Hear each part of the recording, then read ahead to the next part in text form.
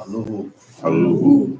Eshebala hena molea botenu. Abiyama mabiyes kababiyako. Atakwados kweshemeka kwados barushemeka olam wahe. Wishama b'nei Israel el Shabbat la'asot el Shabbat le'dorotam b'di B'nei b'nei Israel otin olam. Kisha shekemi masa el Shaddai el Shemayim el Ta'aretz. Ubayom mashbi Shabbat v'inakfash. Baruch Shemeka, Baruch Yemeneka, Baruch Turateka, Baruch Dushateka. El Shaddai Melech, El Shaddai Malach, El Shaddai Imlok L'Olam Wahe. Baruch Shem Kabol Makuto L'Olam Wahe. Baruch Kabol Lohim Min Komo Melech Elyon. Aluhu L'Olam Wahe.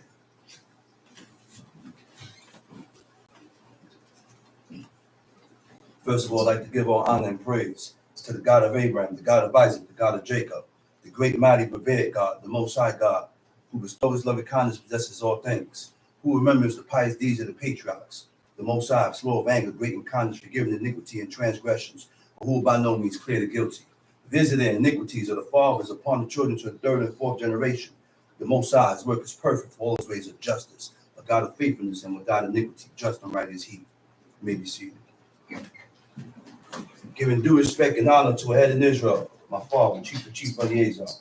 To the chiefmen, princes, brothers and sisters, I say unto you the tongue of my forefathers. I say unto you, Shabbat Shalom. Shabbat Shalom. We're back again on another holy day. Another holy day that comes every seventh day. And this day was ordained by God. This day was ordained by God to observe. This day was ordained by God to observe and not to profane.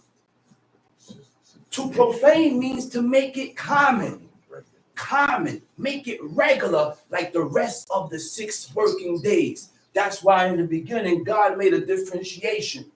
He made a difference between the 6 days and the 7th day. And that was the only day that had a name.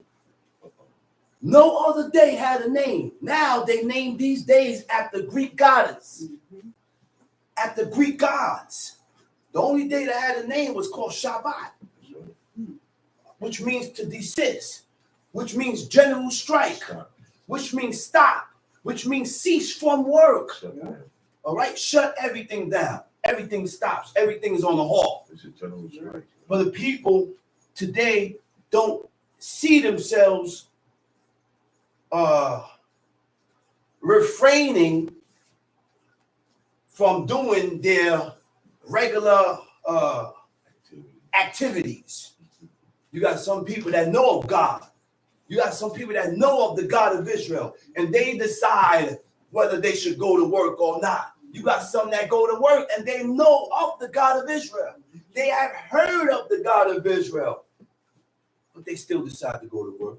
They still decide to do their own wanting ways. You know why? Because they never believed God from the beginning.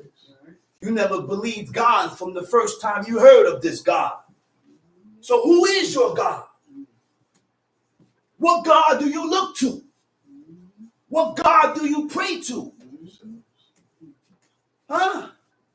Because you can't be talking about the God of Israel. Today, we're going to find out and learn what is worth, what it means to be worthy. Huh? How can I be worthy before God? Huh? You can't be worthy before God if you don't have morals and principle values. I say you can't be worthy before God if you don't have morals and principle values. Okay? So now what is morals and principle values? Moral values is what? Are principles or standards that guides an individual.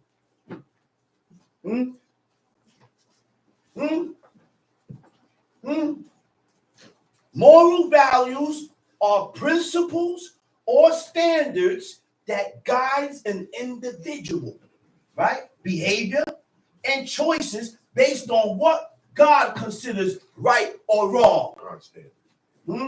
That's why certain things that we do in our lives will let us know whether we are worthy or not. You worthless, whether you're worthy or you're not. What are personal values? Personal values are what? Are a set of guiding principles and beliefs. These personal values guides you through life. These personal values is what causes you to draw that line, draw that boundary so that you don't cross it. These guiding principles are the laws, commandments, statutes of the living God. Are a set of guiding principles and beliefs that you use to differentiate between what is good and what is evil. That's how you know whether you are worthy before God. So now, a worthy person or someone that is worthy before God has a contrite spirit. It all links. It all links. You have a contrite spirit. What is a contrite spirit? A contrite spirit is grieving and penitent for sins or shortcomings. Right? What is grieving? When you're grieving, you feel sorrow. You feel sorrowful for the things you did. You feel bad for the things you did. You feel bad for two things: your actions and the things you voiced out of your mouth. But in your mind, you don't have a contrite spirit. So you feel everything you do is correct. Why? Because people say, I'm sorry, and they apologize, and they repeat the same thing over and over. How do you apologize for something that you did and you repeat it months later? You wasn't sorrowful for what you did before. When we apologize, you don't repeat it again. You don't repeat the same thing that you violated in. And this is the same thing we do with God. Confess. I'm sorry. I come to you. I'm sorry. I apologize. Then when I get all in my bag, you know, my bag is my emotions. When I get all emotional, when I get all of my feelings, I repeat the same thing again. You know what? It comes a point in time when I don't want to hear I'm sorry no more. It comes a point in time when I don't want to hear I apologize no more. You know why? Because God didn't offend you. You offended God. Huh? The same thing with man. I didn't offend you. You offended me. Or you offended him. How do you offend somebody and want to walk with your chest pushed out like you're right? You can't serve God. It takes a certain qualification. There's a qualification that's required. Like certain qualifications that's required for a job, there's certain qualifications that denotes whether you are able to serve God. What do you think Joshua was looking at the people? Joshua looked at the people. He said, you can't serve the Lord. He said, because he's a holy God. Huh? What else he said? He said, he's a holy God. And he ain't going to pardon you for your transgressions. What's wrong with us? What's wrong with our mindset? But you know what's the problem? The number one problem with Israel is pride. We let our pride get the best of us. Huh? I said we let our pride get the best of us. Penitent. What is penitent? Penitent means what? Feelings of regretful pain for sins or offensive. That's why when you have these feelings, it don't stop. You always be regretful for the things you did that was contrary before God. And that's why King David kept a guilty conscience. That's why King David kept a guilty conscience. Because he was regretful and he was penitent and he had a contrite spirit, a smitten and afflicted spirit for the things that he did against God. And he was never pride. He didn't have pride in him. Nathan told him, he said, that what you did? He said, God erased it. He didn't say, wow, I ain't got to repent for this no more. God told me he erased it. I ain't got, no. That's not the same mindset. That's not the mindset to have. To serve this God, you need a certain type of thinking pattern. You need a certain mindset. And if you don't have that mindset, you can't serve this God. Huh? You can't serve this God, man. I read in one part of the book, it says, let the wicked forsake his ways. He said, let the wicked forsake his ways. Huh? And the unrighteous man his thoughts. Huh? Which means we got to be careful with the froward thoughts that comes in our mind that is contrary before God.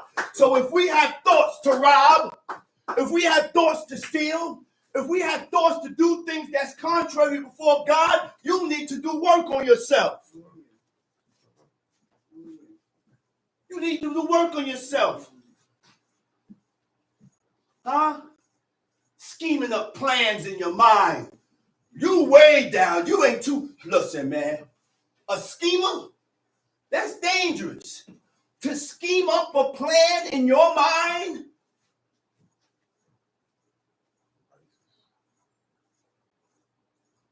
God called it wicked devices. Wicked, evil devices.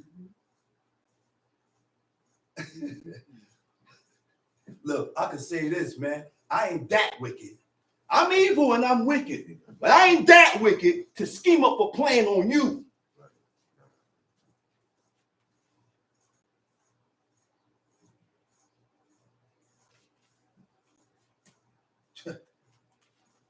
He said, let the wicked forsake his ways and the unrighteous man his thoughts. The only way to do that is by reading the book with a willing heart to serve God, with a willing heart to change, with a willing heart to serve God and to change. Because you can't serve God without changes. I said, you can't serve this God without changes. You can't serve this God without changes. Right. You talking about? You can't serve this God without changes, which means I have to acknowledge that my lifestyle in the past is evil. My lifestyle in the past is against God. My lifestyle in the past is contrary, and I need to be better before God first. Right. That's right. I need to be better before God first. Then everything else comes into play. I'll be better before man. I'll be better before people. But I got to correct myself with God first. That's right. Huh? I got to correct myself with God first. A willing heart to change. Then you will learn the ways of the Creator and the way he thinks. By reading the book. By reading the book. This book shows us the way God thinks. Huh? This book shows us his ways. This book shows us everything we need to know about God, about the Most High. But you know what we have? One thing that most of us, if not all, have in us that we need to get rid of is the thing called moral indignation. You know what's moral indignation? Moral indignation is a feeling of anger, right? Or resentment towards something that is perceived as morally wrong or unfair. It's unfair in your eyes. It's wrong in your eyes. But God didn't say it was wrong. God didn't say it was unfair. God didn't say it's injustice. Let's go to Genesis 6. Genesis chapter 6. Got it? Got it. Read. And it came to pass when men began to multiply on the face of the earth. And it came to pass when men began to multiply on the face of the earth. And daughters were born unto them. Daughters was born to them. That the sons of God sons of God. Saw the daughters of men. Saw the daughters of men. That they were fair. Okay, hold that right there. Okay, you got two places, right? The sons of God. It says B'nai Ha-Elohim. Okay? Another spot that says the sons of God is Job. See, we got to use the book to compare. We got to use the book to reference and stop going according to what people tells you. Stop going according to Jewish folklores. Stop going according to fairy tales and myths and all these isms and myths and folklores and tales that we hear Israelites go by. Okay? So the only spot that tells you the son of who? The sons of God is Job chapter 1, which is going to substantiate what Genesis 6 is talking about. So, in Genesis 6 it says, there was a man in the land of Uz whose name was Job. And that man was perfect, upright, and one that feared God and eschewed evil. And there were born unto him 7 sons. We'll go into that later, but I want to get to this point here. Let me skip down to 6. Now, there was a day when the sons of God came to present themselves before the Lord. That ain't humans. That's not humans. It's not humans. Those are the God's angelic hosts. That is the angelic host of the Creator. It says in the Hebrew, it says, B'nai Ha Elohim. Ha Elohim. B'nai Elohim is different. B'nai Ha Elohim. Right. That's right. And the only one that had that title was what? That spoke King. About it in Ha? King. Right. King. Where we at? Verse 2. The sons of God saw the daughters of men. The sons of God saw the daughters of men. That they were fair. That they were fair. And they took them wives. Of which all they chose. And the Lord said, my spirit shall not always strive with men. But that now, hold that right there. In Numbers 16, right? No, go ahead. Verse 3. And the Lord said, my spirit shall not always strive with men. He said, my spirit shall not always strive with man. Right? What do you mean by strive with man? The word for strive is din, dalet yod nun, right? It means to judge or punish, right? To strive means what? To devote serious effort or energy, right? To struggle in opposition.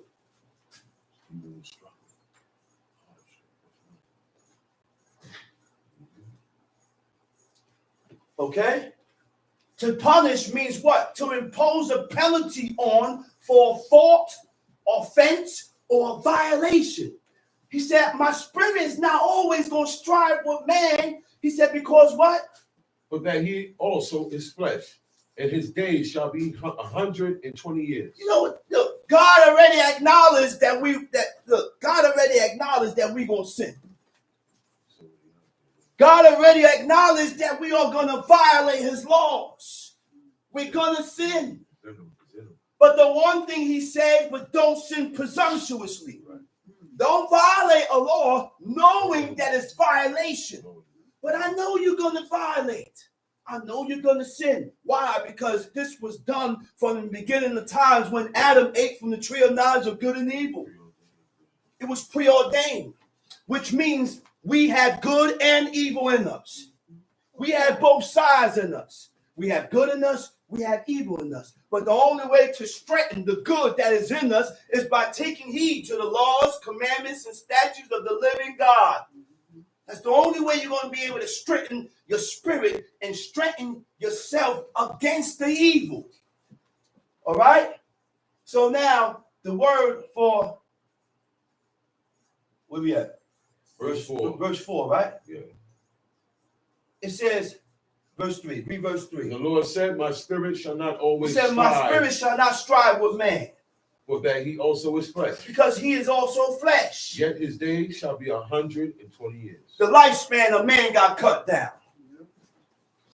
The lifespan got cut down to where our forefathers used to live. 800 years, 600 years, 700 years, 1,000. No man lived up to 1,000. The closest man to live up to 1,000 or close to 1,000 was Methuselah. But they lived a long time. That's right. They lived a long time. They didn't start having kids with 40, right? 100. They had time. Now, because time is sped up, people are having children in their 20s. They're having children quicker because I got a mere breath, a short lifespan on earth. That's what Abel means. Abel was not vain. The other definition for Abel or Habel means a mere breath, a short time. He died at a short span of time, a short time. Right? Go ahead, read. There were giants in the earth in those days. And also, there were giants in the earth of those days. Right? He said there was giants in the earth. Right? What's the word for giants? Ha-nephilim. Hayu ba'aretz. The word nephilim comes from the root word nafal, means the fallen ones. Huh? The fallen ones. Right? Who were the fallen ones? The fallen ones fell from the grace of God. Why? Go ahead. And also after that, when the sons of God came in unto the daughters of men. Now, what caused them to fall from the grace of God was that they went into the daughters of men. Okay? They went into the daughters of men, and they had giants. They had bionic babies. Right, yes, like abnormal men. Not abnormal, but half men and half angels, man. X-Men. And they wasn't dying. Marvel. They wasn't dying. Go ahead, read. And they bare children to them. The same became mighty men. Now, let me go back now. He said, Leolam Beshagam. Right? In their era, right? Right? Now, in his era, a wrong action or statement, which means you can do something, you can make an error in your actions, and you can make an error in things that you say out of your mouth. That's why we got to be careful what we say out of our mouth. We got to be careful of the words that come out of our mouth, because you ain't got to be right. You ain't got to be right. Right? He said our forefathers never voiced that. It was a mistake. It was an error. They fessed up to it. I violated. I messed up here. I have sinned. Oh, it was a mistake. You never read that nowhere in the book. The only thing or place where you read where there was an error was when we said if you had violated or sinned against God in error by mistake. But today, 2024, we don't sin in error before God. We don't sin by mistake no more. We know what we're doing. We know what we're doing. But the problem is that we are not truthful with ourselves. We're not truthful with ourselves. We want to come up with excuses. We come up with a whole bunch of ands, ifs, and buts instead of fessing up to the truth of your actions and the things the statements that you done made out of your mouth. Look, you think I'm talking to myself too. That's right. I'm talking to myself too. You know why? Because that's the only way I'm going to be able to heal myself from myself, is by acknowledging and panning myself also. I have to pan me. You got to pan you. But in order for each and every one of us to pan ourselves, you got to recognize the fault that you have in you. You got to recognize that you are wrong. And when the sons of God came in unto the daughters of men, and they bare children to them, the same became mighty men which were of old, men of renown. The same became mighty men which were of old, men of renown. That word, men of renown, you know what it means in the Hebrew? Anshe Hashem. Now, this is going to substantiate and prove to you that those men were angels. Because a lot of people don't believe it. They say it's Christianity talk. It's Christian talk. Anshe Hashem. Who is Hashem? God. Hashem is the Most High. That's the name of God. The name. Okay? So now we're going to go and I'm going to prove to you in Numbers 16. Right? Numbers 16, verse 2. Right? Numbers 16, verse 2. Now,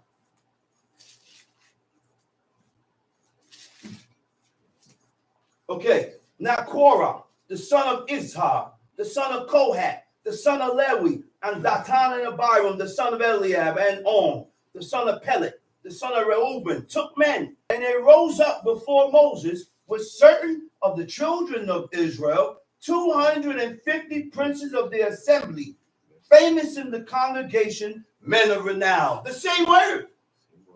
But in the Hebrew, for the men of renown, in Numbers 16, it says, Anshe Shem. Those are two different words. Anshe Shem and Anshe Hashem. One means the Most High. One means men of renown. Okay? Anshe Shem means men of renown. Highly honored. A state of being widely acclaimed. And when you're widely acclaimed, you're being talked about. You're being publicly praised by a lot of people. Those are talking about men. Anshe Shem is talking about men. Anshe Hashem is talking about God. Talking about the angels. Okay?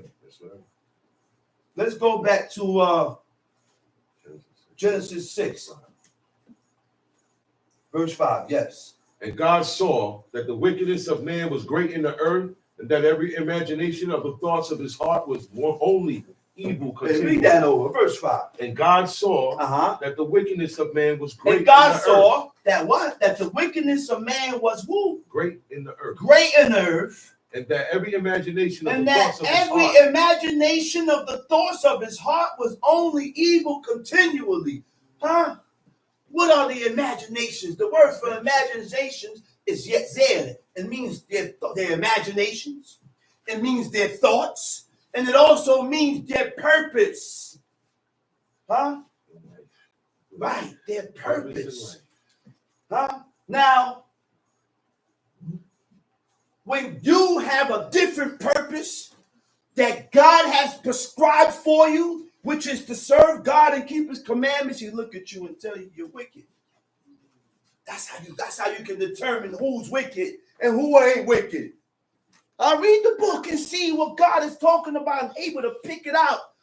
See, your purpose is your determination, your path, the road you take in life. And if your road and your path is not to serve God, you're evil and you're wicked. That's what God said. I said, that's what God said. There are many different ways to pick out or able to know who's evil. That's just one. I said, that's just one. But our purpose on earth is to serve God, man, woman, and children. When you deflect from serving God, you're evil. For all those that have been told and showed who God is, because you came from a despicable lifestyle. Any lifestyle besides serving the God of Israel is despicable. Any lifestyle besides serving the God of Israel is evil. Any lifestyle besides serving the God of Israel is contrary. And you're evil. But he saw fit to show certain people because you had that much good in you. You had that much enough good in you for me to say, well, you know what? I know he or she not going to stick. But you got this much good in you for me to reveal to you. So I connect you with this guy. This guy is going to reveal to you and show you who God is. But you got a certain time limit. You got a certain time limit. You got a certain time limit when you need to go. When you need to prove yourself before you go. God give you a little space time. I said, God deals with time. You didn't know that? So God give you a little bit of time because you had a little bit enough good in you for me to show you who God is. But you got that much time to change and show God your worthiness before God. Show that you're worthy. Show that you got some value. Show that you got some principles for God. And by that time, if you haven't showed yourself or proved yourself before God, He's going to kick you out. So He conjure up and bring up, stir up things, situations that I know will cause you to feel uncomfortable. That's going to make you leave. Make you push your own self out. That's right. That's right. So, imaginations, meaning yetzer, means your imagination, your thoughts, and your purpose. What is your purpose? The reason for which something is done. Huh? Your purpose can guide or misguide. Life decisions. I said life decisions. Your life decisions is your purpose. What's your goal in life? Your goal. Decisions that you make. Why? Because we tend to put ourselves before God. We tend to put ourselves before the God of Israel. We put our children before God. Oh, yeah. Men put their wives and their women before God. Women put their husbands and their men before God. We put everything before God. We put everything before God. My job. Huh? My woman. Okay. Where we at? Verse 5? Verse 5. God saw that the wickedness of man was great. It was great in earth. That every imagination of the thoughts of his heart were only evil. And every imaginations of the thoughts of his heart was only evil continuously. Be careful of those thoughts that comes to your mind that cause you to depart and leave off from God. Because those are not good thoughts. I said those are not righteous thoughts. Those are not thoughts that come from God. Huh? Now what made these evil, atrocious thoughts come to my mind? Why did these thoughts come to my mind? What am I doing that caused these thoughts to come here? Because for every reaction, there's a positive and negative reaction. Right. I said for every action, there's a positive or negative reaction. Huh? Best believe that. So when you do certain actions that's contrary to God, what do you think that is? Expect evil. Expect things to go rocky. Huh? Expect things to go wrong. Don't expect things to go right. Why? Because you have done a negative action which caused negative things to come to you. Let's read verse 6, right? Right. Time sheet. And it repented the Lord that he had made man on the earth. And it repented God. Huh?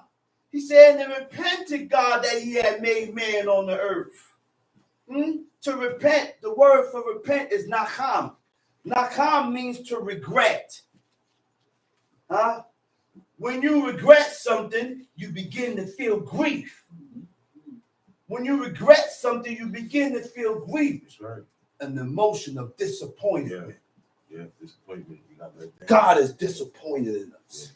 God got let down by us. We done let God down. We done disappointed God. Huh?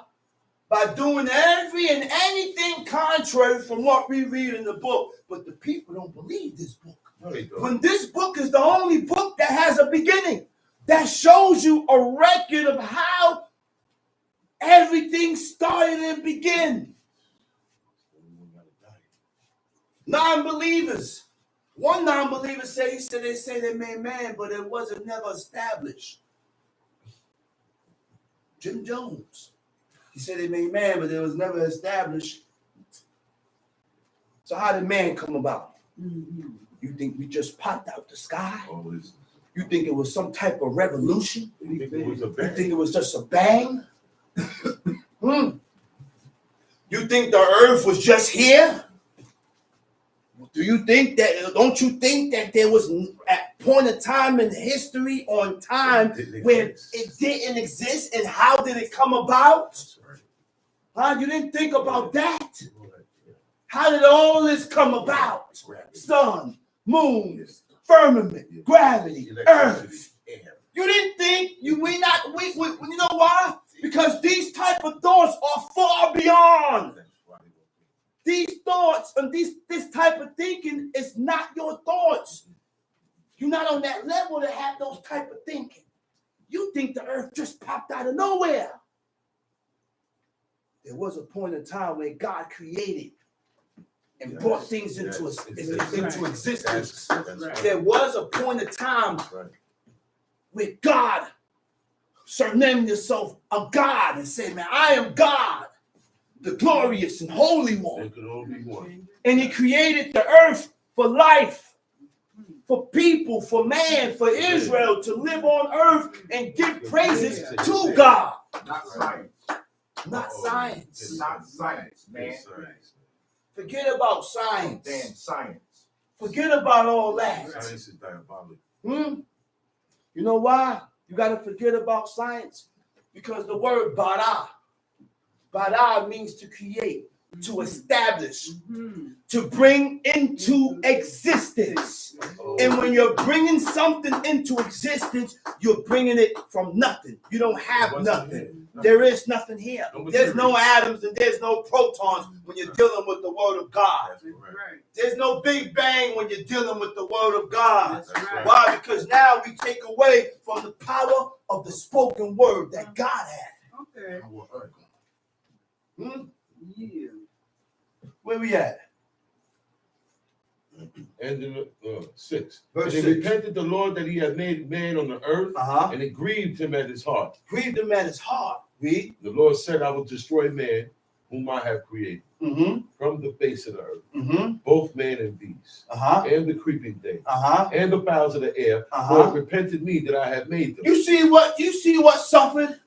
Oh, because of man and the evil and the wickedness that man had done, everything else suffered. Now he's going to destroy the beasts and the creepy things and the birds and everything that God created. He's going to wipe them out. Why? Because of what man did. Everything suffers because of us. Not the woman. Don't blame the woman. No. Man. We're the ones to blame. We the ones that started it. We the ones that pulled the woman into it. That's correct. Blaming the woman. Don't blame the woman. Blame yourself. Blame yourself, man. Let's read. But Noah found grace in the eyes of the Lord. And these are the generations of Noah. Noah was a just man. Okay. But Noah found grace in the eyes of the Lord. What is grace? What is grace? The word grace in the Hebrew is chetnun, right? It means grace.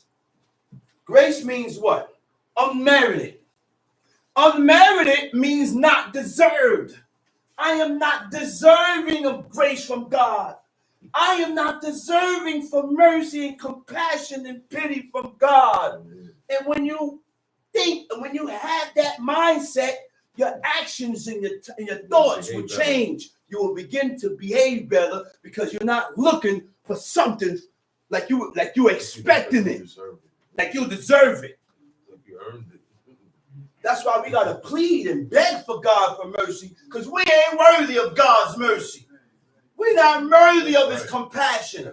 We're not worthy of his pity. How do you think you grab God's attention with filthy, stinking ways? How? Maybe the mercy that came to me was from my father. You ain't think of that. Maybe the mercy and the compassion and pity came from what? My mother. Those are only two. No maybe on that one. Ain't no maybe on that. But why I say maybe is because we think it's because of you or me. when I got dirty, stinking ways that I need to change before God. Because when your ways stink, God said you're evil. That's what God said, and that's what I read. He said you're wicked and evil. So when I get shown mercy, it's not because of my ways, not because of my actions, not because of me. It's far behind me. It's what came before me. Huh? Because God will visit the iniquities of the fathers upon the sons. And he will visit the righteousness of the righteous upon his sons also. God will deliver you because of your father. That's right. That's how God deals. That's how we rock. He said, nah. He said, I'm not going to bring the evil in your time, Solomon. And I'm not going to split the kingdom in your time because your father walked before me. The way your father walked before me, he said it was like no other king. He said there will never be another king like unto my servant King David. Like my servant David, man. Never. That man kept a guilty conscience before God, man. And by him keeping that guilty conscience, he always was making repairs. You are constantly making repairs. Constantly. Constant making repairs. Come on, man.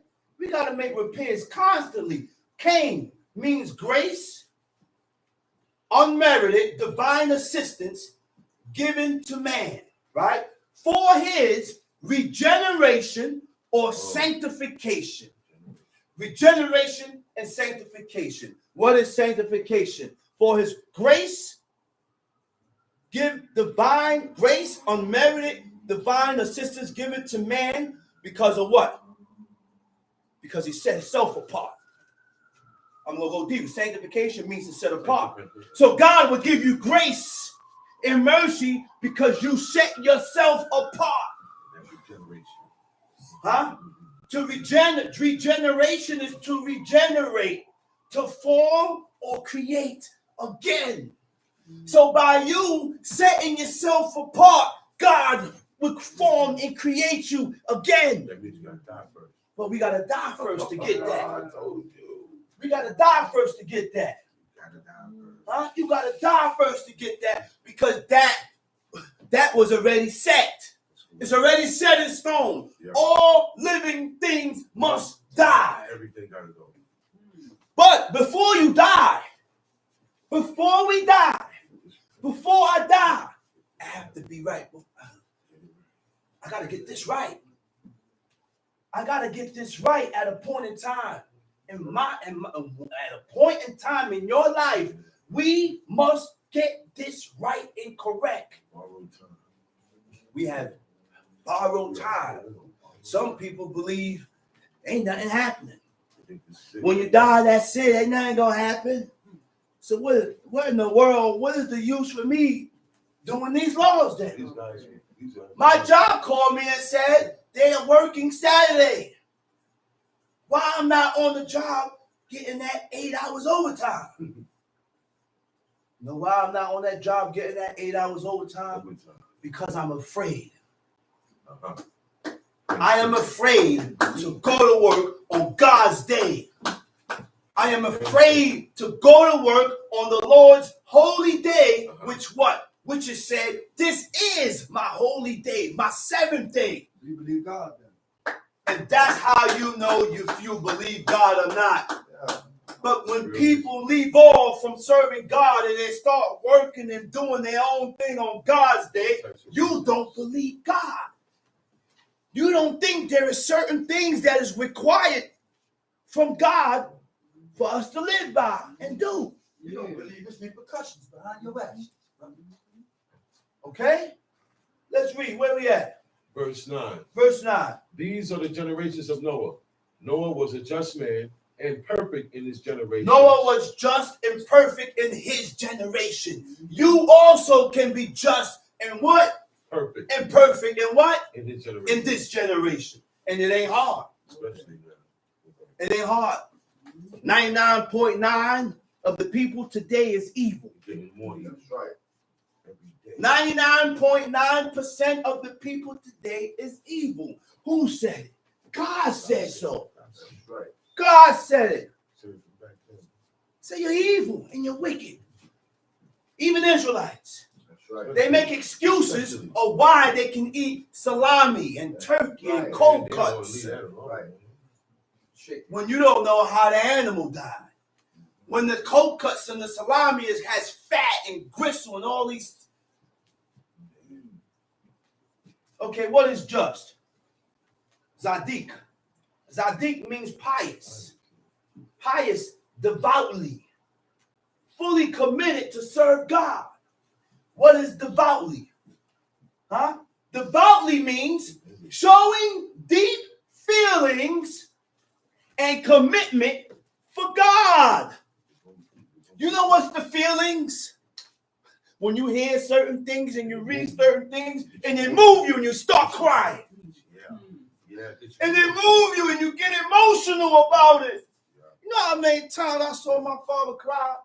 He said, they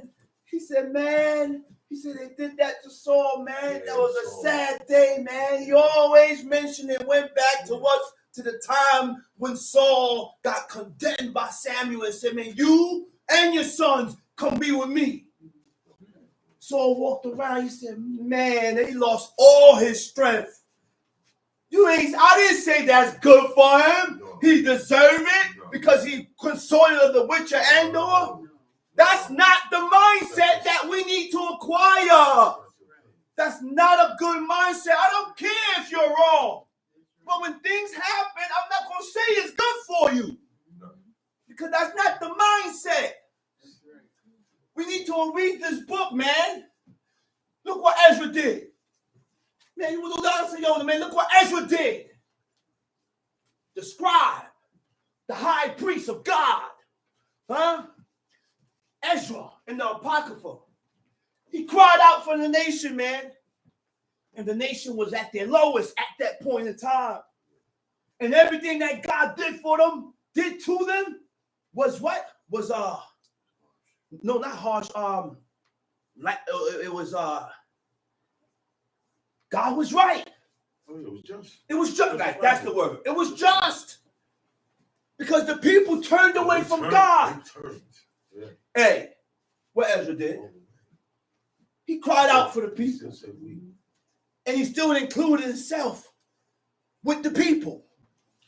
The angel. I said the angel of God had to come to him and tell him, hey, stop including yourself with the people. But guess what? I said, guess what? Ezra still included himself with the people. Guess what? I'm not going to tell myself that. I'm not going to say that. I'm going to let God. Certain things, hey, certain things is not for you to say. Certain things we got to leave for God to say. Hey, certain things is not for you to say. We got to leave these things for the angel to say. Hey, certain things is not for you to say. We got to leave that for my parents. Certain things your parents could tell you. And not you, bubblehead. I said, not you, bubblehead.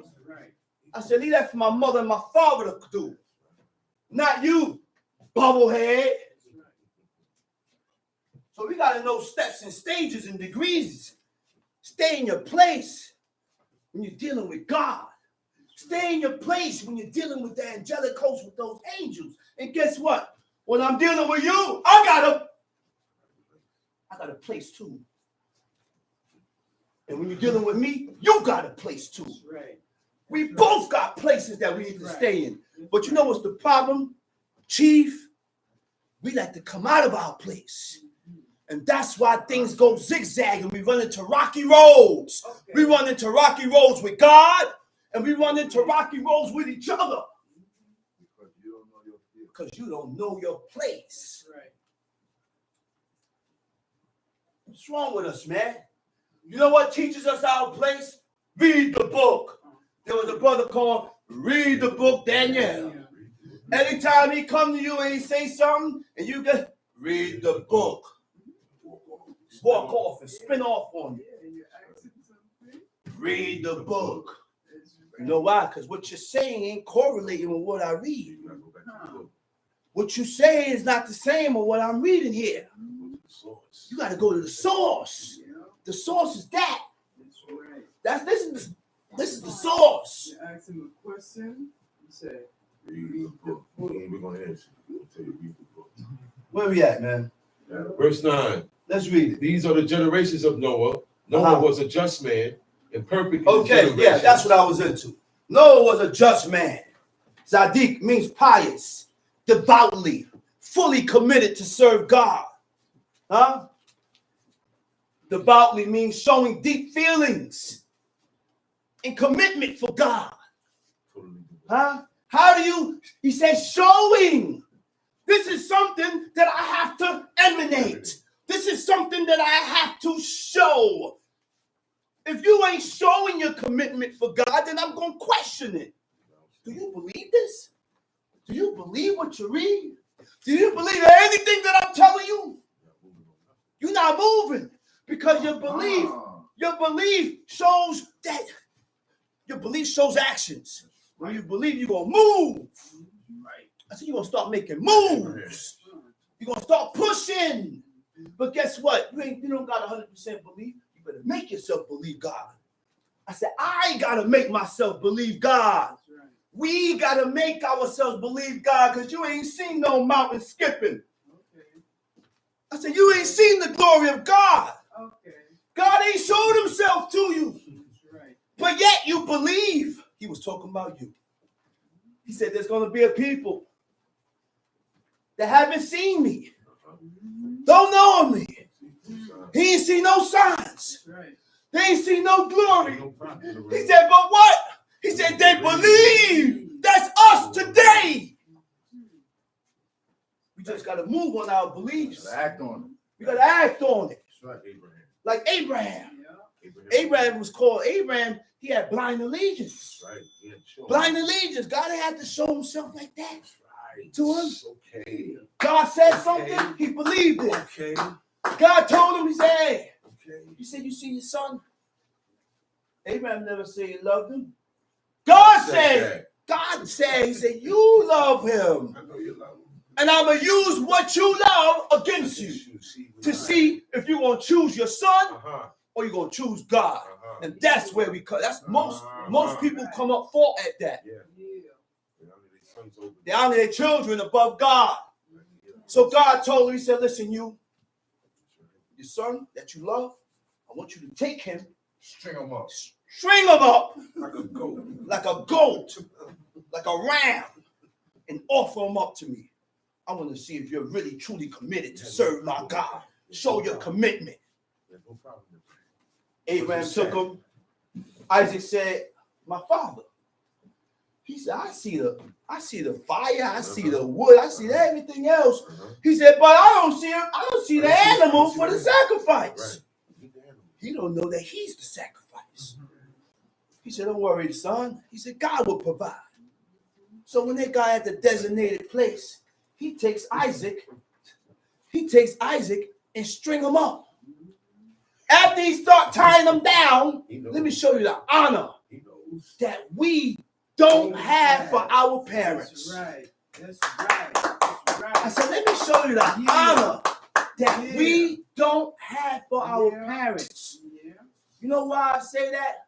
Because when my father whipped my butt, or when my mother come whip my butt, she got to chase me all over the house.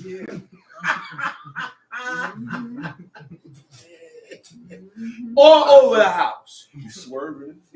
Which means what? I ain't relaxing. I'm not accepting. You're not letting it happen. I ain't letting that happen.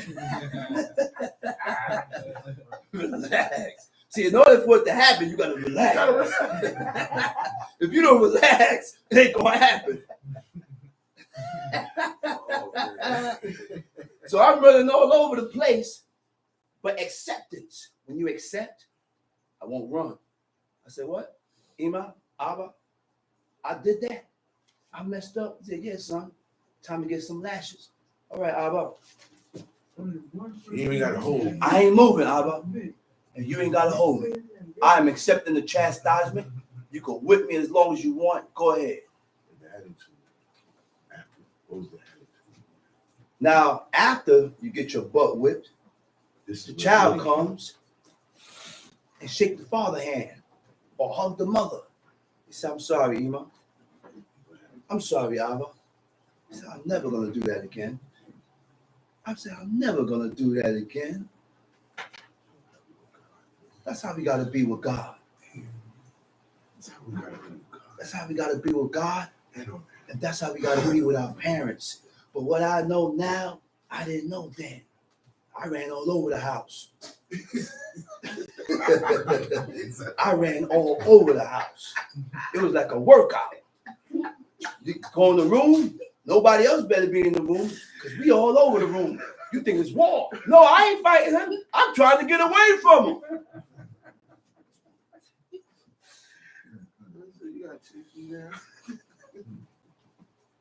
Why I say that is because we don't have the mindset of Isaac.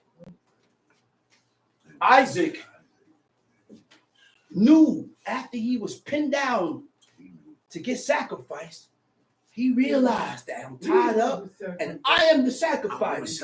Well, if that's your will, Father, so be it. And he stayed there. And if God didn't say that angel to stop his hand, he would have been a dead man.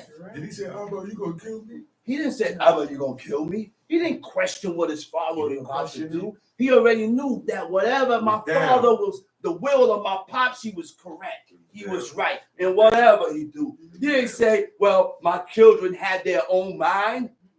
You don't have your own mind when you're living under my roof. Right. 12-year-old, 15-year-old, 16-year-old, 17-year-old, 20 years old, 30 years old, 50 years old, 60 years old, 100 years old. I'm 100 years old with my mother. I don't have my own mind. Thank you, brother. Thank you.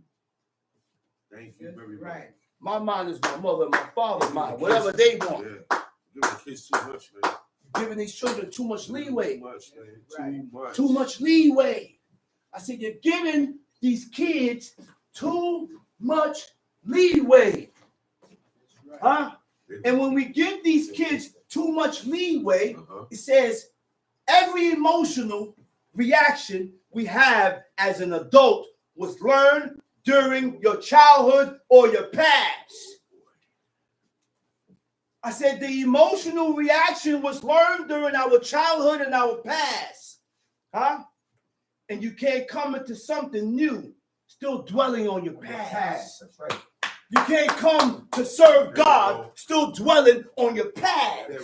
There comes a time when I gotta let go of my past, but to let go of my past, I have to denounce it. I have to realize that my past was wrong.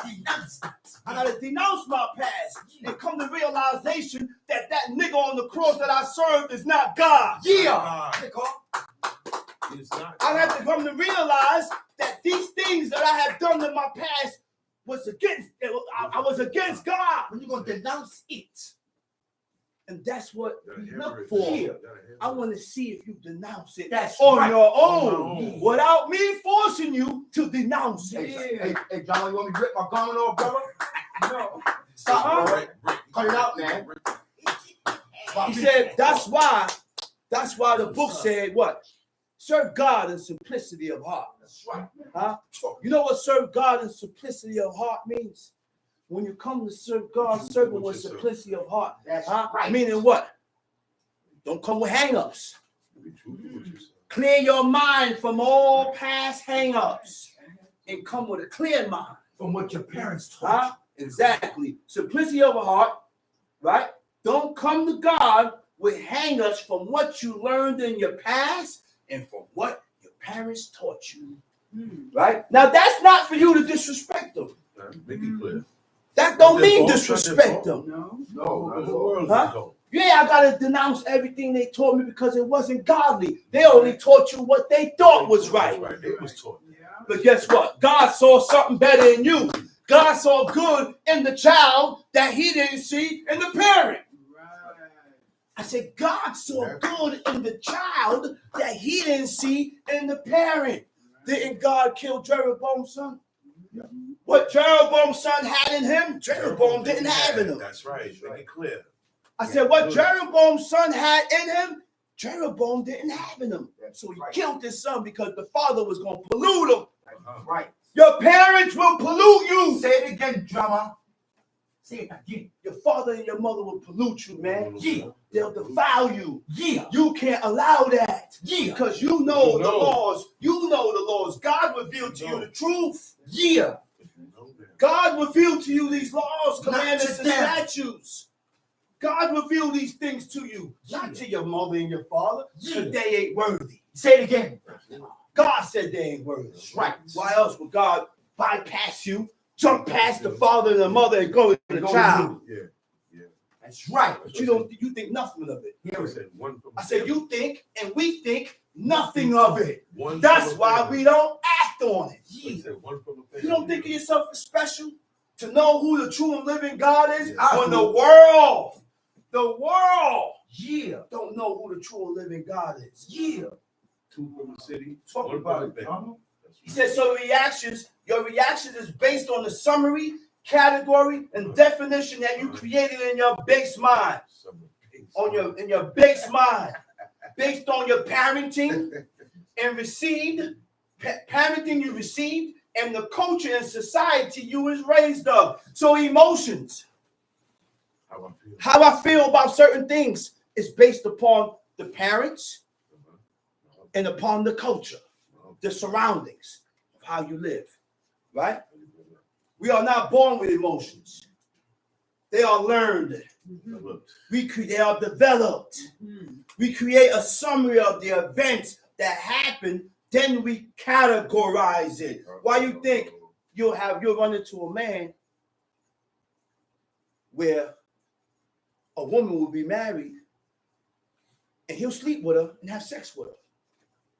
But you run into a man that read this book, and when he find out she's married, he back up. Automatically.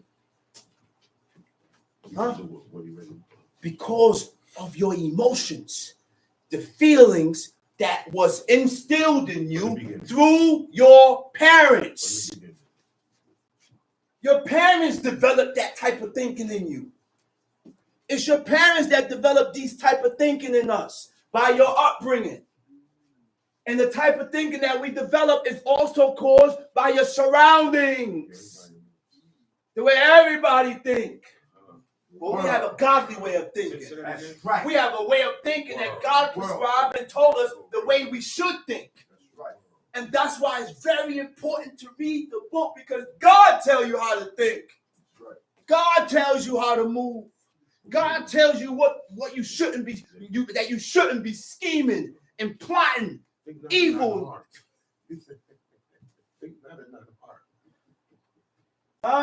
He said we are not born with emotions, they are learned. We create a summary of the events that happen, then we categorize it. Whatever took place, you gather everything into it and say, oh, this happened because of this. No. Then we define it according to how you feel. How you define it when it doesn't have to be that way. At this time, you start to compare. But you have to realize that it's not them. It's about you. It's about what you went through in your past. So we have to master your emotions according to the laws of God. Don't worry about them. Don't worry about everything else. Stop, man. Worry about God, not them. That's it. Where we at? Verse 9. These are the generations of Noah. Noah was a just man. Okay, yeah, I keep messing up. Okay. Just man. Perfect. Right? What is just? Just means what? It's being upright, honest, conscientious, scrupulous. Right? An ethical consideration or principle that inhibits actions. It stops the actions. Inhibits means to stop. Because of your devotion to God and these laws and the commandments, That is what stops me from moving this way. Okay? What is ethical consideration? Ethical consideration is a set of principles that guides your practice. These are my ethics. Your ethics is the laws and the commandments and the statutes of God. What is ethical principles? Ethical principles is honesty, fairness, leadership, integrity, compassion, respect, responsibility, loyalty. Ooh. Huh? Ooh. Huh? He said Noah, look. Noah had all that. Noah had all that. I said Noah had all that. Noach means rest. That's what your name means. Rest. He had all that. God also said he was perfect in his generation. Tamim. Tamim means what? Wholehearted. Complete. Now, a wholehearted person in his full nature includes ways of thinking, feelings, and your actions. These three things we gotta correct. Huh? Because the way you think would turn you against me. Yeah. The way you think would turn you against him. The way you think would turn you against that person with no proof. With no proof. No, he said this, he did that. The action that he did wasn't towards you. What makes you think that the action was towards you? You ain't whole. You're not a whole person. You're not whole. You ain't complete. You know why? Because I'm not gonna. If you're whole and complete, a whole and complete person don't assume. No, I'm not gonna guess. Huh? Feelings that stirs up within me. The feelings that stirs up in me that's contrary to what God said. Huh? Actions. We need to close the breach. Close the breach. The breach is open. There's an opening somewhere that's allowing these thoughts and feelings and actions to come to mind. And the only thing that opens that breach up is iniquity, sin. When we sin against God, there's a breach in the spirit. There's an opening in our spirit. That's right. Which allow things, negative things against God to come to our mind. Yeah. And then we act on it. What verse we at? 9. Time sheet. Noah was a just man and perfect in his generations, and Noah walked with God. And Noah begot 3 sons. Noah begot 3 sons. Shem, Ham, Japheth. Time sheet. The earth also was corrupt before God, and the earth was filled with violence. The earth was corrupt before God. Corrupt meaning shakat, means to ruin. Corrupt means what? To change from what God has set up. We change everything up. We read the book and put our own thing to it. Put your own definition. We read the book and put our own terminology to it. We read the book and put our own definition to it. Backwards. And then we corrupt the word of God by adding our own twists. By adding our own twist to what you think and how you feel what it means. To ruin also means to damage. Corrupt, it also means to ruin. To ruin means to damage, irreparable. The opposite of irreparable means to repair. The opposite of irreparable is repair. And if you're irreparable, you're not going to take yourself. You're not going to make repairs upon yourself to be better with God. There's repairs that we need to make with ourselves. I said there's repairs that we need to do with ourselves. But in order to make repairs, I got to realize that I'm damaged. Only something that's damaged can be fixed. You got to realize and recognize that you are a damaged product. We were born damaged. I said we were born damaged. And God revealed to us and showed us how to make the repairs. But we pulled ourselves, we denounced the word of God and pulled ourselves away from it. Time sheet. God looked upon the earth, and behold, it was corrupt, for all flesh had corrupted his way upon the earth. And God said unto Noah, the end of all flesh is come before me. Now, yeah, the opposite of irreparable is to make repairs, to betake oneself. To betake means what? To commit and return and make good with God. Make good with God. Make it good with God, man. Go ahead, verse 12. No, hold up. Violence. It said, and violence was in the earth, right? Right? Okay. That's 11. Right? Now, Hamas means injustice, lack of fairness, an unjust act or occurrence.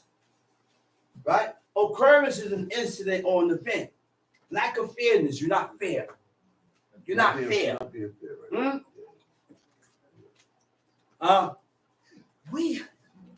We're stubborn, man. We are stubborn people. Why can't we be truthful with ourselves? Yes, we are. And we do things, and you know it ain't fair. You know it ain't right. Because you wouldn't like it done to yourself. But what God said, he said, the people, look, man, read Genesis 6, please, clearly. Look what God said about these people, man. He said, God looked upon the earth, and behold, it was corrupt. For all flesh had corrupted his way upon the earth. And that was the reason why God flooded the earth. Okay? Now you dig into the word of corrupt and injustice. Because this was the reason why God destroyed every living thing. And when you find out the meaning of these things, you stay away from it. Because I know I'm in a destructive state once I start doing these things. God is going to despise us. So when I deal with violence and injustice, which means lack of fairness, an unjust act, an unjust act, which means you shouldn't have done that. You was wrong. That was unjust. It wasn't right. You shouldn't have said that. That was unjust. You shouldn't have said it. God looking at you with the crooked eye. Yeah, he's looking at you different.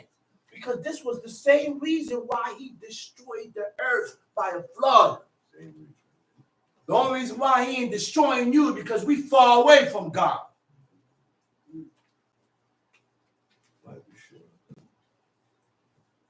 Let's read 12. And God said to Noah, the end of all flesh is come before me. For the earth is filled with violence through them. And behold, I will destroy them with the earth. Make thee an ark of gopher wood. Rooms shalt thou make thou in the ark, and shalt pitch it within and without with pitch. And this is the fashion which thou shalt make of it. The length of the ark shall be 300 cubits. The breadth of it 50 cubits, and the height of it 30 cubits. A window shalt thou make to the ark, and in a cubit shalt thou finish it above. And the door of the ark thou shalt set in the side thereof. With lower, second, and third stories shalt thou make it.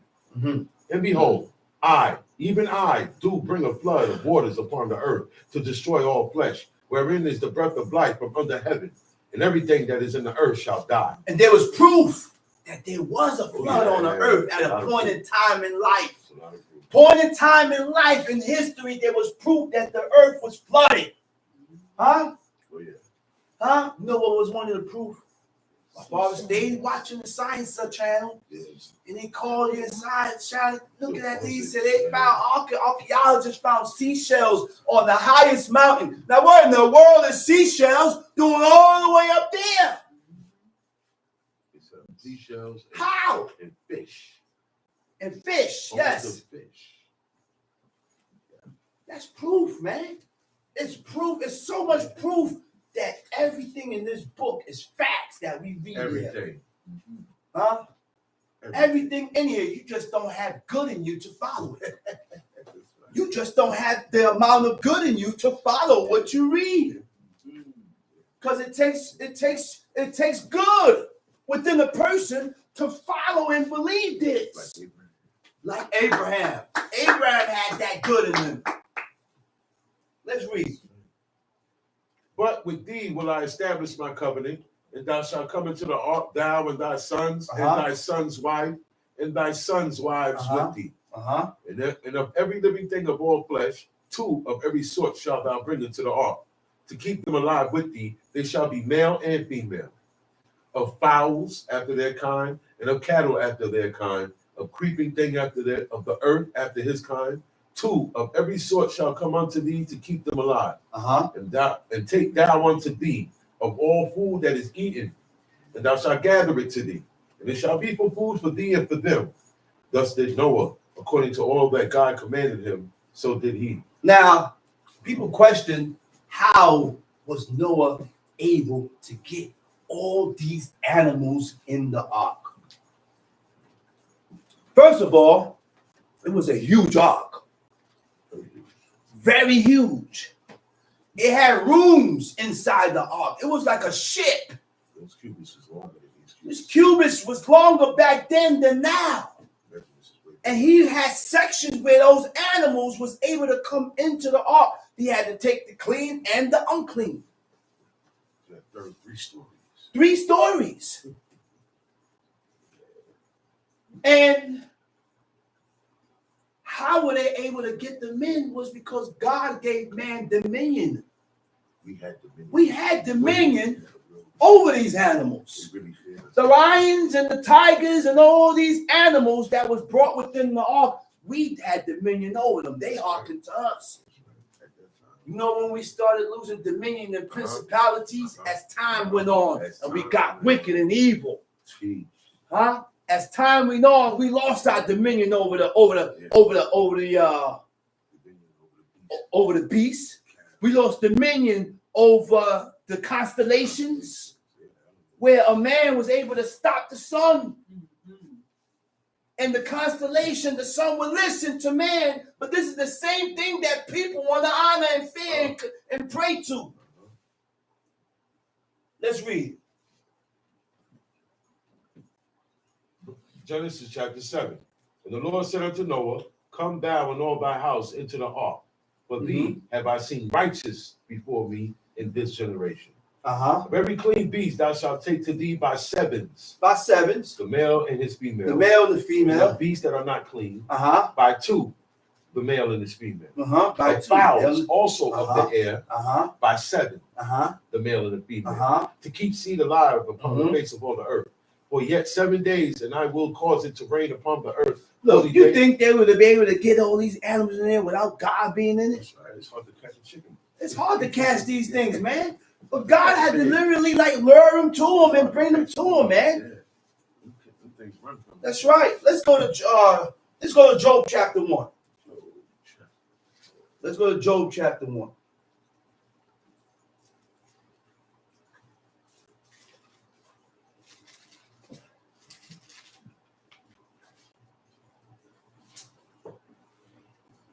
Got it? Right. There was a man in the land of Uz, whose name was Job, and that man was perfect and upright. Now, I Googled some other stuff about Uz. It didn't lead me to Babylon. It says something from Aram or something like that. I gotta go into that. So I'm not sure. This is two places. It's 2 places of Uz. Yeah. Okay. All right. Tamshi. Now, there was a man in the land of Uz whose name was Job. And that man was perfect and upright. That man was perfect. Perfect and upright. What does perfect mean? How can I be perfect with God? The word perfect is tam. It means whole.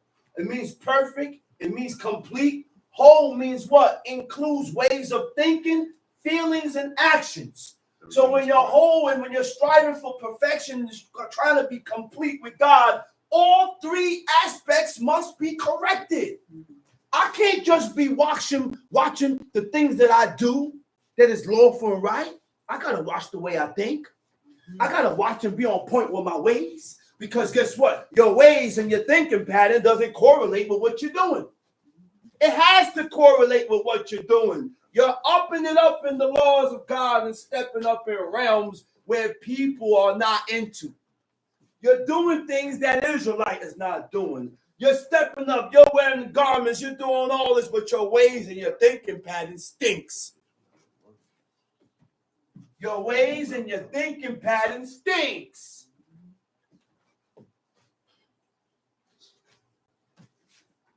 Complete. When you're complete, it says all barriers are covered. No opening for anything against God to enter. So you said all bases covered. All bases covered. 360. 360 is covered. All right? Perfect. Free from fault or defect. Satisfying all requirements. Satisfying all requirements. What is that? Those are the requirements that God and the stipulations that God put on us by honoring these laws, commandments, and statutes. Now, the human race is flawed. Oh, yeah. The human race is flawed. Man, woman, and children are flawed. Flawed meaning blemished. We all are flawed. I'm flawed, you're flawed, we all flawed. But we got to use the laws and the commandments of God to correct and remove those flaws. Some flaws is worse than some. There are different levels with blemishes and flaws. Some blemishes allow you to stay out there. Some blemishes keep you out there. That's right. Now, the human race is flawed in some way. In other words, blemished. When we commit iniquity, it weakens your spirit, which blocks you from God. Huh? When we commit iniquity, it weakens your spirit, which blocks you from God. It wasn't specific on what iniquity. Just sin. Just violate presumptuously. Just violate a law knowing that it's a violation. That's right. Huh? We got to stop pinpointing and making distinctions. Oh, I didn't do that, but you do this. Well, I ain't do that, but you do that. You in the same boat, man, because we sin presumptuously. Now, there's certain levels of being blocked and cut off, which is nikrita and hikaret tikaret. He said, because we are flawed, it brings about a weak character. Huh? It brings about a weak character. Weak character and a weak personality, and it depletes your courage and willpower to serve God. It takes away your drive to do these laws. You start to get what's the word? When it takes away your drive, you're not interested. Your interest starts to deplete. Your interest goes somewhere else. He said that's when people have difficulties understanding their values, understanding their beliefs and desires, which leads to confusion about their purpose in life. Which leads to their confusion and their purpose in life. But you're not sure you're confused. You're confused. That's why you have people that jump all over the place. They want to jump here, they learn that, then they jump over there, they're learning this, then you jump over there, they're learning this. Which one is it? You see, I'm gonna learn. Choose what God you're gonna serve. We have served many gods. We have been into many religions. Many religions. Upright, which is yashar, means just. What is just?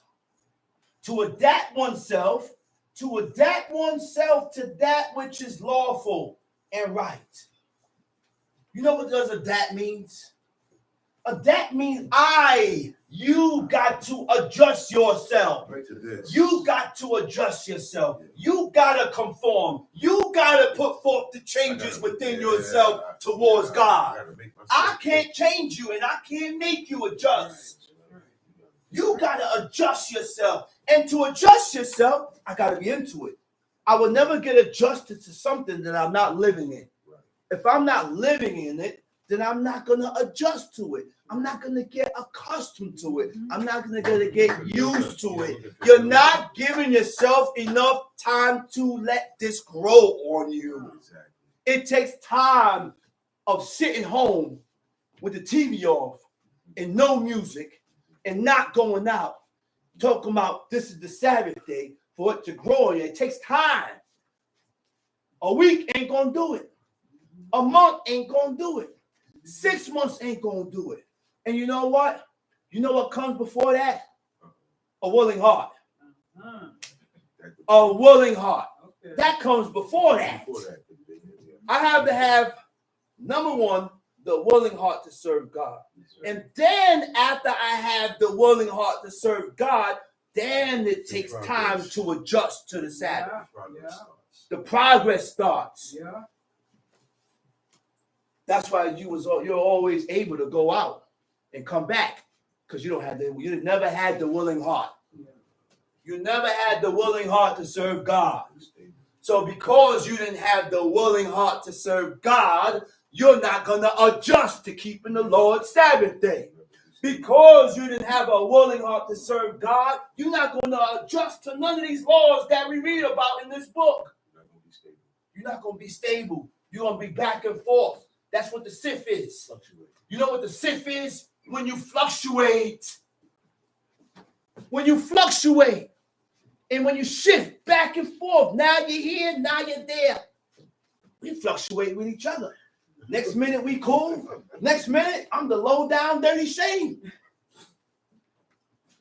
Oh, next minute we cool. Man, we were just cool today. Oh, next, man, 2 days later, you coming down my throat. You're fluctuating. You go back and forth. We need to remain one way with God. We need to remain one way with each other. Yeah. One way. One way. When you remain one way with God, you will remain one way with your brother or with people. But because you don't remain one way with God, you're not going to remain one way with one another. Everybody knew, man. Well, hey, you know Doc. They say you know Doc, which means you know how he is. That's a fact. That's the way he is. Okay. And he ain't going to change for nobody. Right. He stays one way. They said, they know what? He said, man, there's one thing you know about Doc. He stays one way. Right. That's what everybody said. Mm-hmm. He didn't fluctuate and move back and forth. Nobody. Right. He didn't fluctuate. That's a fact. To adapt oneself to that which is lawful, right? To adapt means to adjust, to conform, to change. To conform means to agree. What is upright? Showing regard.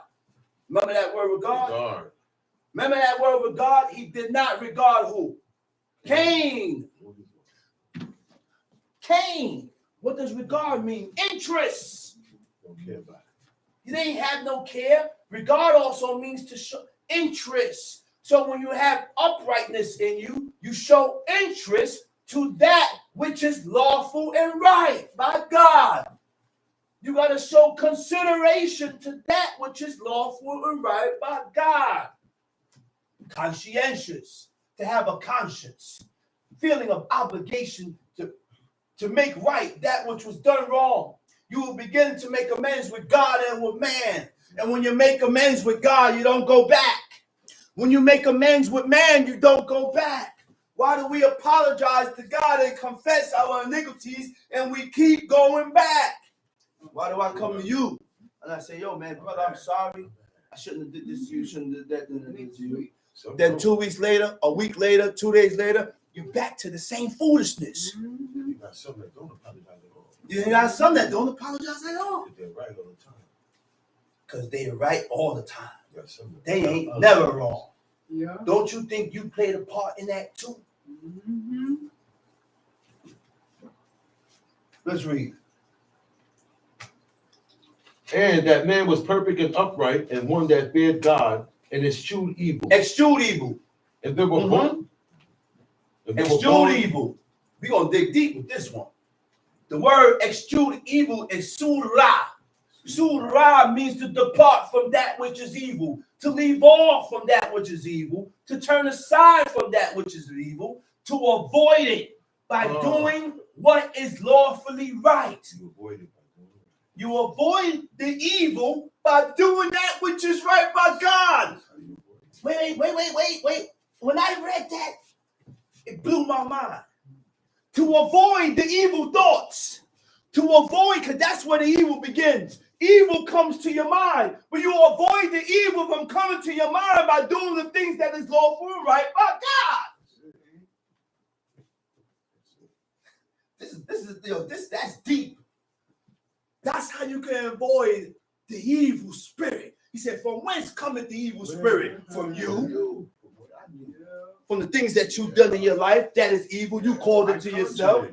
But the only way I can avoid these evil thoughts and evil feelings and evil mindset, I got to do that which is lawful and right by God. I got to be doing these laws. What is avoid? Means to repudiate. Repudiate. Repudiate means to refuse to accept or be associated with it.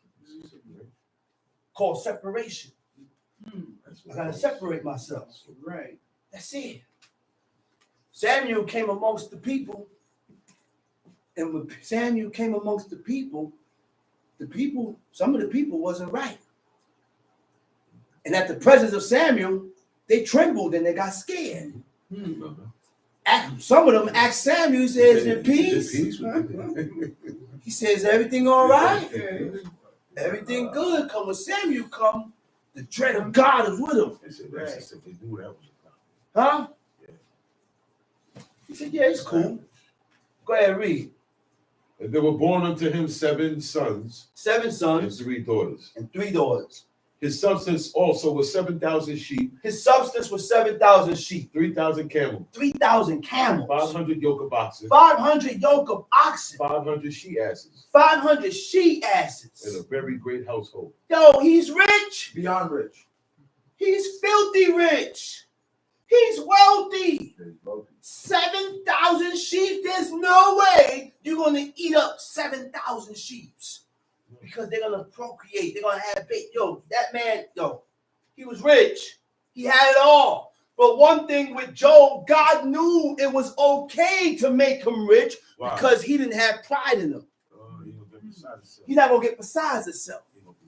He ain't going to forget God. Job still kept a humble state, even though having it all. The riches didn't get to him. That's right. That didn't get to him. Tom Sheep. So that this man was the greatest of all the men of the East. And his sons went and feasted in their houses, everyone his day. Everyone on his day. And sent. Everyone on his day.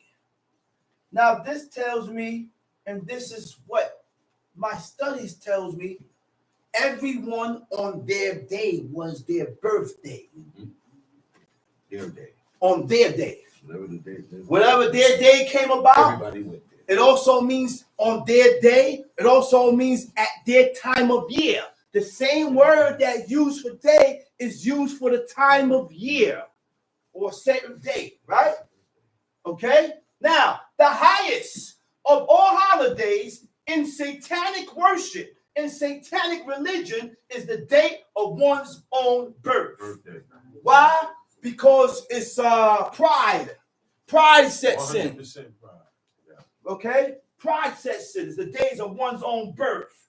So the Satanist celebrates his own birthday as the most important holiday of the year. The second most important day to Satanists is Walpurgisnacht and Halloween. Right? They celebrate their birthdays by creating an anthropomorphic form of their own image, thereby showing that the ego is not buried. You know what's the anthropomorphic form? The bath, the goat, with human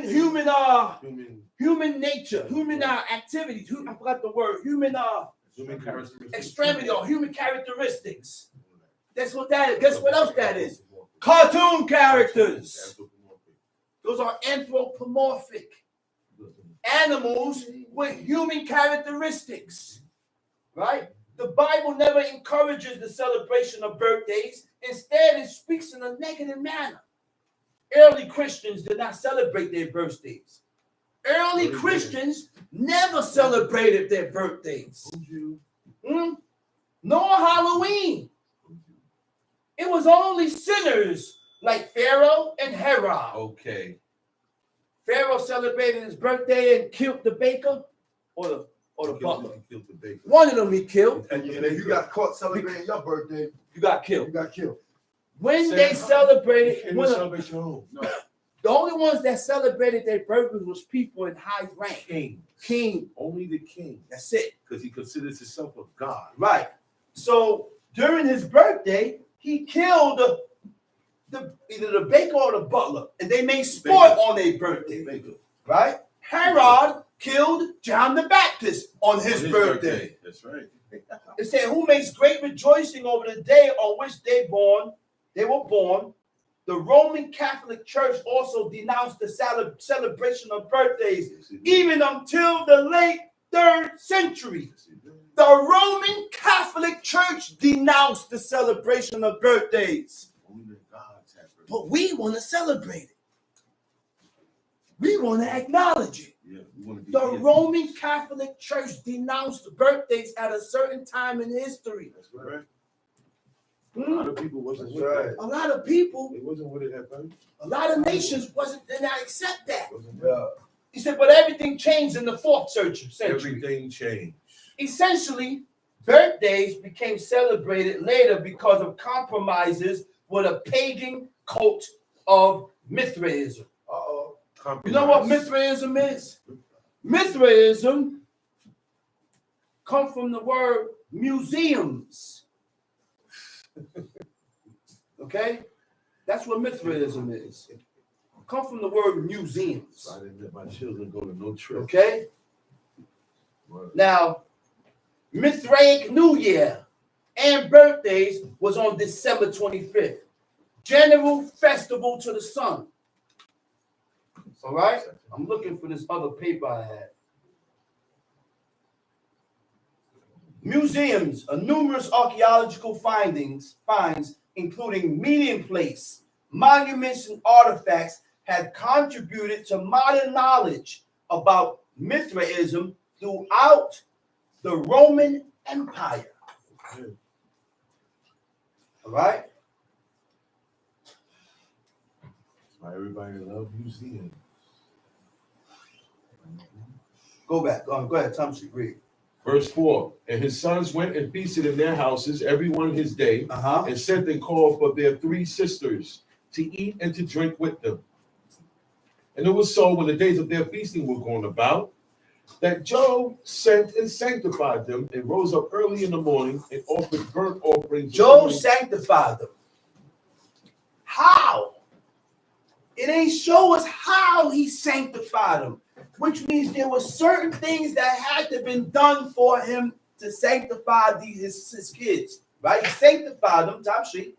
And rose up early in the morning and offered burnt offerings according to the number of them all. But Job said, it may be that my sons have sinned. It may be that my sons have sinned. And cursed God in their heart. Cursed God in their heart. And the word for curse is barak. All right? I never knew that barak would mean curse. I never read in the book where it says it means barak or baruch means to bless. Right? Okay. Now, when you curse, right, it means to utter impious words against God. You say things that's not pious. That's impiety, dishonorable, not respectful towards God. Right? What does impious mean? Lacking in reverence or proper respect for God or one's parents. All right? Now, I never read where curse would mean barak, or barak is aur, would mean curse. Now, he said you sin and you bless, and what? Where we at? He said, it may be that my sons have sinned and my cursed sons God, have sinned and cursed God in their hearts. Yeah. How you gonna sin or be at fault with God and then bless God? It don't work. It don't go together. It don't go together. It doesn't mix. Go ahead, read. Thus did Job continually. Now there was a day when Job sent up a burnt offering for his children. That's who you could pray for. That's who you pray for.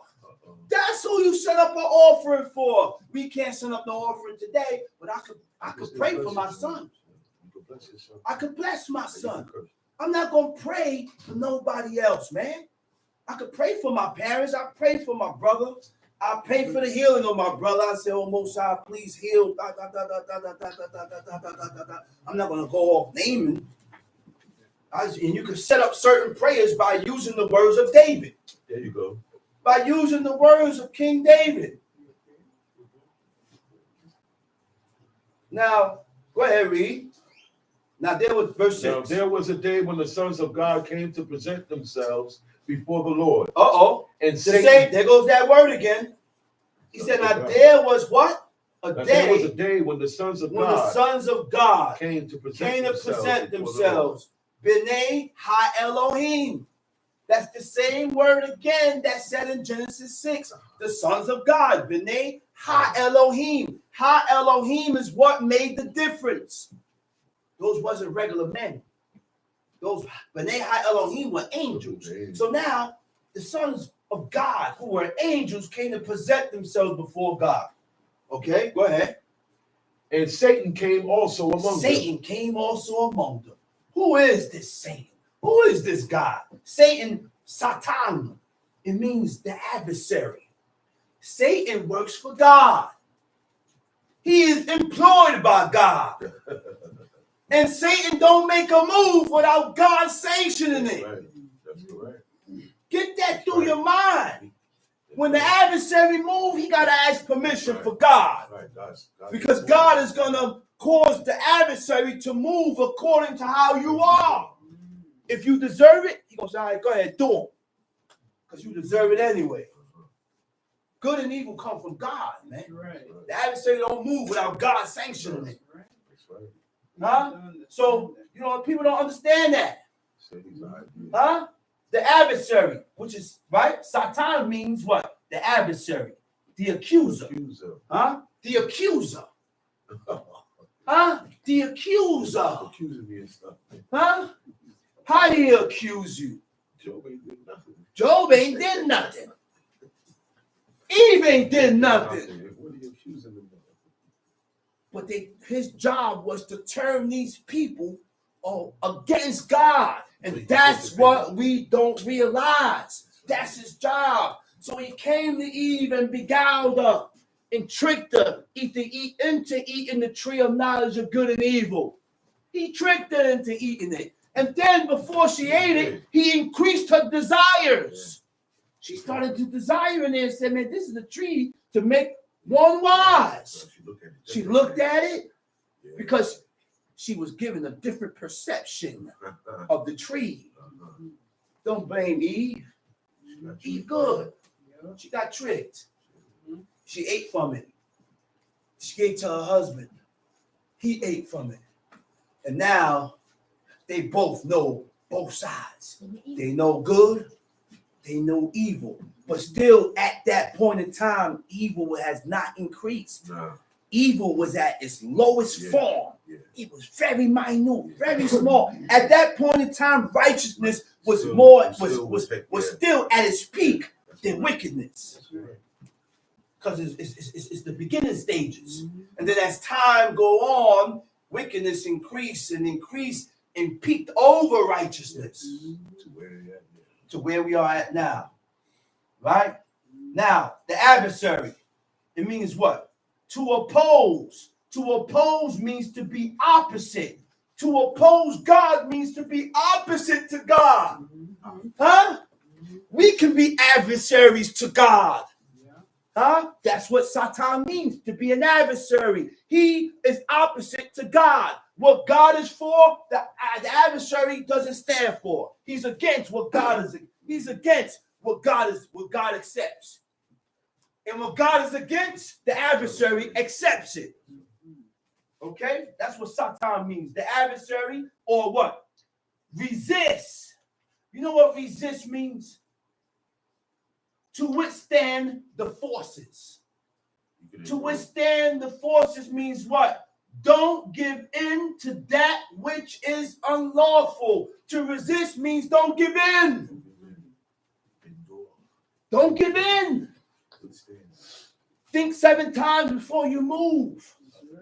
That's what the book said. He said, hold up. You're moving too fast. Wait a minute.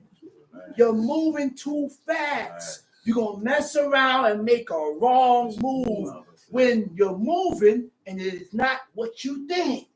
Slow down.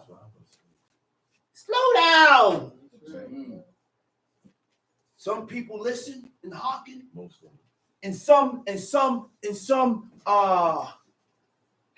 feeling the effects for moving so cotton picking quick. Right. Because if we're really truthful with ourselves, think, how was things a year ago compared to now? Be truthful with yourself and answer.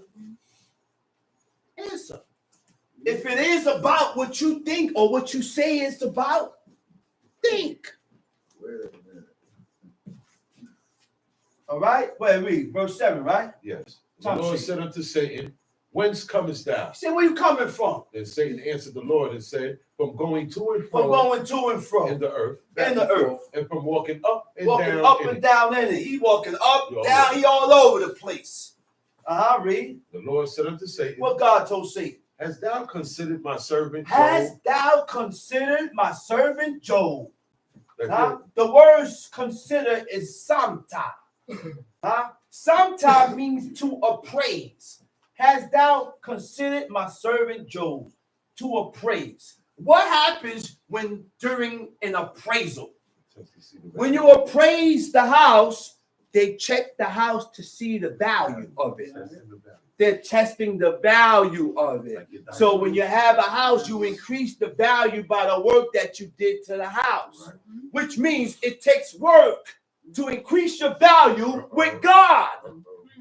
I say it takes work with yourself to increase your value with God. That's a question we need to ask ourselves. Have we increased our value with God? What are we doing in our life to increase our value and our worth with God? Well, 2 years ago, I wasn't doing this. Right. I said 2 years ago, I wasn't moving like this, but I'm moving like this now. I have increased my value. Keep the increasing your value, don't stop. Right. It never stops. Right. This is a lifestyle. This is an ongoing job. We have to continue to increase our value with God by fulfilling the laws, commandments, and statutes that we read in this book. Right. Okay? To appraise means to evaluate the worth of. Eminent. Eminent. You know what eminent is? It means to stand out. Yeah. You stick out like a sore thumb, which means I have to be doing certain things so I can stick out. I can't make no mistake. The normal people is not doing what I'm doing. Right. Yeah. They don't think the way I think. That's right. They don't feel the way I feel. So you will stick out more than them. That's right. Value. Degree of excellence. Degree means stages. There's stages of wickedness, just like there's stages of righteousness. We're not all in the same stage. We're not all in the same degree. No, we're not. But guess what? That's not for me to tell you that. No. And you're not going to tell me that. No. Because we got to keep a humble state of mind. You got to complete your degree. Because we have to keep a humble state of mind. That's right. We got to keep a humble state of mind. So I'm not going to come to you and say, man, I don't know what's wrong with Mick, man. Why you keep doing this and doing this? And man, when you going to stop? What's wrong with you, man? You not Abba? You ain't father? Yeah. You didn't see brothers. Look, read the book and follow the ways of our forefathers. That's right. Brothers ain't come at each other the way we come at each other today. I said, brothers did not go at each other today. The way our forefathers reacted towards each other, we didn't react that way. Right. David went out to the field, and Eliab said, "Man, what's wrong with you, man? What you doing out here?" Yeah. He said, "Don't you come out here and see the nakedness of it?" He said, "Man," he said, "What wrong have I done?" He said, "I came to bring cheese and bread for the army, man. That's all I did was to bring food." Jesse told me about. Huh? My father told me to come out, but he's still in Spencer. He ain't He mentioned didn't his say father. that. He didn't say that. Right. He said, "But I came out here to bring food and stuff." He said, "Have I done So what anything is the wrong? wrong? What is the wrong that I've done?" That's right. And now we gotta think. You coming at this one or that one or that one. What is the wrong that's calling your actions to move this way? Ask yourself that, man. Who's asked? And when you ask yourself that, be truthful with yourself. That's right. The Lord said unto Satan, "Hast thou considered my servant Job, that there is none like him in the earth, a perfect and upright man, one that feareth God and eschewed evil?" Then Satan answered the Lord and said, "Doeth Job fear God for naught?" Yeah, Look, look. I just saw a little comment, man, and it's a damn good comment. The situation that happened with Joseph. Do we realize what took place with Joseph, man? How they took that man, took off the color or many colors, wanted to kill him, took him and threw him down in the pit. Only God knows how long he was in that pit. They went off and they ate. They ate bread. They drank. Some probably kicked off their boots and started picking their calluses and burping. Now, oh man, let's go check. Oh no, they go back and check. Joseph gone. Midianites them drew him out the hole. Took him out the hole. Sold him to the Ishmaelites. Ishmaelites took him and sold him into Egypt, where he stayed for a very long time. Okay? When they went back to their father, they had to tell their father, he said, "Listen, man, this is what we found in your son. They killed the animal, dipped the jacket in blood." He said, "Man, this is what we found of him." For the rest of Jacob's life, he lived in agony until he saw his son's face again. Okay? Now, when they went to Egypt to pick up food, those boys was heavy. Yeah. Those boys wasn't no joke. Those 11 sons was on point, which means, see all those years that transpired, they didn't sin. They didn't sin before God. And they felt sorrowful for what they done. They were sorry for what they did. They regretted the actions and the things that they did against Joseph. How? Because what they went through when they went to go see Joseph, Reuben said in their language, but they didn't know Jacob, Joseph, understood it. He said, "Yo, man." He said, "Oh, that's going down with us now is because what we did to our brother, man. They had a conscience, which means they didn't forget. That's right. Why we forget the wrong that we do, man? And then we want to come back a week later, pushing your chest out. Yo, man, why we like this, man?" I said, "Why in the world we like this? Your chest ain't doing push. Never push out. Why? Because you at fault. Always. Stop pushing your chest out and getting a big head." I said chest with an SH. I ain't curse. Chest. I didn't curse. Stop pushing your chest out, man. Deflate yourself. That's right. Deflate yourself, man. You are fault. You at fault with God and man. When are we going to realize that? When you realize that, you'll stop yelling and screaming and getting all boisterous. What's wrong with you? What's wrong with you? What's wrong with you? Yo, man, we crazy, man. Something wrong with us, man. Our mindset, yo, the book shows us the way we need to be. Yeah. The book shows us that, man. We gotta calm down and deflate that big headedness that we got. Like you got like your brain, your head got what's that stuff you stick in a balloon? Helium. Helium. Your head is too blown up. I said helium. Pride is man's ruins. That's our ruin right now. It's pride. You know, certain people, you don't even hear their mouth. Keep a calm, humble state before God. You know, it's a humble state. Not just being calm and humble and quiet, but you're also looking to submit yourself to the will of God and making changes with yourself constantly. I don't know what changes you're making because I'm not around you every day. And I don't know your heart. And you don't know what changes this one is making because we're not around each other every day. And you don't know his heart. But we can break a man's spirit with your words. Right. You can break people's spirit with your words. Right. Or you can push them away with your words. You can encourage them with the words. All this comes from the mouth and the tongue. You can either put water on it or fire. You can put water on it or quench it. You can ignite it or Keep it going. Okay, come on, man.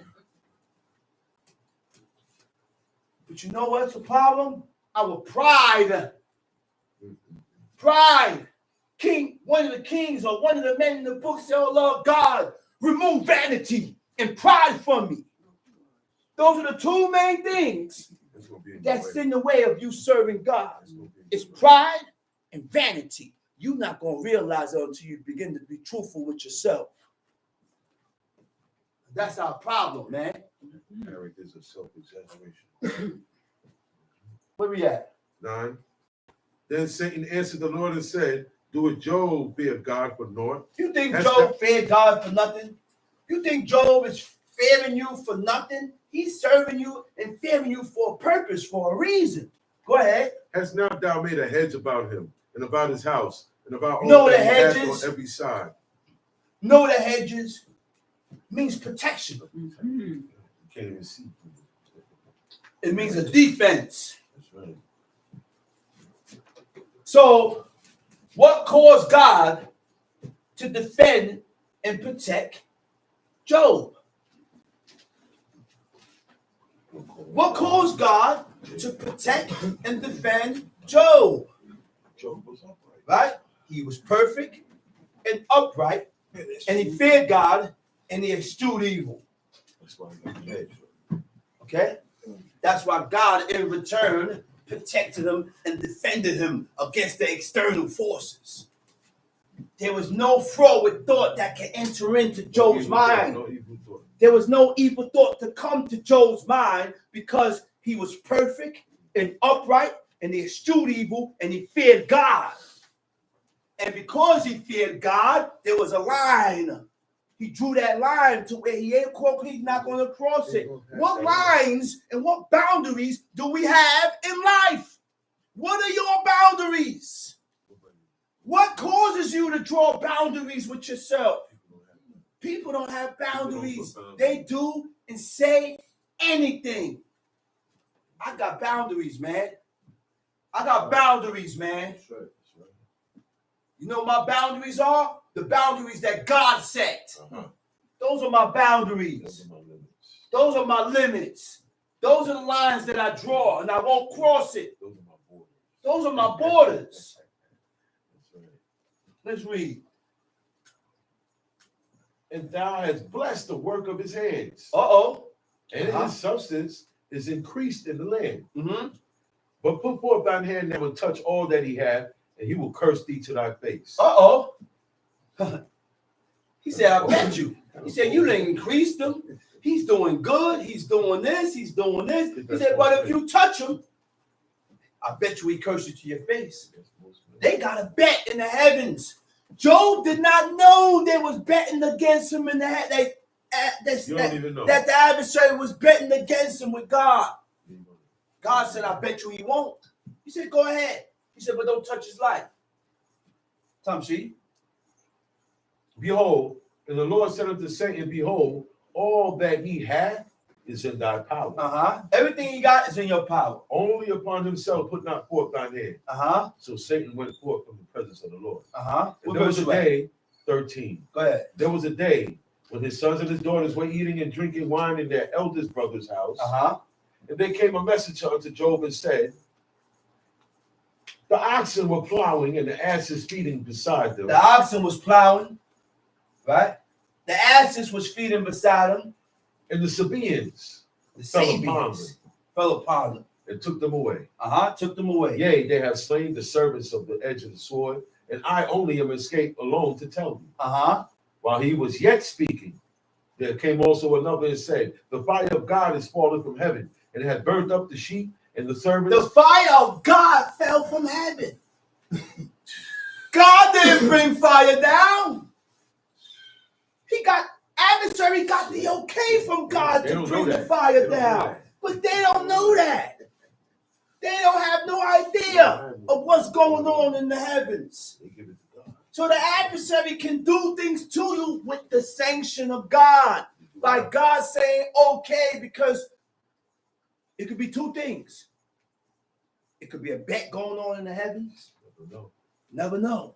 Or it could be your actions and the things that I did according to my hands is what called it to me. That's what it is. Tamshi. While he was speaking, there came also another and said, the fire of God is fallen from heaven and has burnt up the sheep and the servants and consumed them. And I only am escaped alone to tell you. Wow. You always make sure one escape to go relay the message. Go ahead, read. While he was yet speaking, there came also another and said, the Chaldeans made out 3 bands and fell upon the camels and have carried them away. Yea, and slain the servants with the edge of the sword. And I only am escaped alone to tell them. While he was yet speaking, there came also another and said, thy sons and thy daughters were eating and drinking wine in their eldest brother's house. And behold, there came a great wind from the wilderness and smote the 4 corners of the house. And it fell upon the young men, and they are dead. And I only am escaped alone to tell them. Then Job arose, rent his mantle, shaved his head, and fell down upon the ground and worshipped, and said, naked came I out of my mother's womb, and naked shall I return thither. The Lord gave, and the Lord had taken away. Blessed be the name of the Lord. You don't ask God why. Blessed be the name of the Lord. You don't ask God why. Blessed be the name of the Lord. He said, the Lord what? He said, the Lord take it. The Lord gave, and the Lord had taken away. The Lord give it, and he taken away. Blessed be the name of God. It's his will. It's the will of God that went down, that took place. Go ahead, read. So now, hold up. Go to Proverbs chapter 8. Bust it down. Proverbs chapter 8. From the top. Proverbs chapter 8. Doth not wisdom cry? Understanding put forth her voice. She standeth in the top of high places by the way. He said, doth not wisdom cry? Wisdom cries out. Yes, it cries out. What is wisdom? That. Those thoughts and the things that come to our head that tells us and that guides us in life. That's what it means when wisdom cries out. When wisdom cries out, that's the guidance of God. That's God guiding you. Go ahead. She standeth in the top of high places. She's standing in the top of high places. By the way, in the places by of the way path. of the places of the path.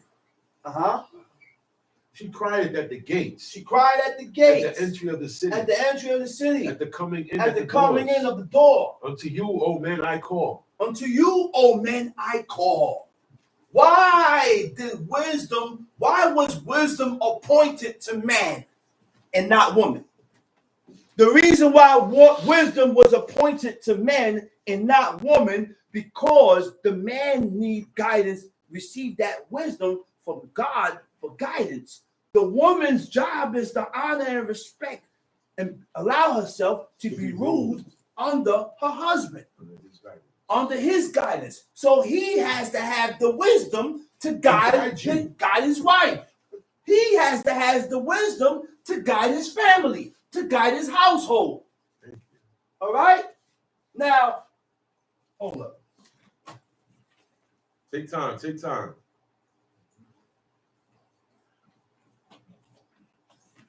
Now, we got a thing with this thing called rule. We all have a problem with rule. Oh, he told us to rule. Rule the woman. Rule this, rule this. Right? And it started from in Genesis 3. Now, when you're ruling, how did our forefathers rule? When you're ruling is what? It's an accepted principle or instructions that states the way things are or should be done. And that tells you what you are allowed or not allowed to do according by the laws of God. That's why God said, I know Abraham going to command his household after him. That's the ruling. When he command his household after him, I'm letting you know, listen, don't profane the Sabbath day. This got to get done, that got to get done, that got to get done before the Sabbath comes in. Hey, listen here. Make sure you're in here before sunset. Make sure you're in here an hour or 2 hours before sunset, not at the brink. You laying down God's rules. Okay? So,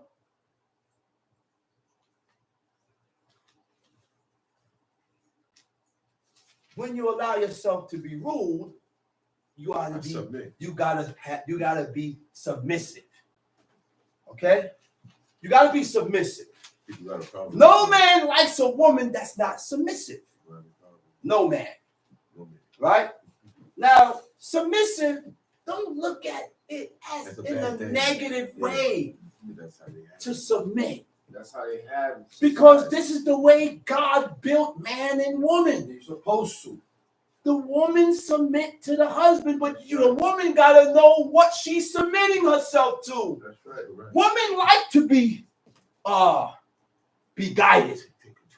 She wants your man. She wants you to take control and to be guided and protected and provided for and supported for. You know how many women would love to sit home and kick back and relax and don't got to get up and work because their man got it, because their man got the bills.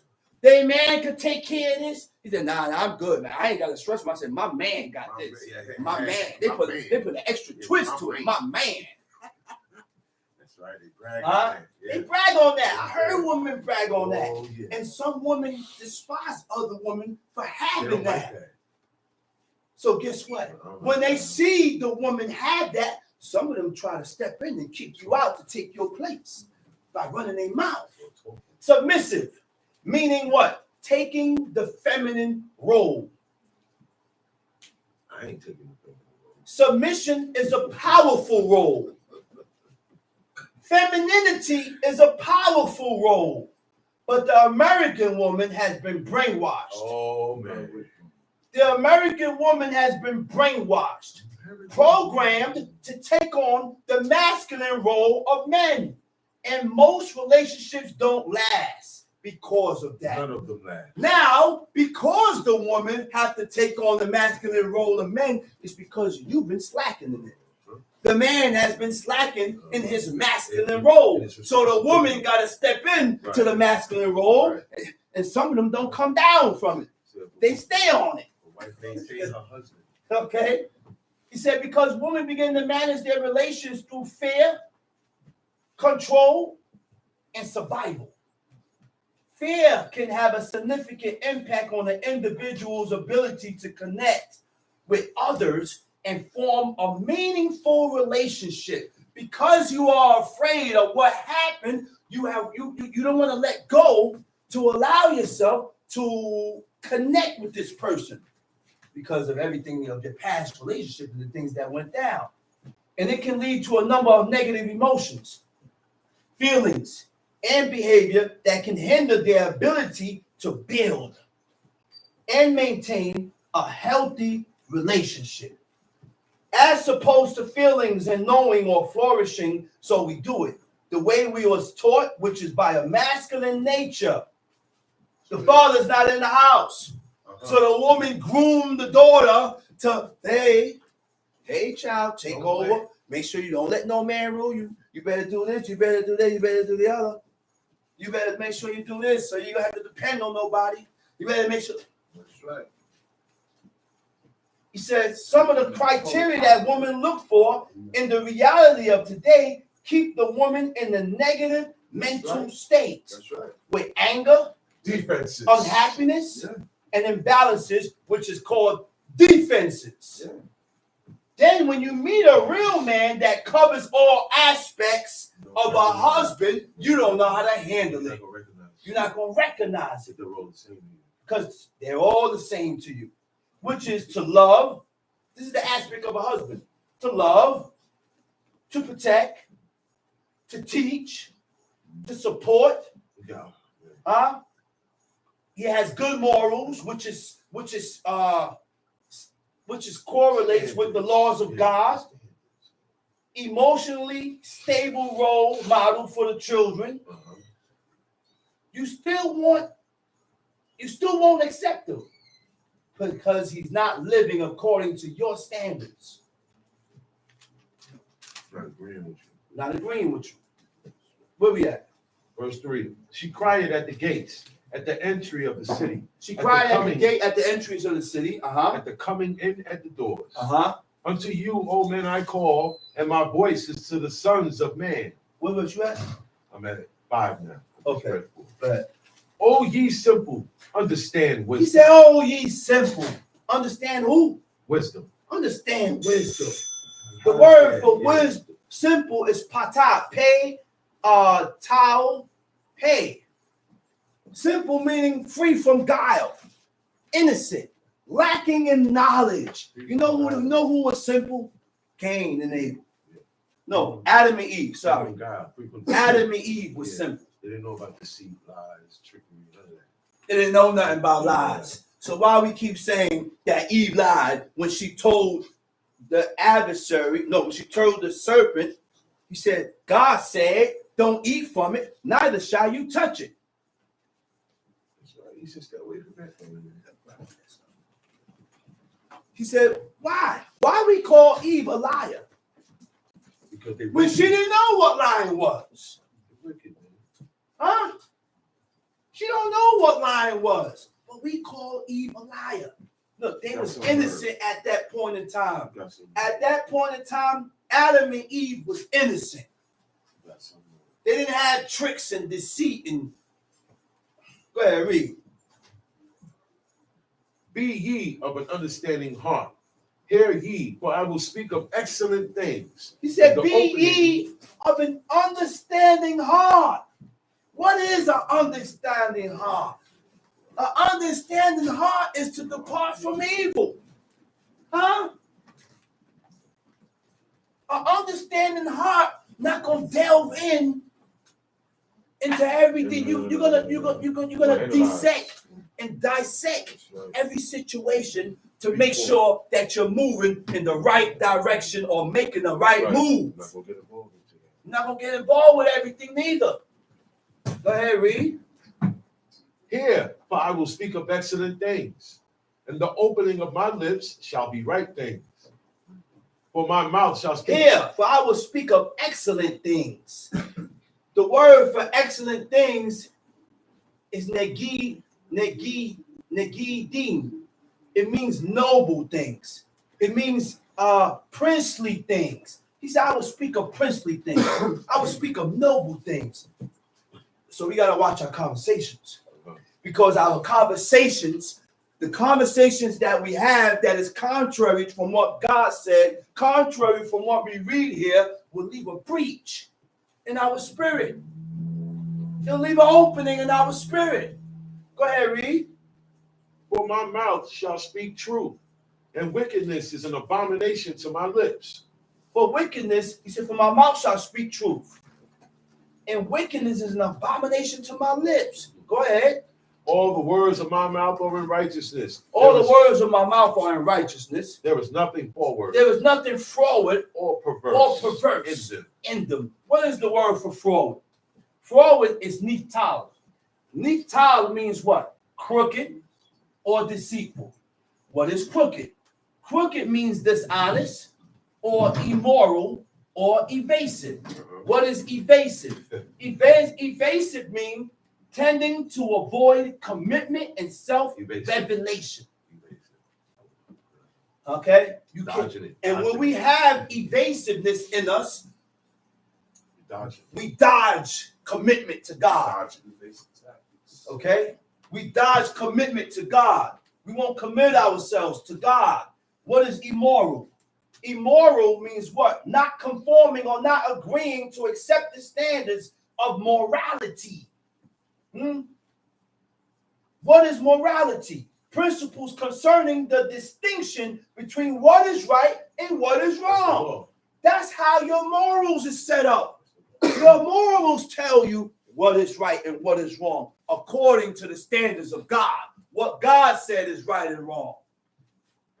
Because sometimes we say things is wrong and God ain't said it's wrong. Sometimes we say this is right, but God ain't said it's right. So our morals and our principles is all over the place. Tamshi? No, wait, hold up. Now, froward. What is froward? Willfully contrary. Willfully contrary. What is willfully contrary? Inclined to disagree. Willfully contrary. A person that's willfully contrary, Proverbs chapter 8, verse 8.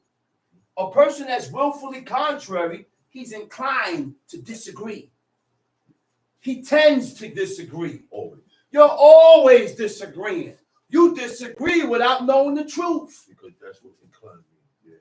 You disagree without knowing the truth because you're inclined to disagree. Whether it's the truth or not, you are inclined to disagree. So it don't matter if you tell them the truth. So it don't matter if you tell the person the truth because you have an inclination to disagree anyway. So I don't see that. You have an inclination to disagree anyway. And that is the reason why when you explain and really say the truth, you think it's a lie. It don't sound right. Because you already have a perspective in your mind about this person. So it doesn't line up with the perspective that I have in mind about you. There we go. He said, incline to disagree and do the opposite of what is expected or desired. What is perverse? The word for perverse is ichesh. Ichesh means obstinate and opposing. Obstinate and opposing what is right, reasonable, or accepted. Tamshi. All the words of my mouth are in righteousness. What verse you at? 8. Go ahead. There is nothing forward or perverse in them. Verse 9. They are all plain to him that Verse 9. They are all plain. To who? To him that understands. They're all plain. Nikokim. It means just or right. It's all plain that what? To him that understandeth. And right to them that findeth knowledge. Receive my instruction. Which means that don't sound right to everybody. Which means it ain't gonna be right to everybody. Everybody ain't gonna pick it up. It's all according to how you are, whether you pick it up or not. And determining on how a person is will tell you whether they're gonna understand this, they're gonna pick it up, they're gonna accept it or not. That tells me how you are. It's now man of understanding. Man of understanding. He said they're all plain to him that understand it, that departs from evil, and right to him that finds knowledge. Verse 10. Receive my instructions. Receive my instructions. It's not silver. The word for instructions is Musa. Instructions from who? Wisdom. Wisdom instructs. Wisdom instructs. Wisdom corrects. Wisdom reprimands. Wisdom chastises you. Yes. That's what wisdom does. Only, but you got to listen. For it to have any type of effect. Go ahead, Tom Sheet. And knowledge rather than choice gold. Now, hold on. Let me back up a little bit. The plain, the part where I said plain in verse 9, he said it's all plain. He said they're all plain to him that understand it. The word for plain is nekoach. Straightforward. A straightforward person has a conscience. Right? Go ahead. Verse 10, right? Verse 10. Receive my instruction and not Receive silver. my instructions and not silver. And knowledge rather than choice gold. Okay. He said, receive my instructions and not silver. And what? And knowledge rather than choice gold. The word for gold is karutz. Karutz means diligent, showing care, conscientious, right? You know what it means in the Hebrew? What verse am I at? Okay. With da'at, make karutz, nibkar. Okay? Da'at is knowledge. Make karutz. Mekalutz is the diligent instead of gold. It don't mean gold. Nibkar, choose. A diligent person will choose knowledge. A person that is diligent will choose knowledge. That's what it means. Tamshi. For wisdom is better than rubies. And all the things that may be desired are not to be compared to it. I, wisdom, dwell with prudence. Wisdom, dwell with prudence. Which means if you ain't governing and disciplining oneself by the use of reasoning, then wisdom ain't going to come to you. It ain't coming to you because wisdom and prudence is neck to neck. It goes hand in hand. In order to acquire wisdom, you got to be a prudent person. You got to have prudence. Tamshi. I, wisdom, dwell with prudence and find out knowledge of beauty. Prudence, the ability to govern and discipline oneself by the use of reasoning, right? It also means sagacious. Sagacious means the ability to make good decisions, righteous decisions, good decisions. Because sometimes we don't make the right decisions. We make bad decisions because we have distorted thoughts, distorted mindset. So we make decisions off of our emotions. Okay? Cautiousness is also prudence. What is cautiousness? Cautiousness means quality of being careful about what you say and do to avoid danger, mistakes, or risk. Danger, mistakes, or risk. You don't want that, which means you don't take risk when you're dealing with God. I may violate. I may not violate. So because I'm cautious, I push the brakes. That rhymes. Gotta slow down. Gotta slow down. Because I may make a move. I may make a move and be at fault with God. Reasoning. When you think about something in a logical, sensible way, without using emotions, without using your feelings. That part. So now, talk to him later when he calls.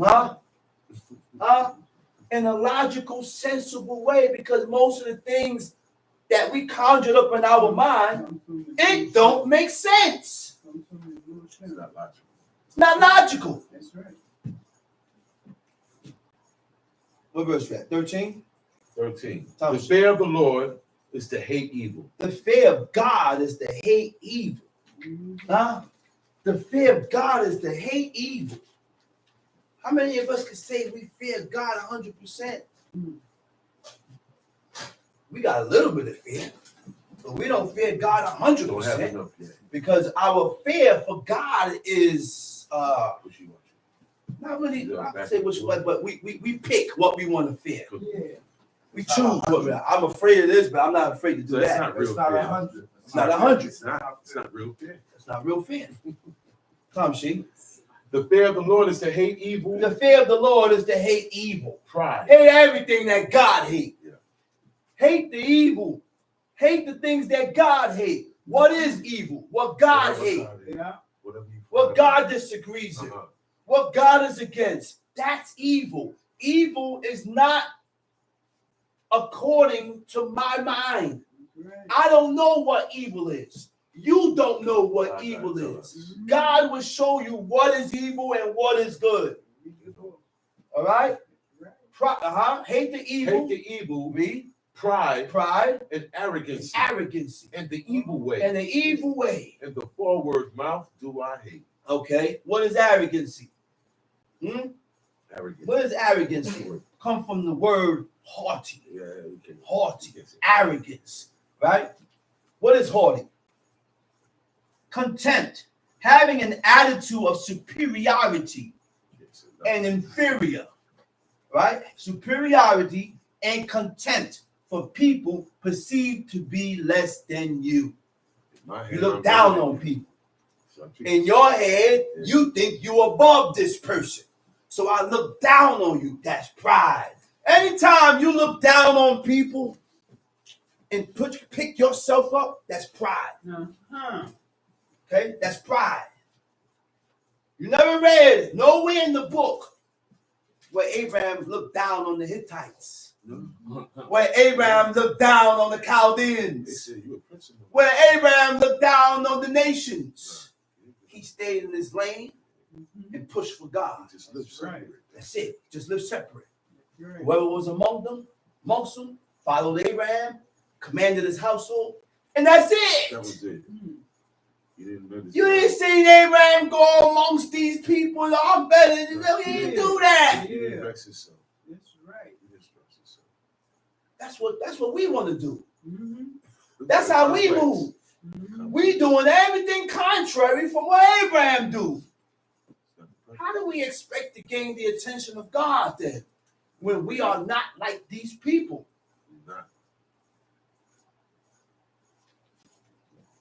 Okay. Arrogance. You exaggerate your own importance in an overbearing way or in an overbearing manner. What it means to what is overbearing? Asserting one's will over another in a forceful way. Overbearing. We're tired of it. Your will. It's not God's will. It ain't my parents' will. It's your will. We will. And I don't have to listen to what you don't listen to me. That's right. You ain't God, and you not my parents. That's right. Tom sheet. And the evil way. And the forward mouth do I hate. The forward mouth do I hate. What is the forward mouth? You talk against.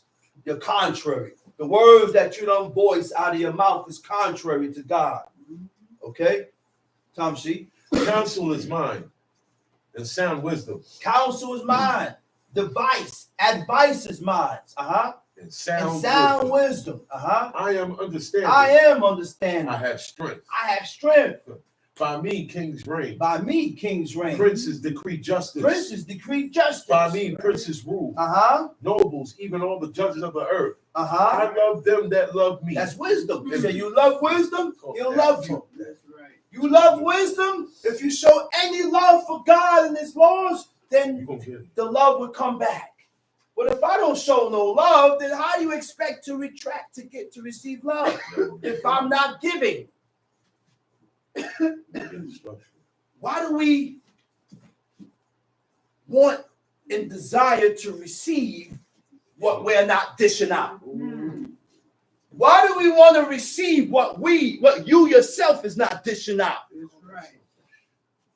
You're not dishing out. You're not going to receive what you ain't dishing out. That's right. And sometimes what you dish out, you never receive, but it's for you to stay in your right and your righteous state. And not. Supposed to recognize that. Yeah. Let's read.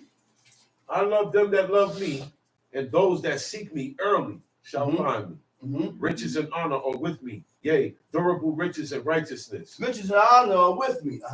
Yet durable riches and righteousness. Tom Sheep. My fruit is better than gold. My fruit is better than gold. Yeah, than fine gold. Than fine gold. And my revenue than choice silver. Mm-hmm. I lead in the way of righteousness. I lead in the way of righteousness. In the midst of the path in of the judgment. midst of the path of judgment. That I may cause those that love me to inherit substance.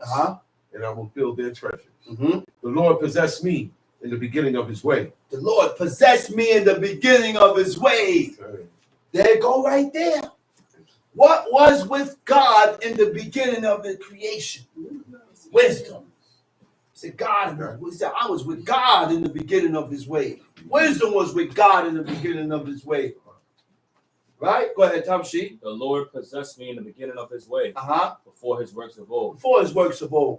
I was set up from everlasting. I was set up from everlasting. From the beginning. From the beginning. Or ever the earth was. Before the earth was created, wisdom was there. God was there with wisdom. Not JC. Not that. Not, listen, go ahead. When there were no depths, I was When there was forth. no depth. What? When there was no depths, I was brought forth. Okay, hold that right there. Hold that right there. All right, I gotta go back a little. You stay where you at. Mm-hmm. He said, that I may cause those that love me to inherit substance, and I will fill their treasures. Right? Substance. Right? Substance meaning essential nature. Your essential nature is your inner self. What's inside of you? Your character. Your inner self is your subconscious thoughts. Okay? Okay? Memories that you hold on to. Memories that you hold on to. Emotions and other aspects of your mind that makes up who you are.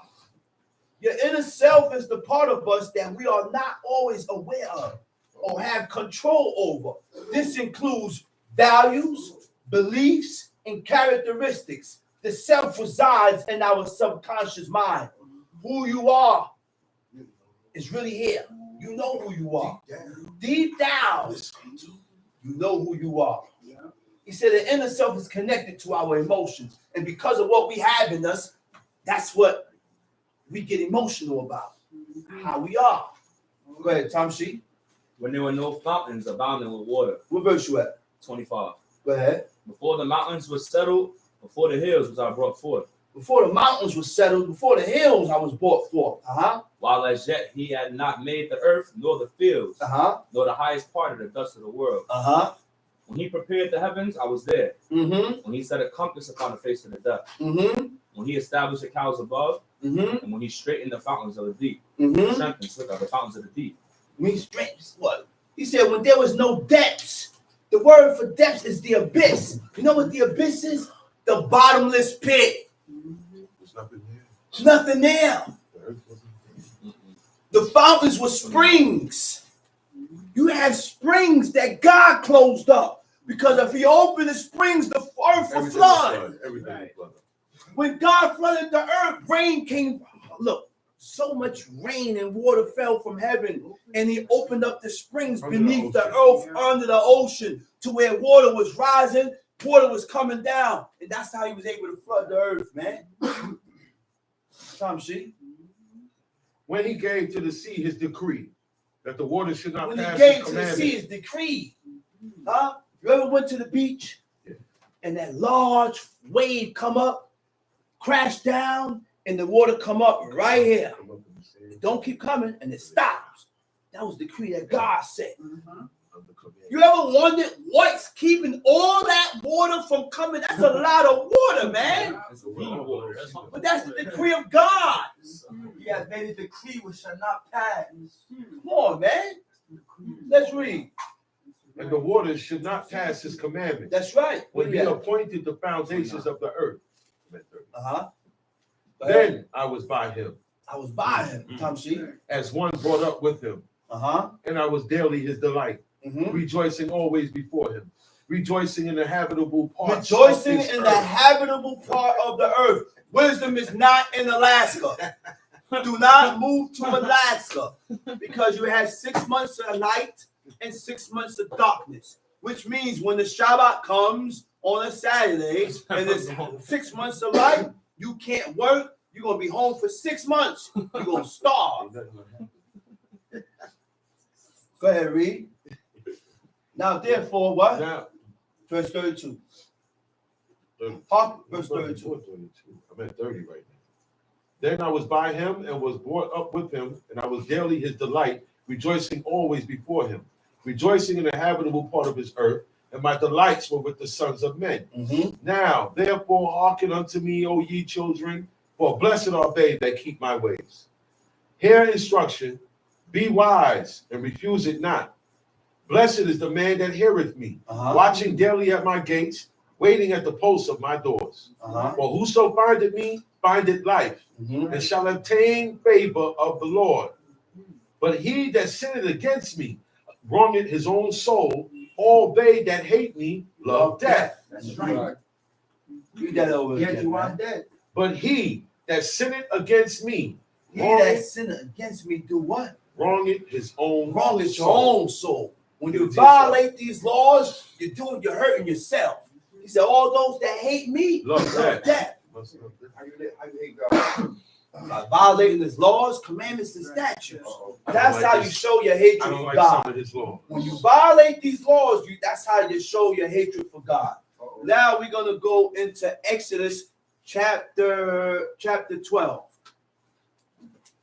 The Feast of Unleavened Bread. Hey, Eating trial. Right? there we go. Now, the Feast of Unleavened Bread is not called Passover anymore. That's right. It was only one Passover. Yeah. And the only Passover that we had was when we was in Egypt. Okay? God made a distinction between the Egyptians and the nation of Israel, Yeah. between his people. Why? He came to deliver the nation of Israel out of Egypt because of his agreement with Abraham. He said, your people is going to go into a land and they're going to serve a people for 400 years. He said, and I'm going to get these people out with what he said? He said, I'm going to get them out with a mighty hand. With a mighty hand. So now, they was in Goshen, right? We had to put the blood on our doorposts, right? So that when the death angel passed over Egypt, he see the blood and he passed over that house. He won't go in that house. Every house that death angel went into that did not have the blood was dead. There's only one Passover. That's right. What we are observing is called the Feast of Unleavened Bread. That's right. Chag Matzot. All right? So let's read Exodus chapter 12. And the Lord spake unto Moses and Aaron in the land of Egypt, saying, this month shall be unto you the beginning of months. This month shall be unto you the beginning of months. Yeah. HaKodesh, Hazeh, Lakem, Rosh HaKadashim. It doesn't say year. Months. It means months. Kadesh is months. Kadesh means months. So why are we walking around here telling people about Shana Tova?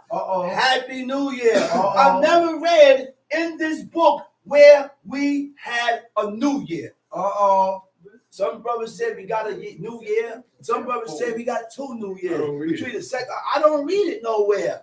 And I don't see that nowhere here. Just want to blend, man. But we want to blend the ways of God with paganism.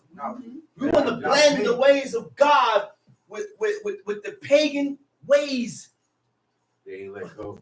You wicked, man. Go ahead, Tamshi. It shall be the first month of the year to you. So it shall be the first month of the year to you. Speak ye unto all the congregation of Israel, saying, in the 10th day of this month, they shall take to them every man a lamb, according to the house of their fathers, a lamb for a house. Every house got to go get a lamb. Okay?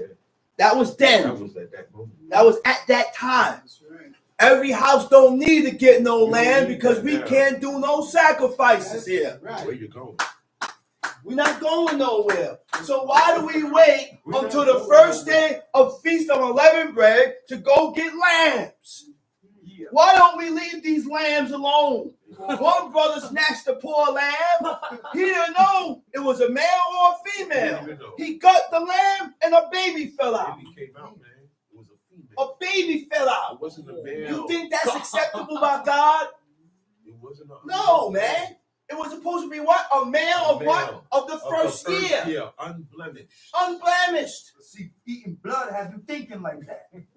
Eating blood. Have you thinking that way. Shaving your head. Say it again. And that's why we think that way. Say it again, John. Because when we violate these laws, our thoughts get distorted. Yeah. Say it again, drummer. God distorts your thoughts. Say it again, drummer. God distorts your thoughts. Yeah. Let's read. Then we start doing things of our own will. And when you do things of your own will, it's not accepted. Of your own free will, meaning razah, means to be accepted. It won't be accepted. That's right. God's not going to accept it when we do these things of our own will. That's why it's very important not to add on or take away from the word of God. Because it's not accepted when you add on, and it ain't accepted when you take away. Tom sheet. And if the household be too little for the lamb, let him and his neighbor next unto his house take it according to the number of the souls. Every man according to his eating shall make your account for the lamb. Your lamb shall be without blemish. Your lamb shall be without blemish. A male of the first year. Without blemish. Meaning what? That lamb was not used for work. Nothing. That lamb was not used for nothing. Separated from birth. It was separated. It was a lamb of the first year. Okay, go ahead, read. You shall take it out from the sheep or from the goats. And you shall keep it until the 14th day of the same month. And the whole assembly of the congregations of Israel shall kill it in the evening. They shall take of the blood and strike it on the two side posts and on the upper doorposts of the houses wherein they shall eat it. And they shall eat the flesh in that two side posts and the upper what? The two side posts and the upper doorposts of the houses. Two side posts and the upper doorpost. Talking about the lintel up that way. Yeah, it's called the upper. That's called the upper door right here. Go ahead, Tom Sheet. And they shall eat the flesh in that night, roast with fire, and unleavened bread, and with bitter herbs they shall eat it. You said, now that was then. I don't gotta eat no bitter herbs now. You don't have to do that. That was just then at that particular time. With your loins girded and that was then. We don't gotta do that now. You ain't gotta stay in your house because the death ain't no death angel passing nowhere. None of that's happening. God is very far away from us. None of those acts of God is not happening now. All those miracles that our forefathers went through is not happening now. When are we going to get when are we going to understand the distance that God has put between him and us? When? Never. Tom Sheet. Black party. Eat not of it raw. Don't eat of it raw. Nor sodden at all with water. No sodden at all with water. But roast with fire. Roast with fire. His head. Legs. And with the pertinence thereof. So there was an order that came about when you're doing this sacrifice. Okay? You can't eat it raw. This is the same thing that Hophni and Phinehas wanted. They wanted raw meat. Give it me raw. And then if they didn't give you the raw meat, they were going to take it by force. He said, these things the young man did, and there was evil in the eyes of God. Eating raw flesh. He said, nor sodden at all with water, but roast with fire. The head, legs, you can't break it, everything together. Tom Sheet. And you shall let nothing of it remain until the morning. And that which remain of it until the morning, you shall burn with fire. Whatever is remaining in the morning, you got to burn with fire. Tom Sheet. And thus shall ye eat it with your loins girded. With your loins girded. Your shoes on your feet. With your shoes on your feet. And your staff in your hand. Your staff in your hand. And you shall eat it in haste, for it is the Lord's Passover. For I will pass through the land of Egypt this night. I will smite all the firstborn in the land of Egypt, both man and beast, and against all the gods of Egypt, I will execute judgment. I am the Lord. And the blood shall be to you. All the gods of Egypt. Every last one of those gods and deities and idols that they call God, God challenged them. And it started with the plagues. Those 10 plagues was 10 gods that these Egyptians looked up to. Their top gods. So now we're returning the blood. Then he caused the locusts to attack the crop. Then he caused frogs to come into your house. Frog was a fertility god. Frogs was a fertility god. So he brought them in abundance. It was so much that they wanted to get rid of them. They tried to do necromancy to get rid of it, but they couldn't turn what God already put on them. They tried to do witchcraft. Right, to get rid of it, Tom Sheep. And the blood shall be to you for a token upon the houses where you are. When I see the blood, I will pass over you. And the plague. When I see the blood, I will pass over you. And the plague shall not be upon you to destroy you. When I smite the land of Egypt. Tom Sheep. And this day shall be unto you for a memorial. And you shall keep in the feast to the Lord throughout your generations. You shall keep it a feast by an ordinance forever. You said, ye shall keep it a feast to the Lord throughout your generations. Generation after generation after generation, which means what? This has to keep going. We're here in America, Brooklyn, New York. We got to keep this going. Oh, but I thought we were supposed to keep this in the land. Well, we ain't going back to the land. We're not going back to the land. We're here. And if you go back to the land, you got to look out for bombers. You got to look out for all these people. There's war going on. You got to get all those people out. Look, the Israelites that was in Dimona called in yesterday, last week, and they got hit too, but everybody's good. This ain't the time to be in Israel. It's too many wars going on over there, and God didn't bring you back. God dispersed us and kicked us out of the land. We want to disannul what God said and go back in the land. The same land where God told us to get out. He said the land spewed you out, kicked you out, not to come back until you get your right, get yourself right. Too much blood and fat being consumed. Come on, man. Tom Sheep. You shall keep it a feast by an ordinance forever. Verse 15. 7 days shall ye eat unleavened bread. 7 days shall ye eat unleavened bread. Tom Sheep. Even the first day you shall put away leaven out of your house. Okay. Sheep at Yamim, 7 days, matzot, toklu. She shall eat the unleavened bread, that's matzot, right? Tom Sheep.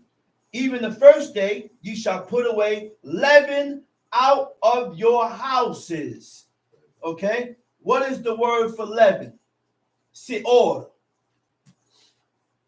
Seor means leaven. Only leaven. When you read the book and you're looking up the word Seor and another word named I gotta find out the other word. There's two words. One means leaven, one means sour. Right. All right? That's what I was thinking too. Right, there you go. Yeah. Right. So that, okay? And here it says seor, it means leaven. From the first day until the seventh day, that's so, right? How did they make their bread leaven? When they did not have baking soda, baking powder, or yeast. Okay. Which means there was something that they did to that dough to cause that bread to be leavened. All right? As we read on, we're going to see. Go ahead. For whosoever eateth leavened bread from the first day until the seventh day, that soul shall be cut off from Israel. That soul shall be cut off from God. Right? What is the word for cut off? The word for cut off is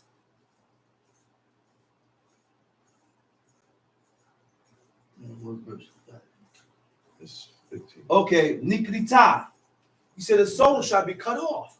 Everyone that eats leavened bread. Nikrita meaning estranged, alienated, betrayed, denied. God is going to push you away. He's going to turn your interest opposite and away from God. All right, go ahead, read. And in the first day there shall be a holy convocation, and in the seventh day there shall be a holy convocation. The first day and the seventh day, you got to have a holy convocation. No manner of work shall be done in them. On the first day and the last day, you can't do no work. Go ahead. Save that which every man must eat. So now, save that which every man must eat. So those are the only 2 days when we can cook. On the first day, you can prepare your food. It says save only that which you're going to eat. So I can prepare that, which means that shows a difference between the Feast of Unleavened Bread and Shabbat. If you ain't got your food prepared from before the sunset, you better not be in that kitchen cooking nothing. Ain't nothing cooking. Under no circumstances. That's right. Tamshi. And you shall observe the Feast of Unleavened Bread. For in the selfsame day have I brought your armies out of the land of Egypt. Right. Therefore shall ye observe this day in your generations by an ordinance forever. Verse 18. Tamshi. In the first month, on the 14th day of the month at even, ye shall eat unleavened bread until the 21st day of the month at even. 7 days there shall be no leaven found in your houses. For whosoever eateth that which is leavened, even that soul shall be cut off from the congregation of Israel. So now we got to check the toothpaste, because sometimes when you check the toothpaste, you have sodium bicarbonate. Sodium bicarbonate, anything with sodium bicarbonate has to be out your house. Okay? We got to check the salt. We got to check all these things that we have in our refrigerator. Yeast. And sometimes they put sodium bicarbonate in water. All the time. Just different waters, different brands. So we got to be careful of these things. Yeah. Which means you got to read. You got carpet. You got to vacuum the carpet. Clean your rooms out. There's no spring cleaning. We're cleaning and getting the leaven out the house. It's not spring cleaning. It ain't spring cleaning. You're just getting the leaven out. We're just getting the leaven out. We ain't got to scrub Then the once ceiling. we get the leaven out, that's it. Huh? I love you should say you ain't got to scrub the ceiling. Yeah, we ain't got to do all that. Just get the leaven out. Come see. Ye shall eat nothing leavened. In all your habitations shall ye eat unleavened bread. Then Moses called for the elders of Israel and said unto them, I'm at 21. Okay. Then Moses called for the elders of Israel and said unto them, draw out and take you a lamb according to your families and kill the Passover. And he shall take a bunch of hyssop, dip it in the blood that is in the basin, and strike the lintel and the 2 side posts. Go back to 19. 19. Right. 7 days there shall be no leaven found in your houses, for whosoever eateth that which is leavened, even that soul shall be cut off from the congregation of Israel. There you go. That's it. He said, whosoever eateth that which is leavened. The word for leaven in the Hebrew is kametz. Kametz means leaven. It doesn't mean sour. Kamatz means sour. Correct. So nowhere in the book said where I read where it says kamatz. So I don't have to get vinegar out the house. Sours and stuff. You know what I mean? We're not going by what sours. No. Because if you read the book, you'll realize that God ain't talking about things that sours. Because in the time of Saul, when Saul got that news from Samuel, when he told him that him and his household gonna be with him, the witch of Endor made him leavened bread, but she had the dough already sitting there. Yeah. The dough was sitting there already. It says she went and plucked the dough and made leavened bread. So when the dough begins to sour, it doesn't mean that the leavening process begins. Okay. No. What causes the bread to be leavened? We're going to get there. Go ahead, read. Whosoever eateth that which is leavened, even that soul shall be cut off from the congregation of Israel. Whether he be a stranger or born in the land. He shall eat nothing leavened. In all your habitations shall ye eat unleavened bread. Then Moses called for the elders of Israel and said unto them, draw out and take you a lamb according to your families. According to your family. And kill the Passover. And kill the Passover. Tamshi. And ye shall take a bunch of hyssop. A bunch of hyssop. Dip it in the blood. Dip it in the blood. That is in the basin. That is in the basin. And strike the lintel and the 2 side posts with the blood that is in the basin. You mean to tell me you can't just take the blood and put on it? You got to take hyssop, dip it on it, and strike it. Do it in that procedure. In that procedure. It was a procedure that went down with this Passover. And if we didn't follow the procedure that God said, somebody going to die. He's going to be coming in. Some wrath going to get spread out. Go ahead, read. And none of you shall go out at the door of his house until the morning. He said, listen, man, after you do this, go in the house and don't leave.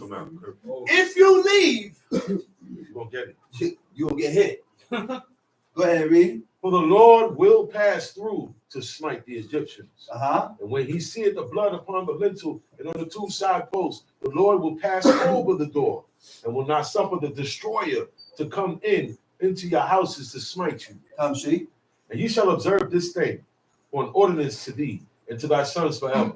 And it shall come to pass when ye be come to the land. He said, you shall observe this thing. He said, it shall be an ordinance forever. Which means we're going to die doing this. We got to do this for the rest of our life. We ain't going to never stop doing this. These are things that we have to keep alive within amongst ourselves. We got to keep certain things going, pass down. We got to pass certain things down to our kids. And our kids got to pass it down to their kids to keep this thing going. We're going to keep it going when we die. We got to keep this thing here going, man. That's a good question. But who's going to keep this thing going when the heads and the veterans and the ones that have been around dies? Because we ain't going to be around forever. Go ahead.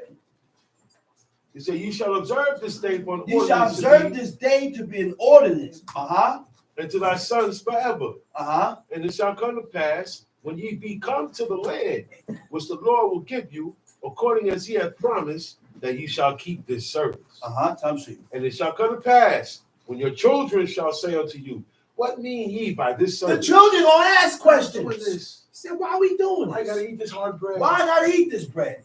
Why we gotta do this? You gotta be able to explain it to them. Why are we doing this? What is the reason why we we just don't do things with no reason or explanation or no origin of why we doing it. You gotta explain. Go ahead.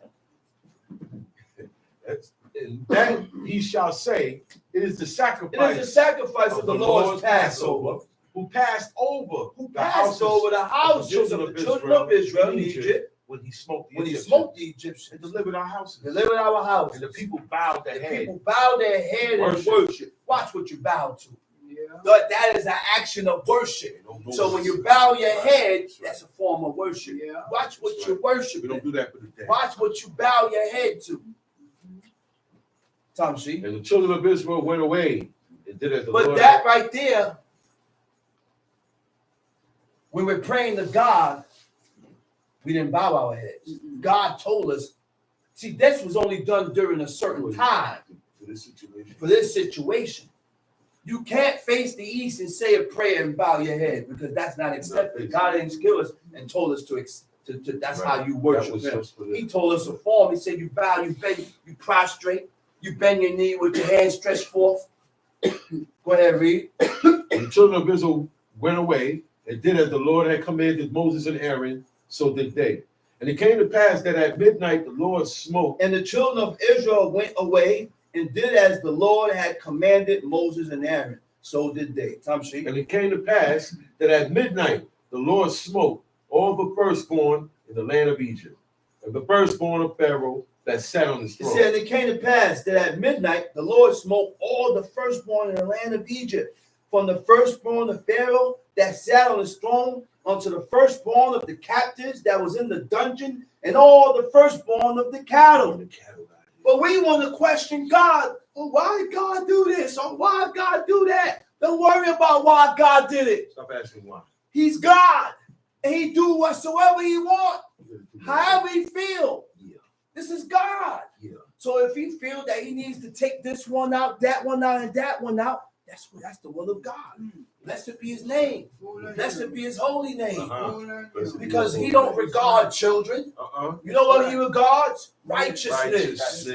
That's what God regards. He don't regard children. He don't regard nothing else but righteousness. And if you're not following in the order that God has prescribed for us to live by, then he's not going to regard you.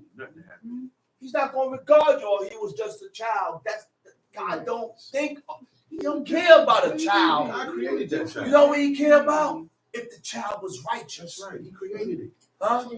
And then sometimes God do things to children because the sins of the parents is riding upon the child. Visiting their iniquity. Because he will command the sins and visit the sins of the fathers upon the child. And he'll visit. Look, things done got escalated, man. That's right. That's right. You know what your mother does? Rise upon the kid too. That's right. Don't get it misconstrued. Tom She. And Pharaoh rose up that night, he and all his servants and all the Egyptians. And there was a great cry in Egypt. A great cry in Egypt. But there was not a house. There was not a house that was not one dead. Tom She. And he called for Moses and Aaron by night and said, rise up and get you forth from amongst my people, both you and the children of Israel, and go serve the Lord as he has said. Take your flocks and your herds as he has said. After that, he said, listen, man. Moses, Aaron, get your people. Yeah, I ain't gonna play around. Go. Get your people. Get everybody, get what you gotta get and get up out of my land. It's time for you to go, man. Listen, now my people is dying. Every firstborn in the house died. It was a great cry in Egypt, but God did that. You know why God had to do that? Because Pharaoh was a very stubborn. Pharaoh was stubborn, and he did that to break him. That was the word. He did that to break him because at the first plague he said, "Okay, take him," but then God hardened his heart. God hardened his heart against doing that which is right. Why? To break his spirit. So guess what? You think God would harden your heart against doing things that is lawful or right because you got too much pride in you. Because of our pride that we have in us, God would harden your heart against doing things that was lawful and right so that he can break you. You gotta be careful, man. That's why it's not good to have pride. It's not good to be proud, man, because being proud clouds your judgment towards doing things that is lawful and right by God. That's right. Tom She. Also take your flocks and your herds, as he has said, and be gone. And bless me also. And the Egyptians were urgent upon the people that they might. The Egyptians was urgent. They rushed them up out of here. Listen, man, hurry up. Taking too long. Hurry up and go on out of here. It's midnight. Get up out of here. It's midnight. Go ahead, read. But they said, we be all dead men. And the people took their dough before it was leavened. And the people took their dough before it was leavened. Right? Kneading troughs being bounded up in their clothes upon their shoulders. The dough is made already. Right? So, and the people took their dough before it was leavened, their kneading troughs being bounded up. Your kneading troughs are what they use to knead that dough. And if the kneading troughs was bounded up, then they didn't have those troughs open to knead that dough. It's in their luggage. All right? It was already bounded up. Bounded up. They can't get it out. Okay. Now we're gonna go to Hosea. Go to Hosea. Hosea chapter 7. Hosea chapter 7. The kneading troughs are bound up, right? They wasn't able to knead nothing. Let's go to Hosea chapter 7. We're gonna hit the spot. Go ahead. Hosea chapter 7, verse 4. Tom She. They are all adulterers. As an oven heated by the baker, who sees it from raising after he had kneaded he had kneaded the dough until it be leavened. So what causes the dough to be leavened? Kneading. When you knead the dough. He said he kneads the dough until it be leavened.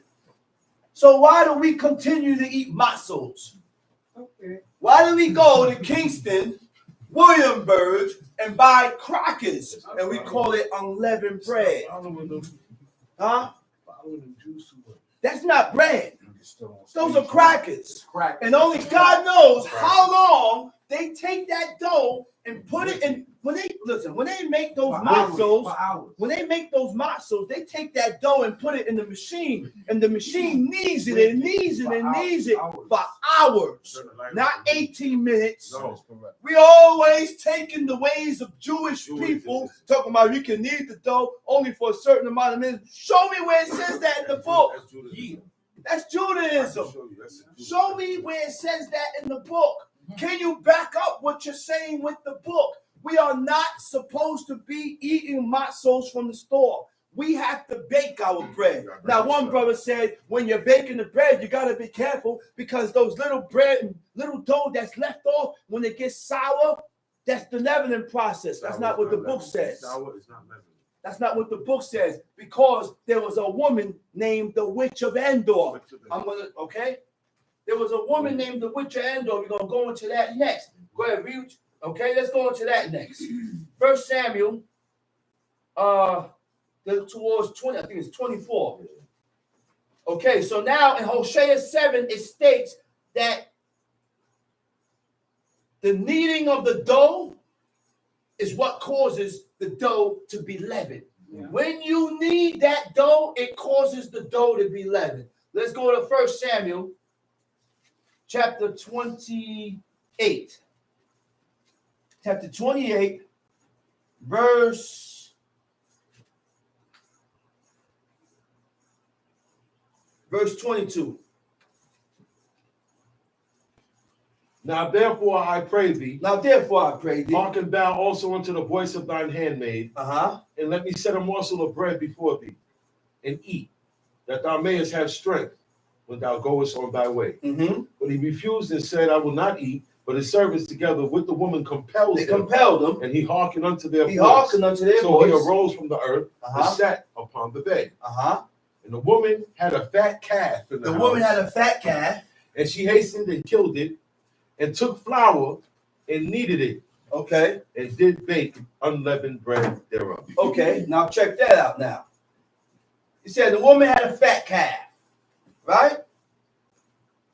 Right?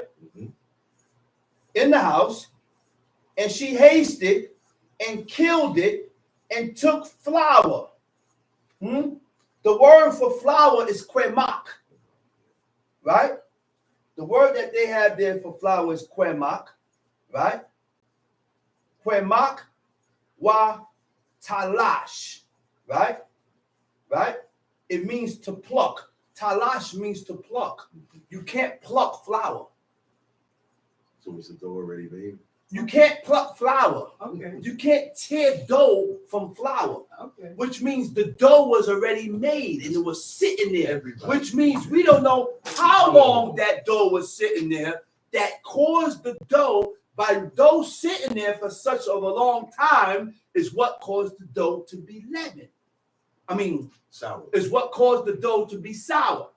Right? He says, and kneaded it. Right? It don't say kneaded in the Hebrew. In the Hebrew, it says she took dough and she plucked it. The word for kneaded is talash. She plucked it and did bake unleavened bread. The word for unleavened bread is matzot, which means how. So you got a question now. How is the bread unleavened bread if the dough was sitting there already? Because she needed it. That's the difference. Everybody had dough in the morning when you wake up. What was that? That was 1 Samuel. In their kitchen. 1 Samuel chapter 29, right?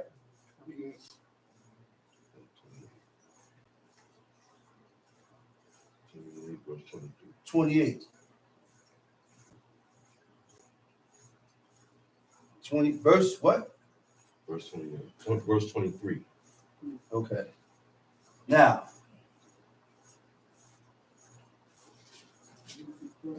yeah, talash means to pluck. They didn't need it because the kneading, by you kneading the dough, is what caused the dough to be leavened. By you kneading the dough is what caused the dough to be leavened. The word for knead is talash. Talash means to pluck, right? Talash means to pluck. Now, why you know it was dough? Because you can't pluck flour. Okay. You can make a dough and you can pluck a piece of dough and tear a piece of dough. It also means to tear or to pluck. All right? And with that, all right, I got what was bought. And I'm going to say Shabbat Shalom. Shabbat Shalom. And I'm going to call up the next speaker, Teacher D. Chief Mika. Yeah.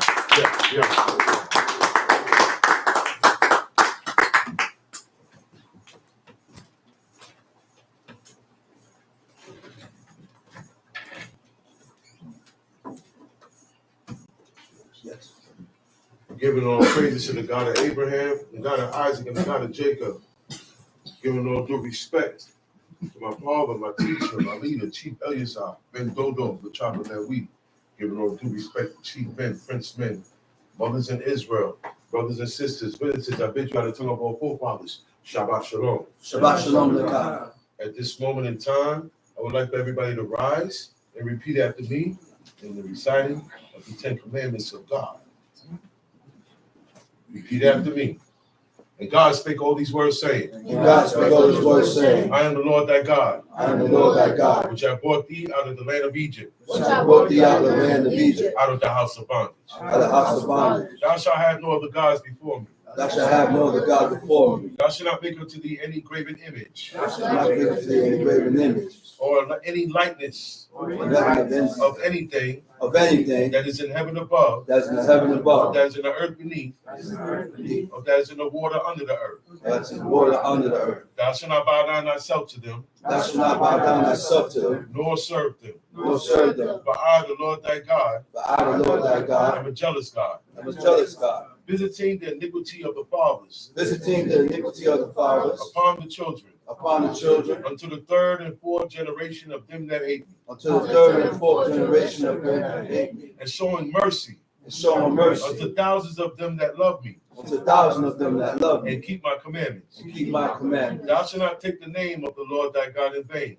Thou shalt not take the name of the Lord thy God in vain, for the Lord will not hold him guiltless for the Lord will not hold him and guiltless take his name in vain. that taketh his name in vain. Remember the Shabbat day to keep it holy. Remember the Shabbat day to keep it holy. 6 days shalt thou labor and do all thy work, 6 days shalt thou labor and do all thy work. but the 7th day is the Sabbath of the Lord thy God. But the 7th day is the Sabbath of the Lord thy God. In it In it thou shalt not do any work, thou shalt not do any work. thou, Thou, nor thy son, nor thy son, nor thy daughter, nor thy daughter, thy manservant, thy manservant, nor thy maidservant, nor thy nor maidservant, thy cattle, nor thy cattle, nor thy stranger that is within thy gates. nor thy stranger that is within thy gates. For in 6 days the Lord made heaven and earth, For in 6 days the Lord made heaven and earth, the sea, the sea, and all that in the midst, and all that in the midst, and rested the 7th day. and rested the 7th day. Wherefore the Lord blessed the Sabbath day, Wherefore the Lord blessed the Sabbath day, and hallowed it. and hallowed it. Honor thy father and thy mother, Honor thy father and thy mother, that thy days may be long upon the land that thy days may be long upon the land, which the Lord thy God giveth thee. which the Lord thy God giveth thee. Thou shalt not murder.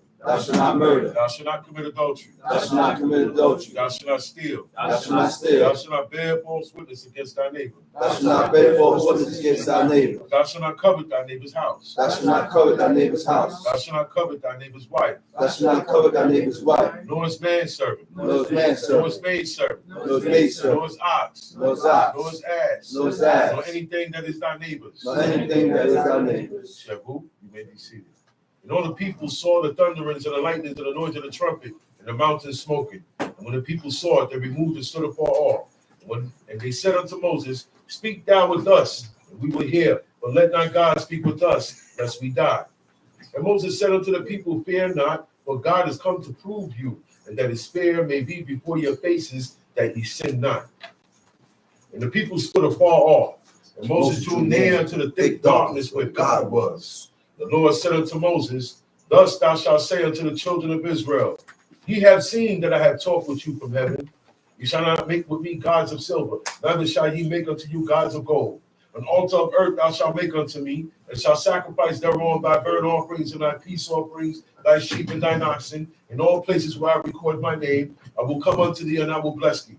And if thou wilt make me an altar of stone, thou shalt not build it of hewn stone. For if thou lift up thy tool upon it, thou hast polluted it.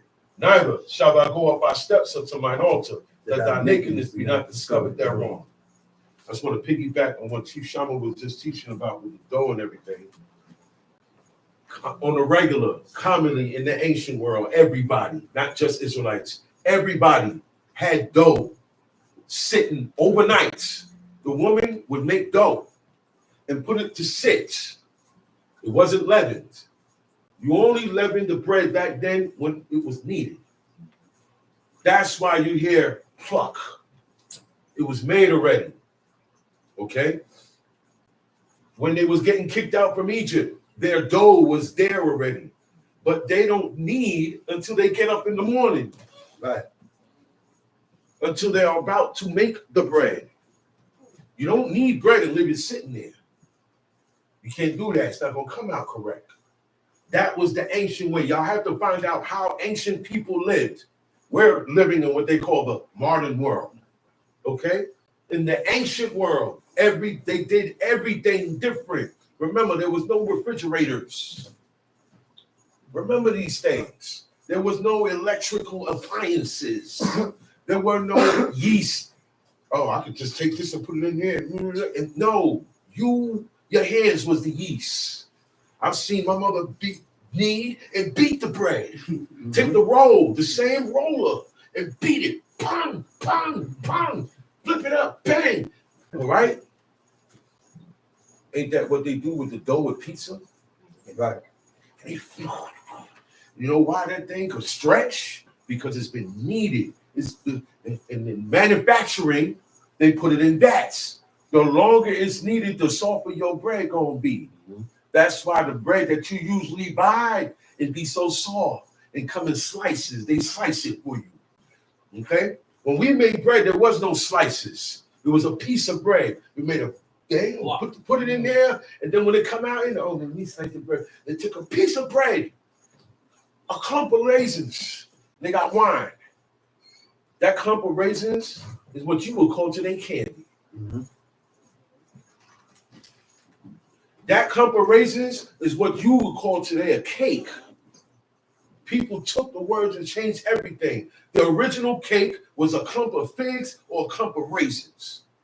So y'all have to start learning how these people were in the ancient world to understand how things go. Okay? So just remember, everybody had dough ready. So sourdough is not leavened. Okay? We are learning. We don't know these ways. We're learning. All your life you're going to learn. Yeah. You know why? God does this. And I seen he did it with my father. All right? And people were laughing at him. Mm-hmm. Because he said, well, look, those chairs, they're unclean. Right? We used to wash them. Mm-hmm. But the dedication of that made God say, okay, I'm going to show that man.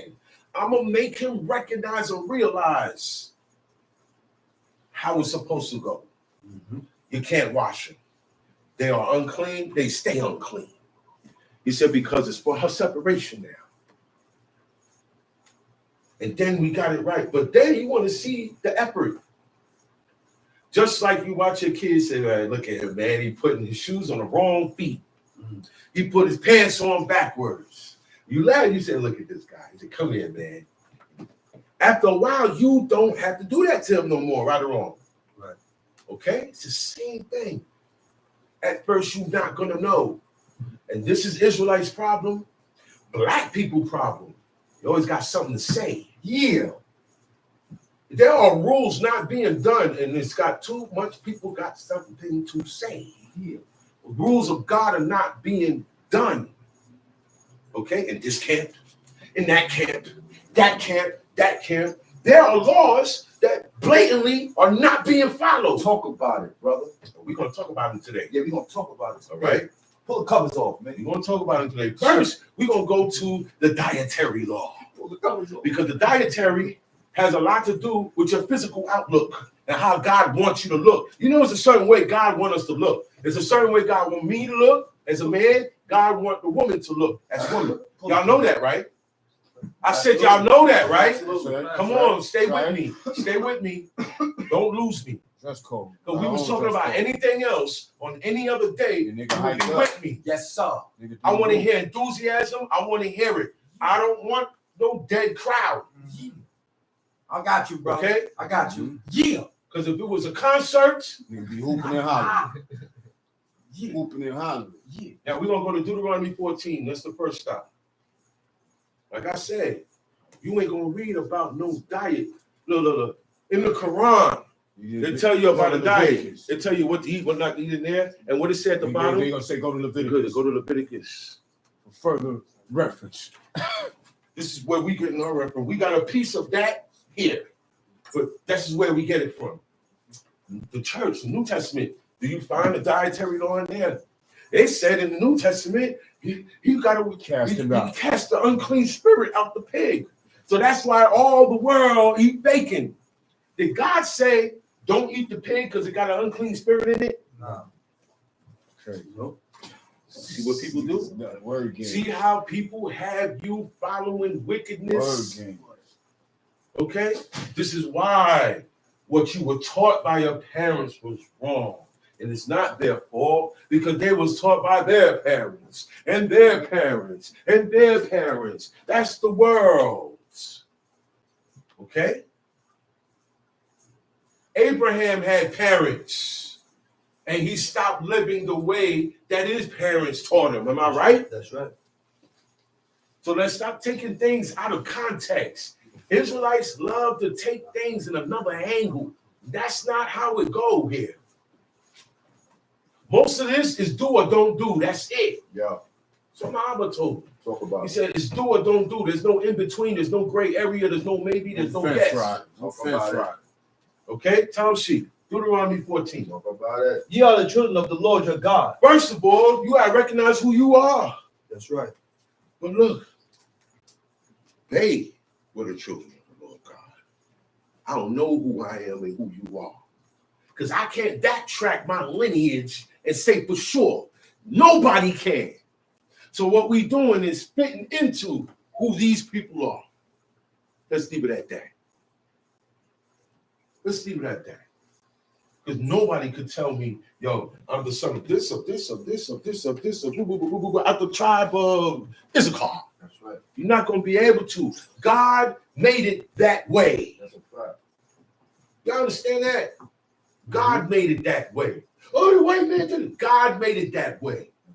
There was a time you, the black man, Israel, you had your own nation, your own independence, and you had rules. You went against the rules. You wanted to be like everybody else, right. So God kicked you out, right. And you ain't coming back. Have you ever seen somebody get evicted and kicked out of an apartment? Did you see them ever come back? No. Did you ever see them come back? No. They went somewhere else. Well, you know. But in reality, did you see anybody come back? No. The landlord don't want you back. Right or wrong? Mm-hmm. He said, nah, man, I had a problem with this guy. I had a problem with this family. I told them no dogs, they brung dogs. I told them don't do this, they did this. Then they went in the house and rearranged stuff. They knocked down walls. Boom, boom, boom. When I told them they got to pay more, they didn't want to pay more. That's what we did with God when we moved into Israel. Yeah. I'll show you a metaphor. That's what we did with God. And God told these people, you see these guys here? I want you are going to own everything they got. But for you to move into their houses, but for you to move into their land, they got to die. They're not going to leave. Nobody's going to leave willfully, are they? No. Whether they right or wrong, you got to move them. So God said, you're going to have to put some work in. All you got to do is kill everybody. I'm with you. I will fight most of the battles for you. And he commanded them, don't be afraid of them. You can read it. He said, thou shalt not be afraid of them. That's a command. They were afraid, right or wrong. Oh, we can't do nothing. We like grasshoppers to them. So if God say, do something, I got it, it's done already. You say it can't be done, and you tell all the people that, that's going to get God upset. And that's what was going down in the wilderness when those guys came back and said that. See? You don't see the W in front of you. But you see something else, and it looked like a win. But that's the L. That's the loss. That's the L. That's the loss. And that's how it is in this world. Now, I told y'all a long time ago, he only appeared one time. I'm talking about the devil, Satan. He only showed himself one time. And the job was done. He ain't showing himself no more. Because it's people, even Israelites, saying he don't exist. That's what he wants. He wants people to say they don't exist. God is an idea. Satan is an idea. Israelites are believing this. Israelites are coming. It is a new wave of Israelites. I don't like them. Straight up. I'm keeping a buck. Talk about it. All right? So I was here from the beginning of this, man. Yeah. I don't like them because they come in, they got people shaving, they got people balding their head, they got people eating anything, eating everywhere, eating everything out of every restaurant. You know, eating out of restaurants is also Mithraism. Remember what someone was talking about with the museums? Talk about it. Worshiping of that god Mithra. That's the name of it. You know how you worship that? When you go to the museums, when you go to the Statue of Liberty and go inside the statue, when you allow your kid to ride that little horsey that ain't real. Yeah. Anthropomorphology. I need to look it up. It goes into me taking a statue of a horse and a statue of a man and putting voices to it. Hey, man, I'm gonna get that's what's called anthropomorphology. Putting something to something that does not have a life. You understand that? Yeah. That's what that word means. Okay? And that comes from worship of idols. The first toys that children in the ancient world played with were deities. Yeah. The gods that they were taught were gods. And they played with them as you play with an action figure. Yeah. Talk about it. And the little kid, Superman. Look, you got a plane. The plane ain't making no noise. It's a model of a real plane. Okay? And you making the sound. When I sit down and I got a hand inside a dummy, right? And the dummy move his mouth. But the dummy move his mouth, and it looked like he talking, but it's my voice. That's called ventriloquism. Okay? That is also come out of anthropomorphology. Y'all understand now what it means? Because I notice sometimes certain things Chief Shama break down. Y'all don't get it. Y'all don't get it. Y'all don't even say, let me look this word up later on. So I can get the full meaning of it. Yeah. I can't read something unless I know what every word means exactly. Talk about it. You take things over because your interest is not there. Your interest is not there. You have to have more interest. Less time on entertainment. More time on God. Time sheet. Ye are the children of the Lord your God. God said you are the children of him. You are my kids. I got you. Ye shall not cut yourselves, nor make any baldness. In order for you to be a child of God. Say that. I ain't hear you. He said, you shall not what? Ye shall not cut yourselves, nor make any baldness between your eyes for the day. Okay, there were certain customs that Hamites did, and Canaanites did, and Babylonians did, whatever. These guys over here, they got hair. Yeah, the Syrians didn't shave their hair to cut their hair, but the Egyptians did.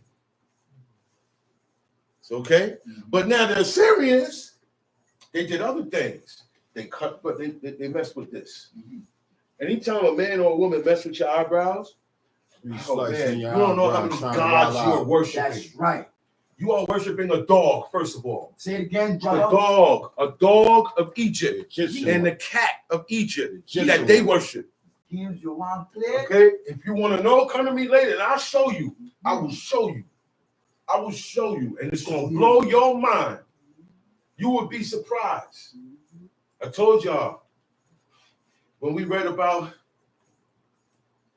Elisha and bringing the boy back from the dead through God, and he sneezed 7 times. Okay? Remember I told y'all last week, that is a German God. Anytime you say bless you to somebody who sneezes, you are worshiping a German God, a Slavic God. Yeah. Slavic. Okay? That's who you're worshiping. This is why God told those people, and it still stands today, don't follow everything these people do. You have your own celebrations. That's right. You got my hand shaking. You got your own celebrations. Dog keepers. Whatever's not in Deuteronomy 14 and Leviticus 23, you should leave them days alone. I'm not going into it. I'm just telling you, you should leave those days alone. Right. A lot of things have been incorporated after these people got kicked out of Israel. And if you listen to the description, he says something about the birthdays. When he was reading about the birthdays, it said until the 3rd century, he said after a certain amount of time, everybody compromised with pagan worshiping. Compromise means I will tolerate a little bit of worshiping another deity. You know what compromise means? By the laws of God, no pictures come in my house. By the laws of God, no pictures come in my house. Now I'm getting married. Now pictures is in my house. You let it run. I compromised. The password's been compromised. I compromised. Now I got to change the password and stop that. Yeah. That's why the man says start with the man, it ends with the man. Chicken virus. But you got to notice that with yourself. Because it's easy for me to notice certain things with you. I can notice, I can see your pattern. You can see my pattern. But do I see my pattern? Do you see your pattern? Yeah. And whatever's wrong with me, I can admit that. Because when you on the road to fixing, That's right. you ain't got a problem with it. That's right. Yeah. When you not fixing nothing and your heart is not intent on serving God all the way, you're going to evade and dodge, like he said. Okay? Yeah. When you hammer certain things, you're hammering for yourself also. But people don't want to hammer that. I notice I get up here and I hammer certain things. He get up here and hammer certain things. And it offends people who just got here. That's supposed to happen. Mm-hmm. That's why we tell each other, be patient with the people.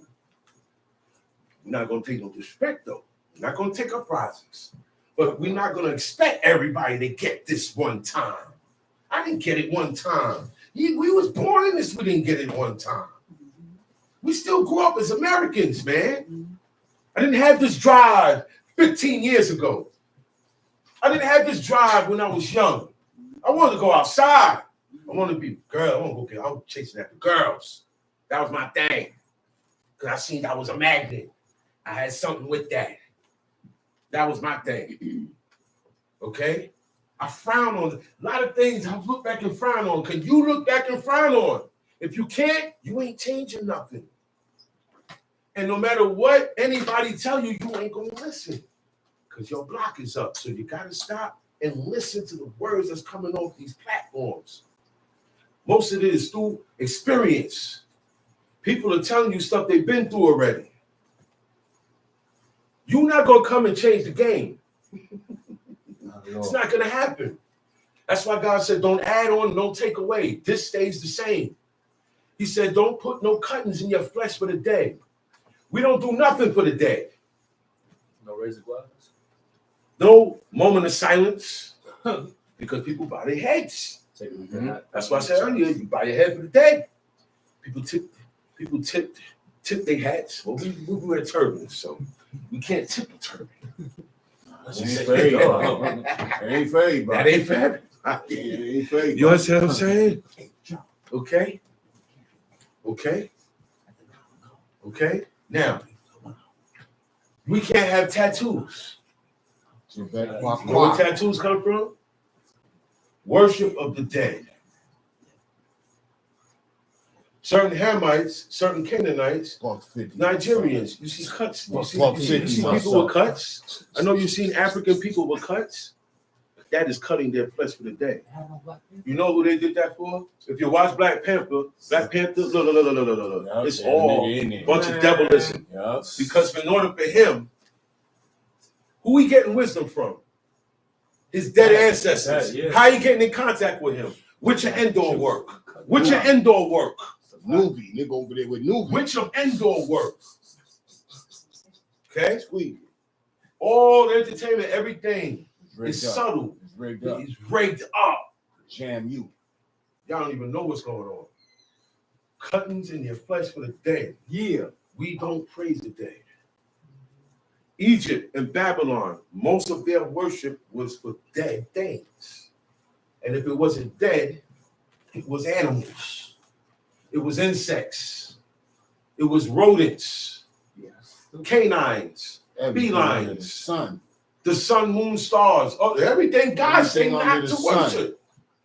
So we got to stop following the people of today. There are still the same Egyptians, the same Romans, the same Syrians, the same Assyrians. They are still the same people. They're just modernized versions and factions of an ancient people.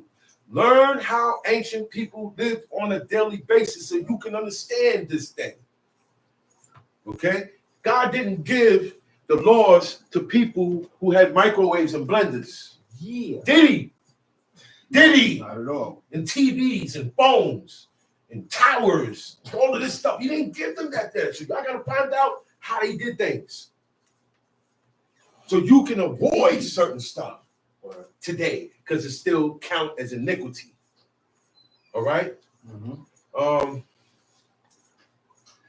Many different cultures do things for when they have a dead one in their family or a dead one.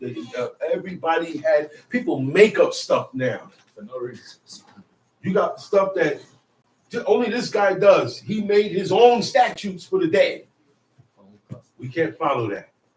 That's why the first thing that came out of that verse, he said, man, you are the children of God, so you can't do these things. You understand that? To follow this God, you cannot follow him because you have to be a holy being to praise him. And if you follow him, you won't be holy. Tom C. Yeah. But thou and holy people unto the Lord thy God. See? Because you are holy people. So with certain things you can't do, stop feeling that you're being left out. That's the wickedness in you. Stop feeling that you're missing something out there. That's the wickedness in you. That is an outside force that he always talk about that's trying to push you out of here. Yeah. Talk about it, man. Is he? Look, I don't see many come, many go. I don't see some go, come back, and get kicked out again. Yeah. Right or wrong? New stuff going on the earth. Tell sheets. But thou and the holy people unto the Lord thy God, unto the Lord had chosen thee to be a peculiar God people. Says what makes a person holy. Right. Not the church, not no temple, not no man, not no woman, not no king, not no president, not no preacher, not no preacher. God himself, the creator of everything that you know to exist and yourself, he tells you how you, man, woman, can become holy. How something can be holy and a day can be holy like today. Now, today, God says the Holy Shabbat day, right? What do he say about the rest of the feast days? It shall be a Sabbath of rest, not the Sabbath. This is the Sabbath. A Sabbath means you're going to be like the big guy here, the Shabbats. Mm-hmm. That's why I always teach No days proceed over the Shabbat day. Now, back in the ancient day, the way our calendar was set up, the feast days, on the first day of Chag Mazot, the last day of Chag Mazot, right? Feast of Booths, Yom Kippur, those days didn't fall on Shabbat. Until they messed with the calendar that we got now. We're going by a heathen calendar. Even the Jewish calendar is closer, okay, but it's still not the exact calendar. They added on certain months to praise the idol that they don't name all the planets after idols. All right? They name the days after idols, they name the months after idols, and they name years after idols. The year of the dragon, the year of the ant, the year of the rat, the year of this, the year of that. So we don't follow none of that stuff, man. Frank's then. In order to be different, you gotta have a whole different thing going on here. Y'all know what it is to be different? Everybody want to be different, but you still move the same like everybody. You want to be different, right? But you don't look different. You don't eat different. You don't observe different. You don't move different. You don't think different. You don't react different like God's saying. That's the problem. For thou art the holy people unto the Lord thy God, and the Lord had chosen thee to be a peculiar people unto himself. That's what makes them choose you. That's what makes them choose you. You make yourself holy before God. You start separating. You say, man, look. This robe here is only the way on Shabbat. You don't make that robe holy. Y'all know that, right? Right. Everything that was in the temple, everything that was used in the temple, to the cups, everything that was holy. Y'all know that, right? Right. Because it was only what? Holy is what? Set apart to the service of God. Today, I set my robe apart to the service of God. I wear this robe here, this other day, but this one, this is the only one I wear today. It has been set apart to the service of God. Anything being set apart to the service of God. When you set yourself apart to the service of God by following his rules and changing your ways, you make yourself holy. It's easy. No light going to come out of your face. All right? Moses' face shone not because he was holy, because he was close to God. He was in the presence of God. It's like being in the same room with the Holy One. You just couldn't see him. Okay? And being close to him, he is all life. All life comes from him. So what's going to happen? My Abba used to say, man, God come in this room right now, the chair is going to grow a new cat and bend. And he says it's going to bend and move back from God. Like how the water is backed up from God. This thing is inanimate, but when God come around, it get juiced up and move. Animated. It get juiced up and move. Okay? The bookcase. And all the books in it gonna get legs. And kneecaps. That's what he said. They're gonna get kneecaps. And they're gonna bend and they're gonna shy away from God. He said the hills, praise God. Yeah. The thunder, praise God. Lightning, praise God. It said the water said the word. And backed away. You saw it. Oh, wow. Everything is set right there. Look, the donkey saw the angel of God and backed up. Y'all better know the God y'all serving. That way you can serve him because you can build your belief in God and what he's saying. So you can serve him because he's a mighty and a terrible God. Right. And if you don't believe that, you'll see. You'll see. Tell you. Thou shalt not eat any abominable thing. Thou shalt not eat any abominable thing. Meaning, what I tell you is abominable, you shall not eat it. Plain and simple. God tells us what's abominable. Tell you. These are the beasts which ye shall eat. Now, things like this, people are not used to this. That people are so far away from being told what to eat and what not to eat. Do y'all understand that? Because nobody's doing that. Nobody has that. Name me one set of rules that people got about their diet. I don't want to hear about the Muslims. They eat pork too. Shrimps and lobsters. Because the pork is the pig is the only thing they look at like that. So I asked one day, I said, what happened? I said, what happened to the rest of the animals that's like the pig? And what happened to the ones in the air and the ones in the sea?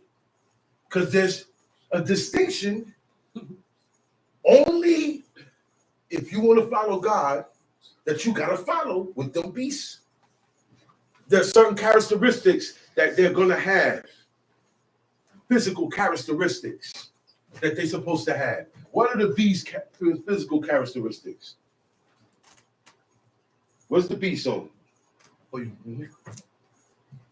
These are the beasts which ye shall eat: the ox and the sheep and the goat, the hart and the roebuck and the fallow deer, and the wild goat and the pygarg and the wild ox. Now you see the and deer, camel. all of that stuff, you gotta go hunt that. You're not domesticating no deer. You want deer, you want roebuck, gazelle, fallow deer, you gotta go chase it. Go chase it and catch it. See how good you are. Right? The rest of them that could be domesticated is the ox. You know what I'm saying? You got the ox, you got the bull, you got cows, right? You got sheep, goat, and what else? That's and it, every right? beast. That's Yeah. Sheep and goats and lambs. Sheep, goat, lambs, oxen, cows, and bulls. And everything in the deer family. Those are what we now, but they got other animals that was not mentioned in here that have these characteristics, but they didn't eat bison, they didn't eat buffalo. Did they? Did they? No. You know why? They don't inhabit that area of the planets. God put them in the habitable places of the earth. Certain animals I'm not even looking at. Yes. Tom sheep. And every beast that parted the hoof, and cleaveth the cleft into two claws, and cheweth the cud among the beasts, that ye shall eat. So that had to have three distinctions. It has to be, you know, everybody know what a deer foot look like, right? Right. It's pointy. The hooves are pointy. They're not round like a horse's. The hooves come to a point. Okay? So it has to be that's what it means when it says cloven footed. Okay? It's shaped like a clove at the bottom. And then what? It has to have a split in that hoof. So it's two parts. It's cloven, but then you got one part here, one part here. You see the split. Okay? That animal has to have that characteristic, and it has to chew the cud. That's the third one. All chew the cud means it has more than one stomach. It regurgitates what it eats, and deers don't eat other meat of animals. Sheep, goat, oxen, these animals eat vegetation, and they have a wider breakdown of that digestive system. Yep. That's it. I ain't got to go into no more of that. God say only eat those with those characteristics. That's it. Do you need to know why? Nope. Nah. Okay.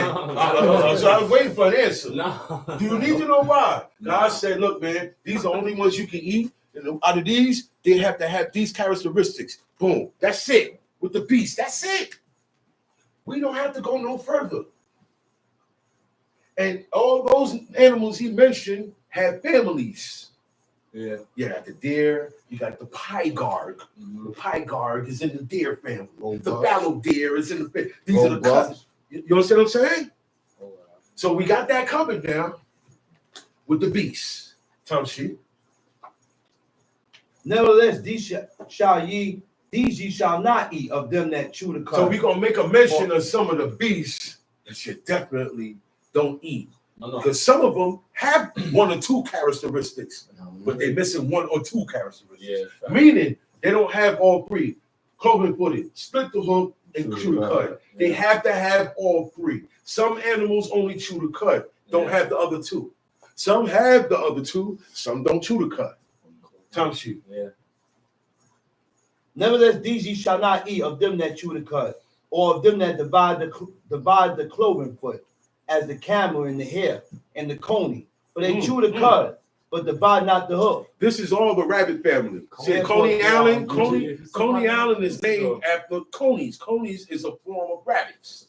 They're real small. It's smaller than the actual rabbit. But you got rabbits, you got jackrabbits, hares. You got hares. Okay? God said, leave that alone. because they have paws. They chew the cud. If you watch a rabbit, he's sitting there like this all day. Chewing the same thing. Any animal that chew the cud, they always chewing.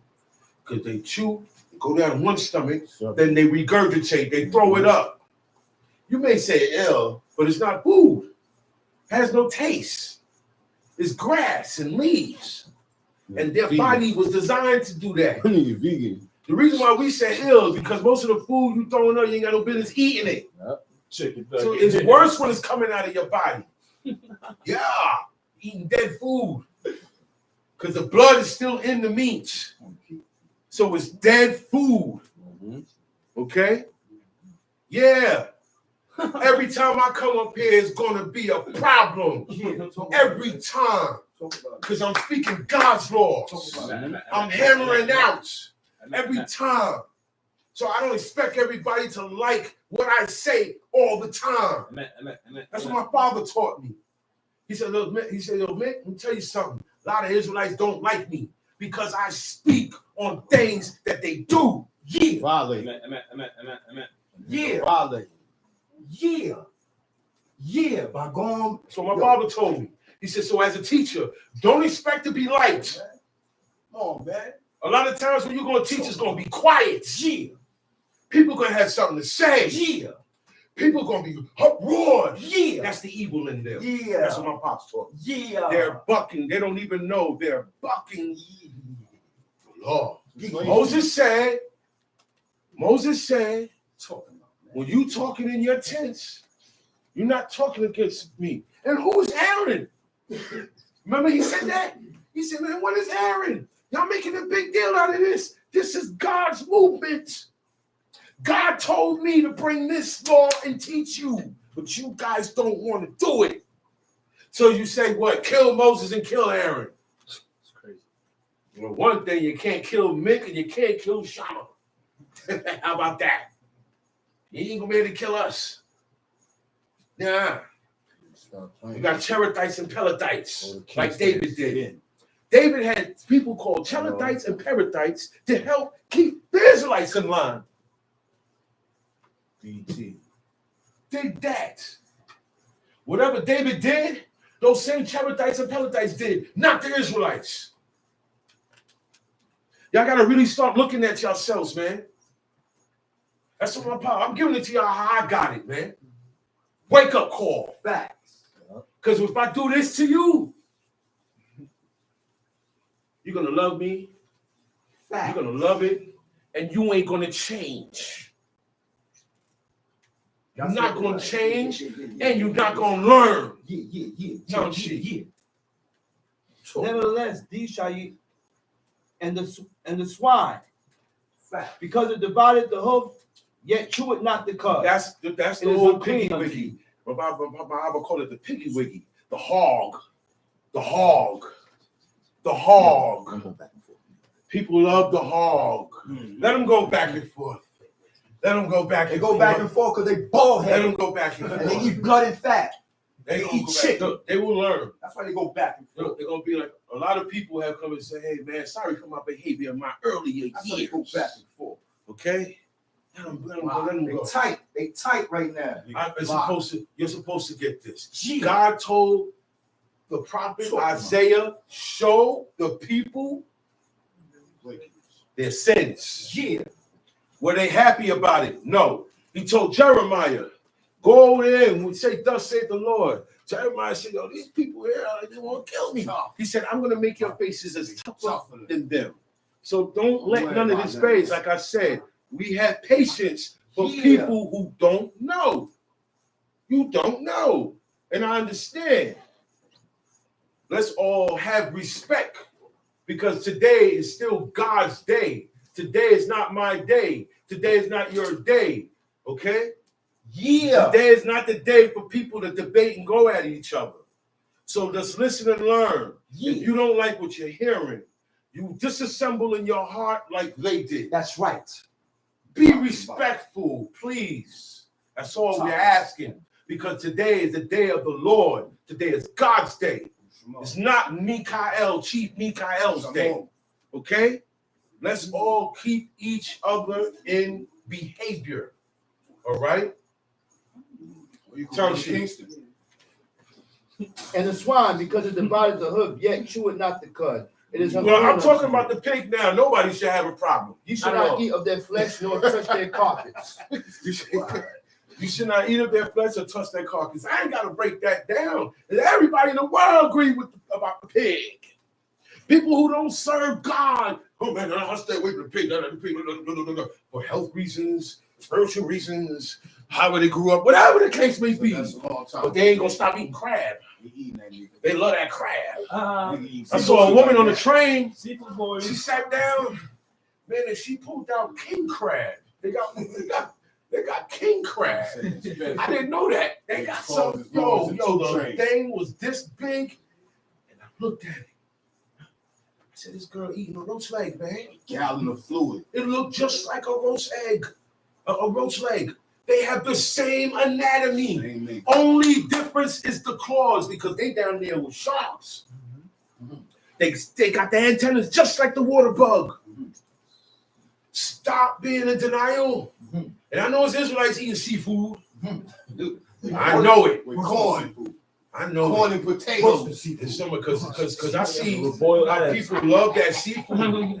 There's some people who drop the bait. They could drop the pig, but they couldn't drop shrimps. I know people, okay, who don't eat that, but they can't leave that alone.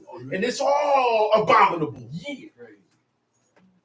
Chicken too, man. Okay. Oh, we're going to get to the chicken. I got something for the chicken. I got something for the chicken. I got something for the birds. Roll on. I got a big bomb to drop. It said, these ye shall eat of all that are in the waters. Now we are in the water. God created everything. He should know what's good for you and what's not good for you, right? He said, don't touch or don't eat of this tree. Don't eat of the tree. In order to eat it, I got to touch it. That's all I'm going to say. All I know is an apple tree. Oh, you actually have an apple tree where I used to live upstate New York. In order for me to eat one of the apples, I had to touch it. I had to go and do this. Right or wrong? God said, stay away from that tree. Don't even touch it. Don't go nowhere near it. That you have a temptation to touch it. You might stumble and hit it and touch nothing. Stay away from that tree. Yeah. So even Adam and Eve had something that they couldn't eat. You understand that? Not everything was made for you to eat. Not every berry in the forest you can eat, can you? Because some are poisonous. So God made certain, he said, okay. He didn't make potato chips. He didn't make candy. He didn't make fast food stuff you order on DoorDash. Yeah. He didn't make that stuff. Yeah. He said these are going to be living organisms made of flesh. They're going to need some type of sustenance to keep them going. Because I made them to live forever. So the flesh needs to be revitalized through nourishment of what's coming from the earth, of the animals that were created. So God knows what we can eat and what we can't eat. He's the best doctor in the world, best prescription in the world, best diet in the world, the only diet in the world. They don't have no diet. Look. All walks of culture, they don't have a diet. They eat everything. There's not an animal that they say they can't eat. Even the Muslims, if they ain't got nothing else to eat, they are allowed to eat pork. Canadian vegan. Okay? They are allowed to eat pork. Tongue sheet. Let's go to the waters. And what's up? These ye shall eat of all are in the waters. All that have fins and scales shall ye eat. And whatsoever had not fins and scales, ye may not eat. All right, so it's only two characteristics these fish need. Fins. Y'all know what fins is? Most fish got it, right? Now scales are little small plates. As you see people going like this to the fish, and you see stuff popping on, those are little platelets. Those are called scales. All right? It helps protect them. It's like body armor. It's a sort of body armor, and it helps give off a certain a coloration down in the sea. It's a lot of stuff God equipped them down there for their defense. For your defense, you got this, and you got feet, and you got weapons. For their defense, they ain't got hands, feet, and weapons. Word. So God give these guys claws. He give this guy, he blows an ink down there. Nobody could see. This guy, he got spikes on him. Another animal come and bite him, he gonna get spiked up and poisoned and die.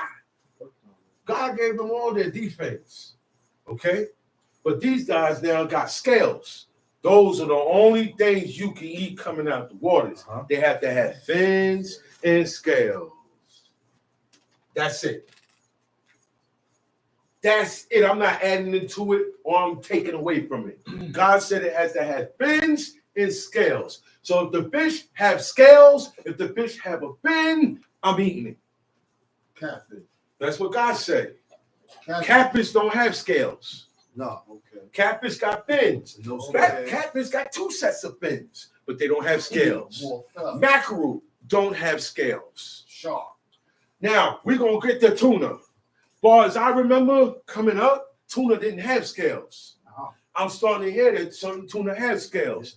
I don't know. I don't know if it was hybrid. I don't know what's going on. Because nowadays, a lot of things are being hybrid. And that's where we go, ooh, boy. So I leave the tuna alone. When in doubt, do without. I never ate it, never will. I ain't missing nothing. Salmon is better anyway. And more healthier. Whatever I was doing, whatever you were used for the tuna, I use salmon. That's it. Salmon has fins and scales. Their fins are so powerful, they climb upstream. Yeah. And a lot of them die that way. They're big. They're like this, man. To the air. Go to the air now. To the birds. Okay. And whatsoever had not fins and scales, you may not eat. Can't eat turtle soup. Can't eat turtle soup. People eat turtles. Yeah, people eat turtles. People eat turtle. Yeah. That's a delicacy. So I don't even know what people eat. South. Listen, there's certain parts in Chinatown you go to. If you go there right now, they got frog legs on a stick. Frog legs. Okay? They got frog legs on a stick. They got chocolate-covered ants, chocolate-covered roaches. In certain cultures and different lands, these insects and animals is okay. Whatever you were brought up off of is okay to you. Nah, son. No, you gotta understand. If you was brought up to eat snakes from a baby, it's nothing to you. Yeah. You gotta understand that. That's why I have patience with people. Look. I had to have the most patience in the world, like Moses. I was reading something that I said, damn, these people were trying to kill Moses. Moses didn't let it get to them. And sometimes the people get to you. So I learned from Moses, don't let them get to you. Try to talk reason to them. When they don't want to listen, just back off. Every time they didn't want to listen, God came in and took care of it. You know when they didn't want to listen, what they was going to do? Kill Moses. So I said to myself, well, the people ain't trying to kill you, so let them complain. So I said, leave them. Let them complain on the chat. Let them leave them. Leave them. God will deal with them. God will deal with them. And they will see their behavior stick out like a sore thumb. Because one thing God told those people, I heard everything that y'all said in y'all texts. Everything that you said against me. Anything you said against Moses was to him. Was to God. So it's a mindset nobody got yet. Yeah. Talk about it. I'm reading, and I said, okay, I gotta be like this guy. That's what I'm telling myself now. I'm not reading this guy and criticizing him. Because that's what we do. Yeah, look up and look at me. Yeah. We read about these people and criticize them. Yeah. Talk about it. Well, we're supposed to be wanting to be like them and learning from them. So I can understand you got people talking against, but let me tell y'all something. There's only one way to do this. That's right. There's only one diet, one Shabbat, One God, one law, one God. You understand that? It's only one law here. It's only one way. And at the end of the day, all will find out. That's right. If they don't know, they will find out. And it will be too late. That's right. Stop disassembling in your hearts and on the chat. If they don't disassemble, we don't just, back then they disassembled in the heart. They didn't have chats. Now you can speak your mind. So everybody speaking their mind, and it's to your own detrimental health. Just remember, we are just repeating what God said. That's it. I am repeating what God said.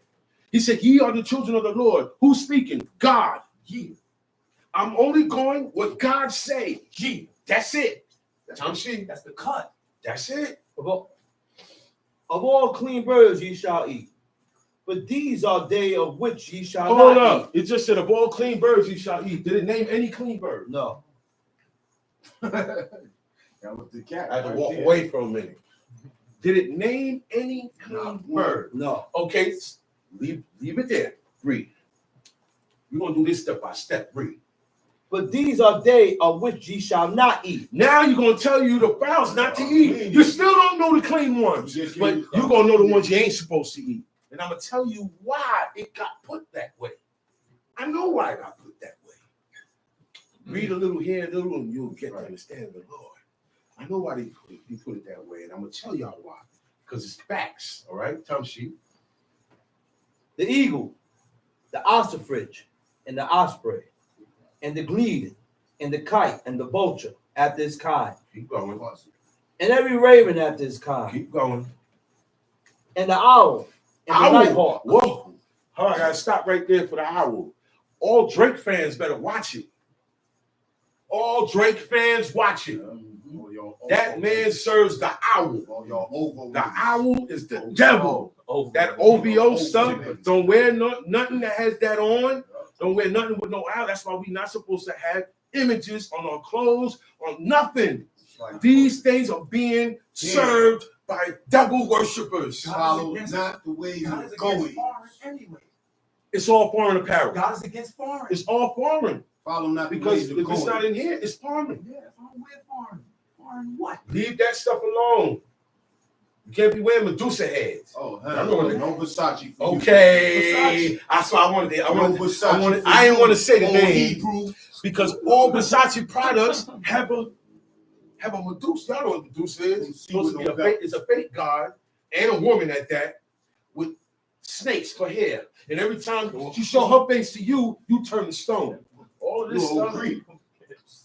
You following the people who creep. You following the people that make these clothes serve those idols. The H1 too. Okay. Hermie. Yeah. The belt. All out there. Leave it alone. Leave it alone. Any foreign. Leave it alone. For you. Leave it all alone. Any foreign. Foreign ain't for us. Leave it all alone. That's what Archon died for. That's exactly what he died for. Foreign. Okay? Leave it. Look. And you know what's crazy? He couldn't even wear it. That's how you just like. I want to show y'all how bad it was. Bad foreign God. I want to show y'all how bad we are inclined to do things against God. You follow not the ways of God. He knew he couldn't wear it. He couldn't wear it, but he still took it. Jammed everybody. For some reason he had to have it. Yeah. What did he do? Wait till nobody was around to look at it, take it out, and put it on. They didn't have mirrors. And I'm gonna tell you why they ain't have mirrors either. It's a lot of things they ain't had. Man, y'all be surprised. Montclair. Leave all that alone, man. Don't even like it don't even keep you warm. God is against that. That ain't even a coat. Like black people. Most things are made for fashion. That's it. That's it. And if you buy something cheap, it lasts longer than the brand name. Right. Why shit? It's easy to worship. Very easy. Very easy. And you're advertising. You're advertising. Fact. Okay?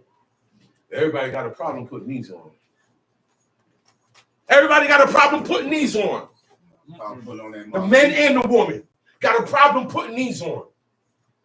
Yeah. Yeah. Tom Shee. I don't hear nothing out the chat now. Yeah. Let's talk. We got to cover all of this. We got to cover all of this. Yeah. You scared? You can't go out one day with it. You're not doing nothing illegal out there. You ain't wanted. You ain't a fugitive. Yeah, pull the covers off. How about that one? How about that one? You better have it on. Get this. You ain't you like wear these. Put this on the kids so that when they get a certain age, it's nothing when they put it on. Not a lapel. Teach them how to wrap a turban. Look, we was just saying the other day, we ain't never wrapped our turban looking in no mirror. Never. We was taught how to wrap a turban from babies. From the time we started saying, yeah, come here. Right or wrong, Ima? Ima taught me how to wrap my turban. I wrap my turban while I'm walking. I'm making a cup of coffee, I can wrap my turban. Why? And why I don't feel away when I got my turban on, or I feel different. Matter of fact, I'm looking a certain way. If you make fun of me, listen, man, from young, most of us coming into this thing old, with old ideas and our old ways and our own ways, and want to incorporate our own ways into this. What I think is not a problem with God, it should be done. That's your problem. God commands you everything. Meaning, he tell you when and how to pray. What words to use. That's right. To love him and him only. That's right. Yo, y'all don't understand. This is all the Most High, man. And that's the only way. And this is what you were made for. You were made to totally be subjective to God and his laws. Right. Y'all know that? Do you know that's why you were created? Do you know that's why all man was created? To serve God. Serve God. Now I'm going to ask a question. From the time of the beginning of time to now, has man been serving God? No. Did Israel serve God? No. So what's up? Ain't serving God now. What's up? Yeah. What's up? The wrong things, man. I get like this. I used to watch my posse. Oh, why are you getting like that? I understand. Yeah. I understand. I understand, man. Because you see the games people play now. When you stop playing games, you see everybody games. You gotta have your own hustle. That's why we get like this. Because we stop playing games with God. And we stop being in denial of myself. I stop saving. What up? Yeah. What up? What's good? Stop getting your hair cut. Yeah, talk about it. Stop getting your hair cut. Get on it, man. Stop shaving. Okay. What happened? What happened? I used to do it. What happened? That's what they teach in the camp. I grip myself. Nobody had to tell me nothing. I grip myself. So wait a minute. This guy stopped. And it stopped. Was no time. It was an immediate thing. Immediate thing. Especially something supposed to be on already. So what you doing cutting? What you cutting? They want a smack in the back of their head. What is this? Why? It said men look like lions. Lion like men. Yo, lion. For you to look like a lion, you have to have hair here and here. Gotta have some fur. And here. Hey, Chief, you can't cut these. Hey, Chief, you mess with Lulu when you get to cut that. Some of these historical books, I read that when a man cut his sideburns, you are worshiping a woman god. You want to make Salat. It went past Caesar. That's Lulu. That's Lulu. You want to make Salat out. Because Lulu been around for Caesar. Okay? And you see a lot of dudes, they got beards but no sideburns. You do that for you see Israelites, they got beards, no sideburns. And up in here is real nice and clean. No back here tapered. Stop, y'all. You're supposed to look like your God. Everybody else look like their God. Yeah. The people who follow Jake look like Jake. They walk around naked. What now? I hear nobody now. What does he wear? He's on the cross in a pamper. So much bald heads and shaped face. Wake up, man. Stop eating with the blood. Stop eating animals that you ain't got no business eating. Time sheet. Come on, man. Oh, the birds. Hold up. Now, there's another part in the book where God say, if you go in the field to hunt any fowl that may be eaten.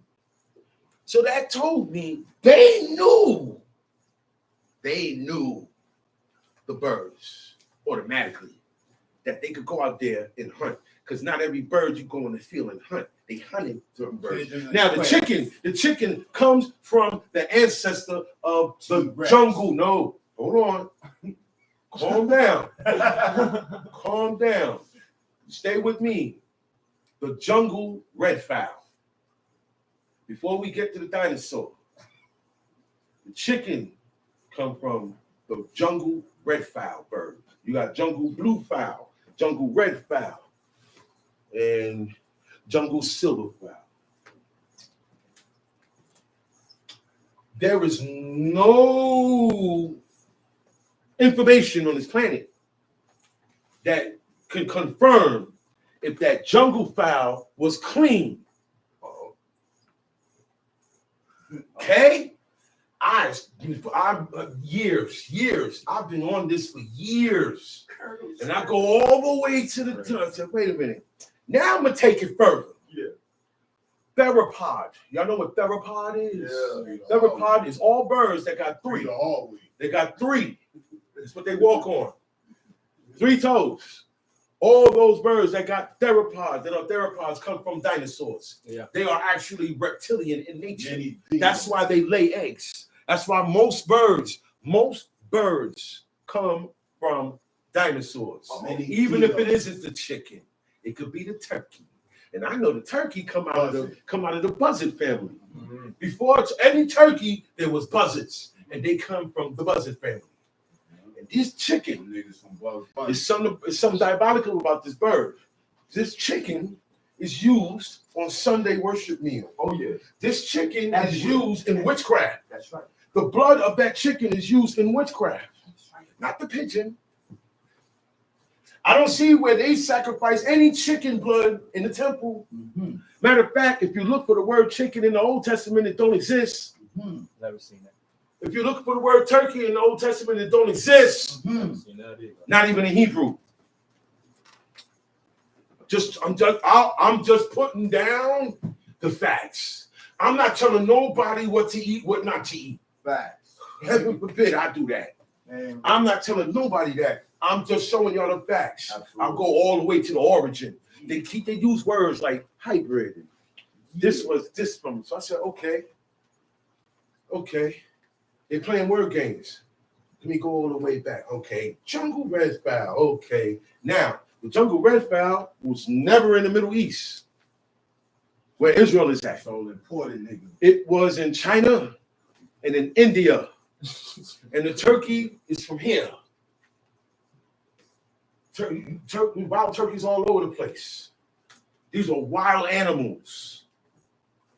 But you're not going to know if that animal was good to eat right now. Where the chicken comes from. Chicken comes from those chickens you see today were not walking around back then. You had the red jungle fowl. That's where it comes from. And the red jungle fowl comes from dinosaurs. Now, those are facts. That's all I got to say. Remember, God didn't tell us what the clean birds was. Now, I never seen nobody eat pigeon in the book, right? They didn't eat pigeon. They didn't eat dove. It was only used for sacrifices. So there are certain knowledges that we ain't never going to get that they got. Like taking the blood and atoning for it. Do we know how to atone with the blood? If somebody godly or God himself got to tell somebody godly or come down himself and let us know how to make what. So this guy's going to be the priest now. First of all, that's what God do. God picked the king. God picked the priest. God picked the prophet. Am I right or wrong? Right. We don't vote who's the prophet. So we don't have priests. We don't have kings. We don't have prophets. Priest of Bill. Okay? Yeah, probably a priest of Bill. Got a few of those. Count sheet. And the pelican, and the giant eagle, and the cormorant, and the stork, and the heron. And do y'all know all these birds are celebrated? I'm going to give you an example. It's not just the chicken and the turkey on holidays. When somebody's expecting a baby, they say the stork came. The stork is coming. Yeah. Right? Us old heads heard that before. We know what that is. Okay? And in the cartoon world, they have it in their mouth. they don't want to tell the people, look, man, woman, they get married, they have a baby.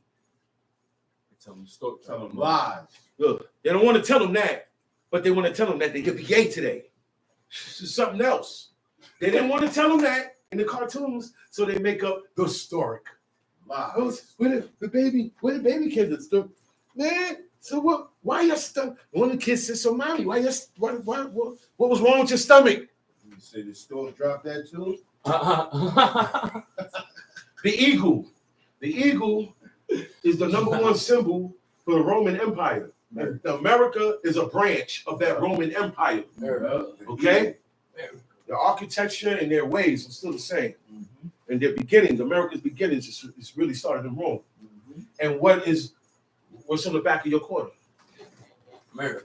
An eagle, a bird of prey. All these birds are birds of prey.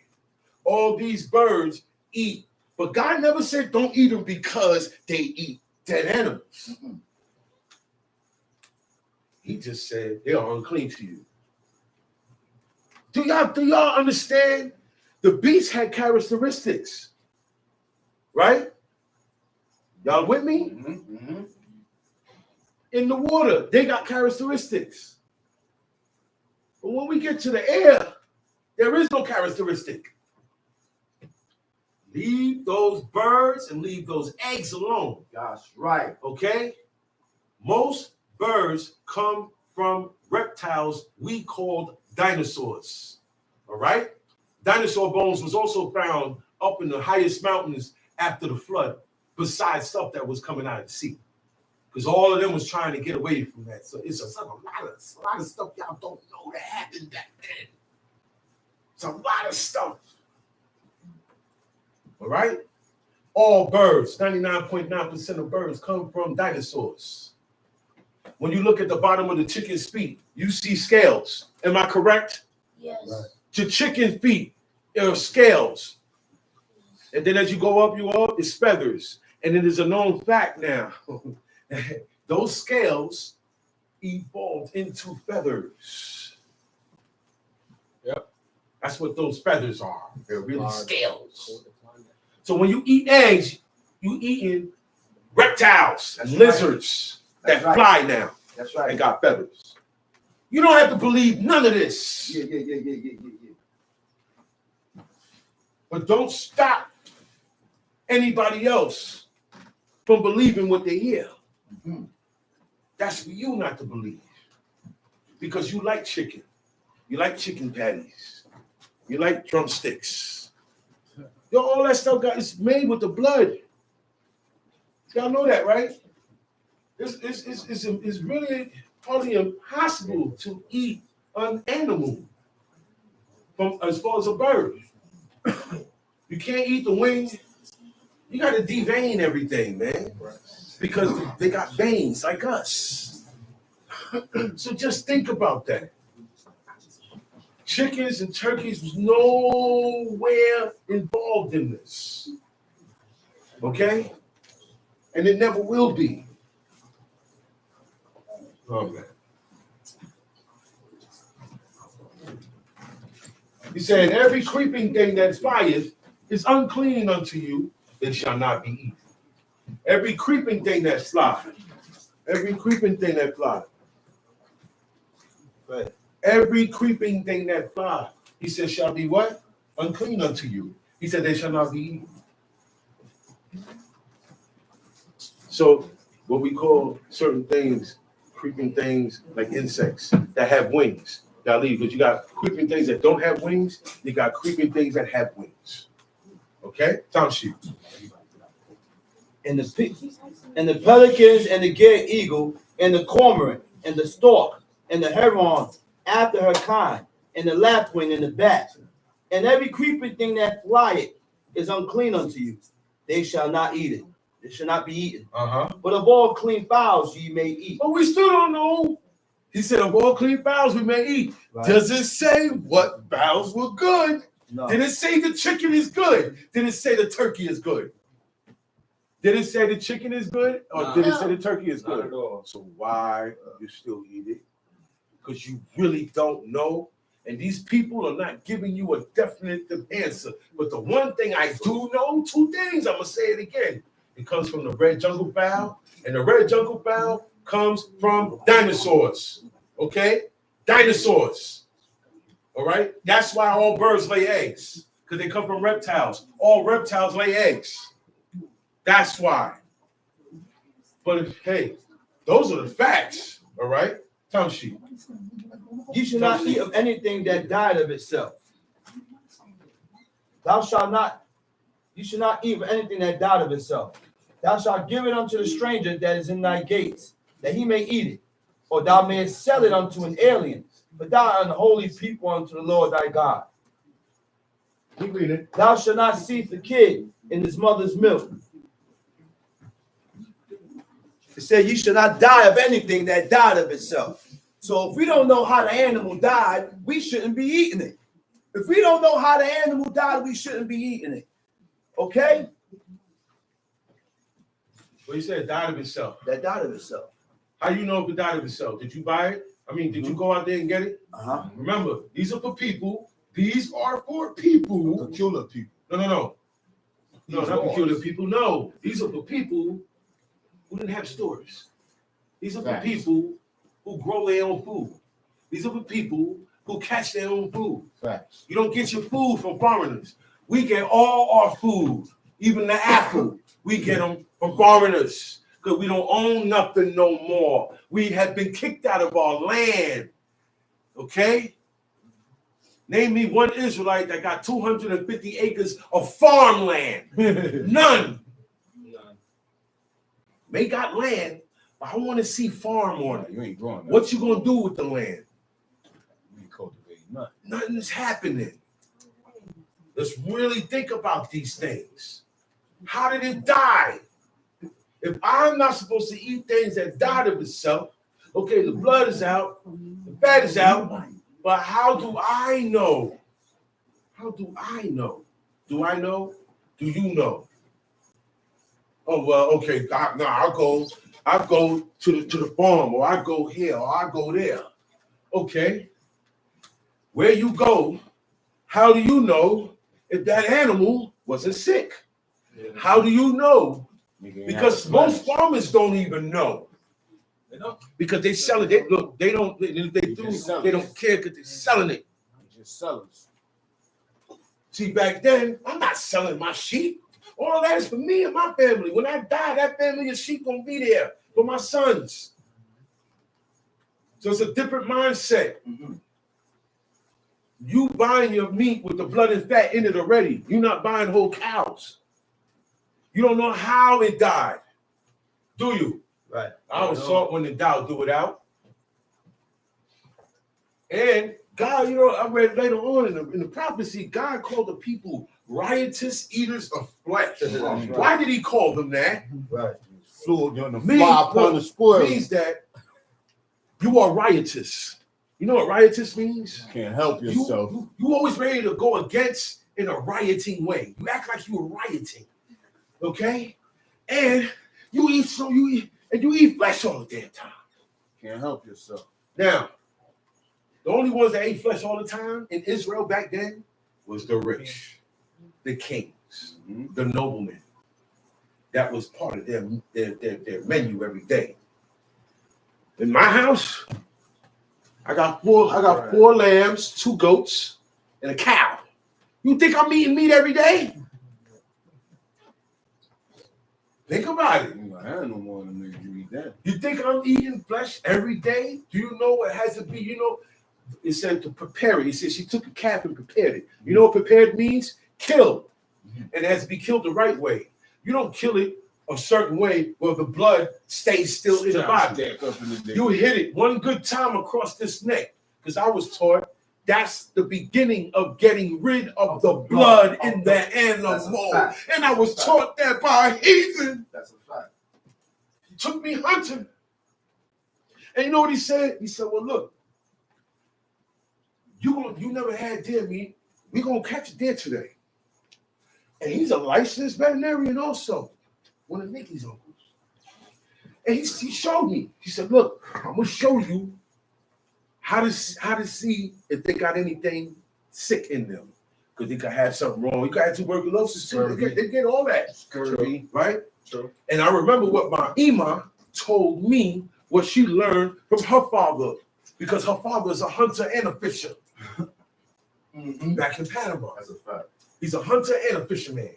And he knows certain facts that all hunters and fishermen know. And what this man was telling me, my imam I already knew. My imam was telling me. So everything he's telling me, go along with everything my mother was telling me that her father taught her. So I said, okay, he's accurate. I don't care about that paper. He's accurate. We caught it there. He strung him up, upside down. You know where he hit first? The jugular. He said, well, look. He said, you don't eat blood. Because he knows me. I was married to one of his nieces. Okay? Nikki. Oh, that. We used to live upstate. Remember, I used to live upstate. We used to live upstate in the woods. Right.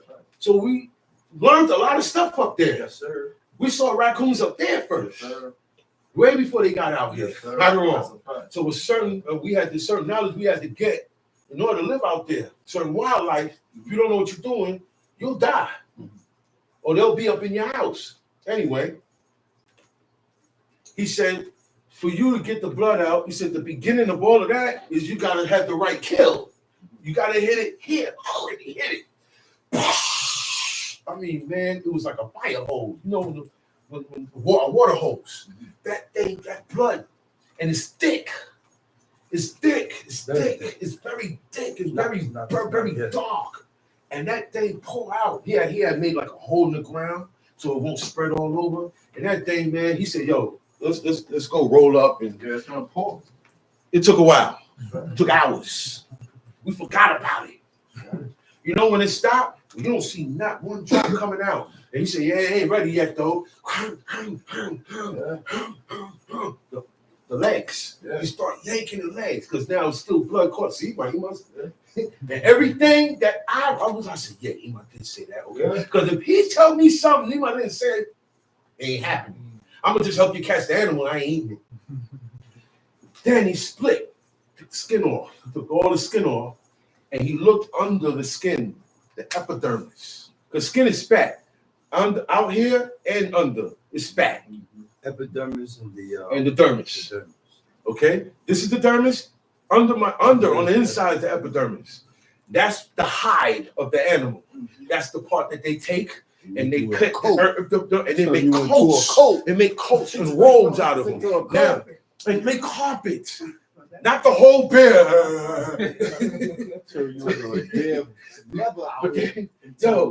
Listen. You see where it say coats? You know. All right, this is a robe, but this is a light robe. It's a silk robe. Now, if I get a wool robe, that's a coat. Yeah. Not this. Not this. This is what we call a coat today. Mm-hmm. This is not a coat. That's a coat. In that book, people that serve God, a heavy robe is a coat. Right. That's right. I told you how everything came from the robe. Right. Now, you're going to hear it first from me all the time. Yeah. You're going to hear it first from me all the time. T-shirts, blouses, everything comes from the robe. There was a time in this planet, all people wore robes. Mm-hmm. Man, woman, wicked, righteous, everybody wore robes. Am I correct? Yeah. Or am I incorrect? That was the apparel of the Eastern world. Men took this apparel and flipped it. Made it shorter, brung it up. Then they ain't got none. Now they ain't got none. Now it don't have no hair. Now I got one shoulder out. That's called what? Toga. Toga party. See the Romans? They took the robes. Ancient Romans wore robes too. The only ones that stayed with the robe and didn't change it was Israel until they got corrupt like the rest of the people. Yeah, you're gonna learn. You're gonna learn. This is what this is about. Learn to fear God. Learn how to do his commandments. Yeah. You don't know how. Learn. Stop being so stubborn. Yeah. Listen and learn, man. That's the only way y'all gonna get it. Everybody who I see run their mouth more than the person that don't, they still here. People that run their mouth, you're not giving yourself a time to hear and listen and hearken. Yeah. And eating blood and fat. And bald heads. And some people, if you don't stop what you're doing, you ain't gonna change now. Ain't gonna never change. Because that's what's messing you up right now. That's what got you seeing stuff in the book that's not in the book. Yeah. Y'all gotta understand something. God told us, don't hate the Egyptians, but I don't want you looking like them. Talk about it. Talk about it. Talk about it. He said, don't hate them, but you ain't gotta look like them. Talk about it. And how you look like an Egyptian when your whole head is clean. Talk about it. When your whole head is clean. Like you a clown. Okay? Fool. Stop making it look like a dolphin. You look like a dolphin. Worse than I was watching a movie called Planet of the Apes, not that new one, the old one, the original one, the 70s one. And then there, the dude, the man, he cut his beard. He boofed it out. He cut his beard. And you know what he said? The ape looked at him. Oh, okay, he said, look weak. Oh, somehow, you look weak. Oh, he look weak. It's smacks they want, bro. They want smacks in the back of their head. That's why they shave it like that. He said, somehow, he said, yo, you look weak. You look weaker than. And nigga was I tight. you just look weak now. Talk about it, man. Physically, spiritually, everything. You look weak now. Because the not keeping of God's commandments, you're a weakling. You're a loser. That's right. And you're a quitter. And I ain't no quitter. Amen. There's one thing about me. Talk about I ain't quitting. it. Talk about This ain't quit. it. You can't quit. It's gonna quit me, but I won't quit it. Yeah, man. And these are things that you got to do with yourself when you're by yourself. Boy, this is for you, for yourself. And I'm gonna tell you again, talk to yourself. You're not crazy. God say talk to yourself. God say be circumspect with yourself. You ain't crazy. Everything they tell you is a lie. Because what you want to do is naturally towards God, but then you learn the way of the world and it stops you. When you shave, that's what make you crazy. You gotta leave all that alone. Leave it Man. alone. Whopping to you. The woman gotta leave their eyebrows alone, man. Leave it alone. It's whopping to you. Okay. All right. I'm gonna play a game with y'all. Yeah, games you want to play? A sister walk up in here, a sister that's renowned in Israel. And she walk up in here bald. Oh, man. Looking like I ain't that. got nothing else to say. Looking like that. All types of, hey, your sister, brother, your sister ain't supposed to be here. What about you, brother? No. Leave it alone. Let's leave it on that. They all gonna think about it. Let the work work. Now let the work. What if a woman came in here or any camp and all of a sudden she bald headed, she had beautiful hair?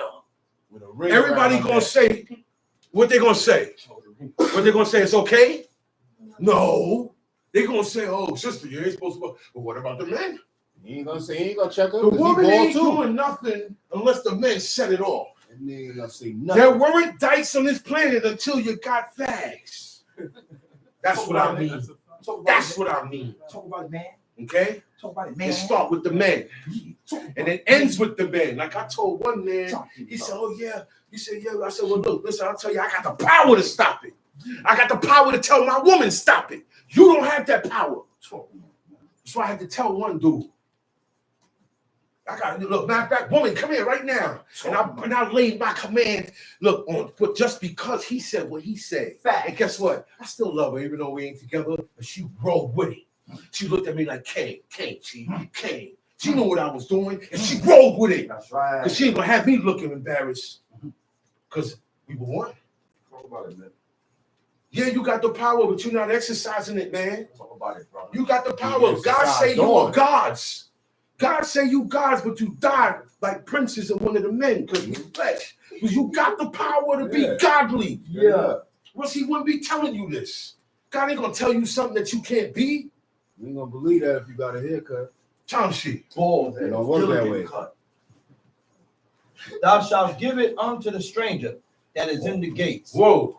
that he may eat it. Now the stranger, that's the stranger that live among us, right? That's the only thing. That's the only thing we could do. That's the only thing we can do to that stranger. In the Hebrew, What it say? It don't say the give. What it say? It says the nakli. So that's the alien. You don't give it. So We did have aliens in our gates. Alien, foreigners. So we did have aliens amongst us. But you don't serve God at all. The stranger is the stranger, the one that served God like us. But you don't serve God at all. I can give you this because it died of itself. Torn by itself. Right. I can't even give it to the stranger, let alone my Israelite brother. I can't even give it to nobody who calls on the name of God. So that means we all have a connection. Yeah, y'all too, on the chat, everybody. This is the same God that we call upon. So it's supposed to be the same laws we all supposed to be doing.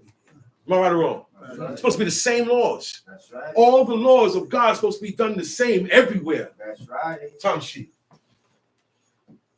Or thou mayest sell it unto an alien. For thou art an holy people unto the Lord thy God. Thou shalt not seethe the kid in his mother's milk. It said, thou shalt not seethe. To seethe is to boil. You do not boil a goat's baby, which is a kid. Crazy. Okay? You take that baby and you put it in the pot of ritual. the milk that came from his That's mother. a whole ritual. Now, the reason why a lot of Jewish people and a lot of Israelites, they say, oh, that's why we don't put cheese and meat together or eat milk and bread. No. Niggas nuts. Let me tell y'all something. People read, and not everybody gonna get it. Burning spoons. Even in school. Tweaking. That is for a ritual. An ancient Canaanite ritual.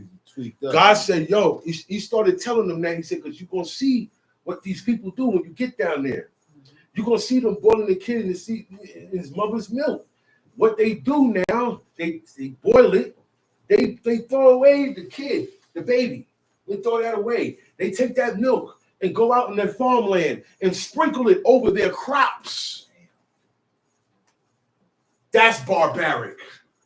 That's inhumane. Yeah, that's savagery. That's savage. That's why God said don't do it. That's why he say don't do it. The people, that's foul. Yeah, it's agricultural. A lot of the deities that they worship were agricultural or fertility, like the frog.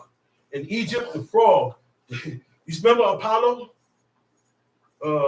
Showtime at the Apollo. Yeah. For those who know about it. Every time somebody come out, they rub that log. You gotta rub the wood. In Egypt, it was a frog. No, did he? The frog was in place to that's that log. Before that log, it was a frog. The woman would rub the frog for luck, good luck of fertility. And luck is also a deity that comes from the god of fortune.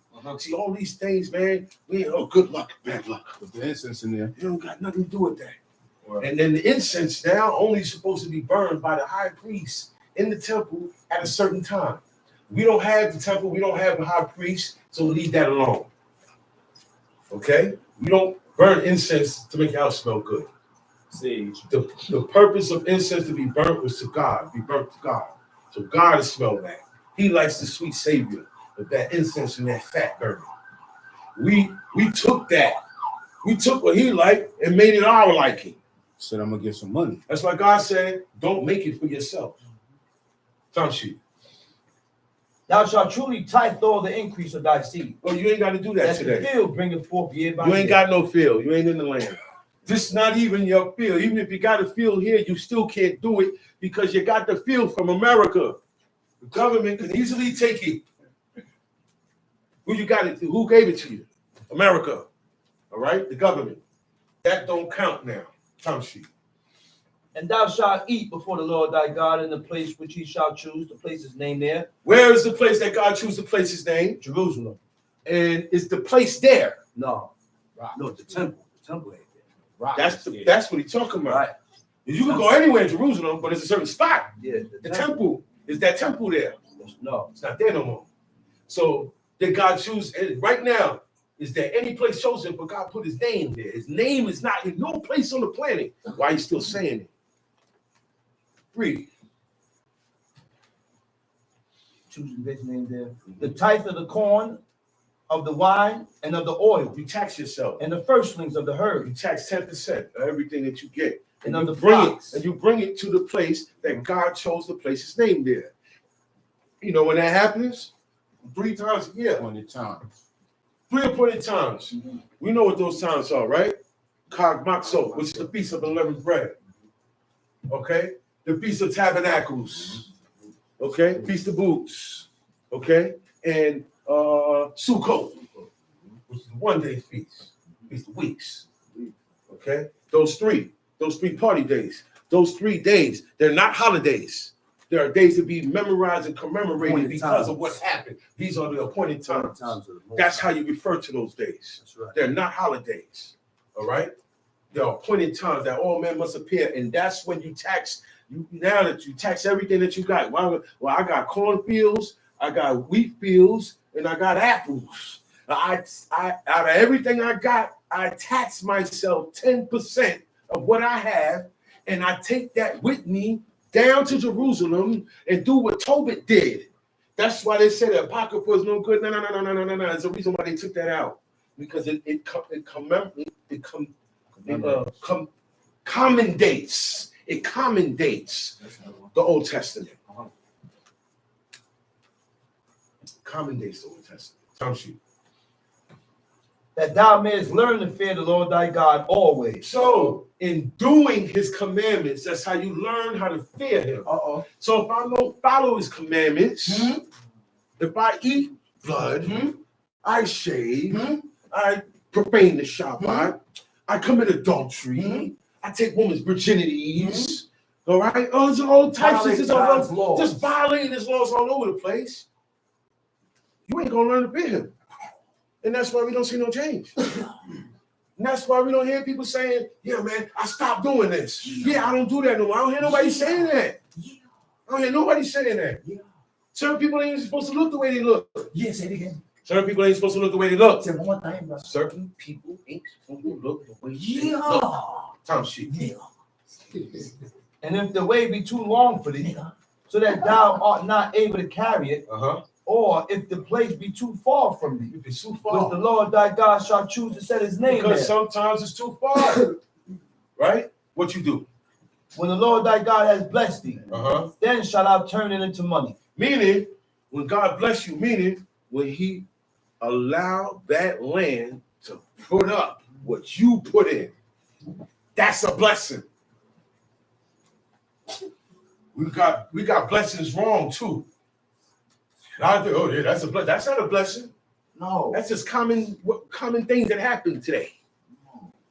That's not a blessing. No. Blessings last forever. That's right. Blessings, you don't lose. Yeah, they don't Blessings go away. last forever, and blessings make actions toward God. That's right.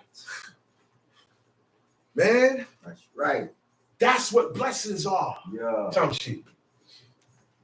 Then thou shalt turn it into money and bind it up and bind up the money in thy hand, and shall go into the place which the Lord shall choose. That's like you take the money and you put it in Cash App. It's in the digital world now. Okay? I got it in the card now. Now I can travel. When I get down there, I go to the ATM and you get your cash back out. That's the same situation right there. I sell everything because I'm always have a buyer. See, everybody was a marketer and a farmer back then. Everybody had some type of bread. It was very rare. You had men walking around asking for money. It was rare. And if it happened, that's why God said, open your hands wide. Because you got enough. You ain't going to feel like, oh, man, this guy need to get a job. You're not going to feel like that. You're not going to feel like, yo, man, why come you always come to me? Why don't you don't go to him? He got two. You're not going to do that. Because everybody got except this guy. So when he comes, oh, now, bro, what Boaz told Ruth, listen, you come to my field. You eat from my stuff. Okay? You ain't even got to go out like the Western. The woman wait until the reapers, the men, go through it. Then the woman come back. He said, you will go with them, with the men. He said, and I have commanded the young men not to say a word to you. Because that's not the way. One of the young niggas said, "Hey, you're a woman, you're a blood." He said, "But the master said she's good." Told her to clean amongst the sheep. And it wasn't nothing wrong. He said, "Clean amongst who? The sheaves." And those were men that was doing that. You know what the sheaves is? Yeah. Shoot.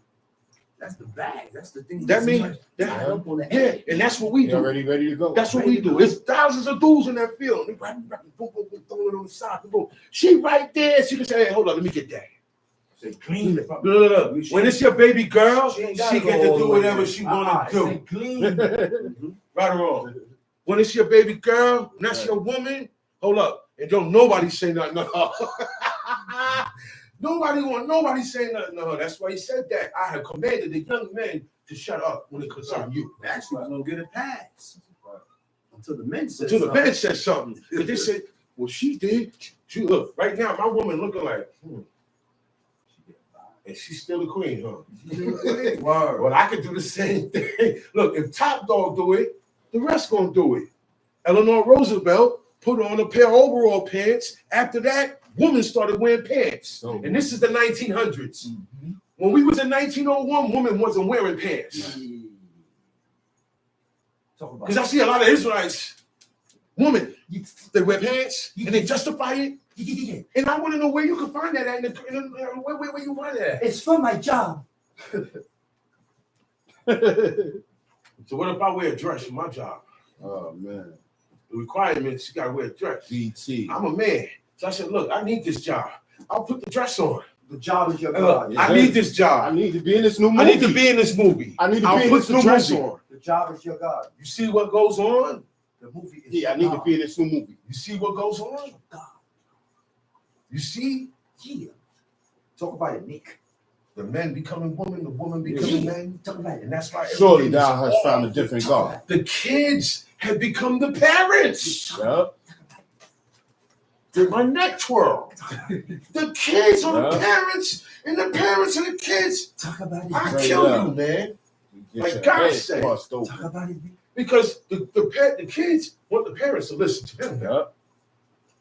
So Till when we till he get the right say parents. something to Talk you, about it, Nick. you don't even give us full attention. Son, daughter, Yeah. give me my full attention when I'm talking. Give me my full attention when I'm telling you something. Talk about it.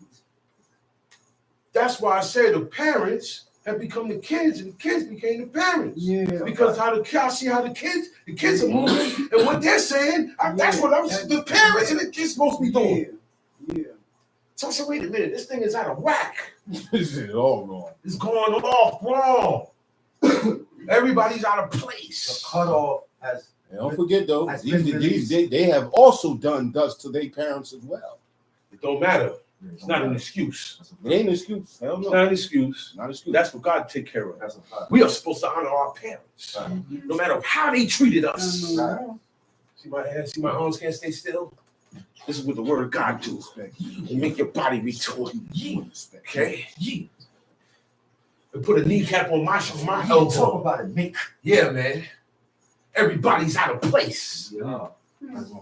But you're not supposed to say nothing. God forbid the person that points it out. God forbid the person that says something. God forbid. Don't come tell me, tell him. That's why everybody got this now.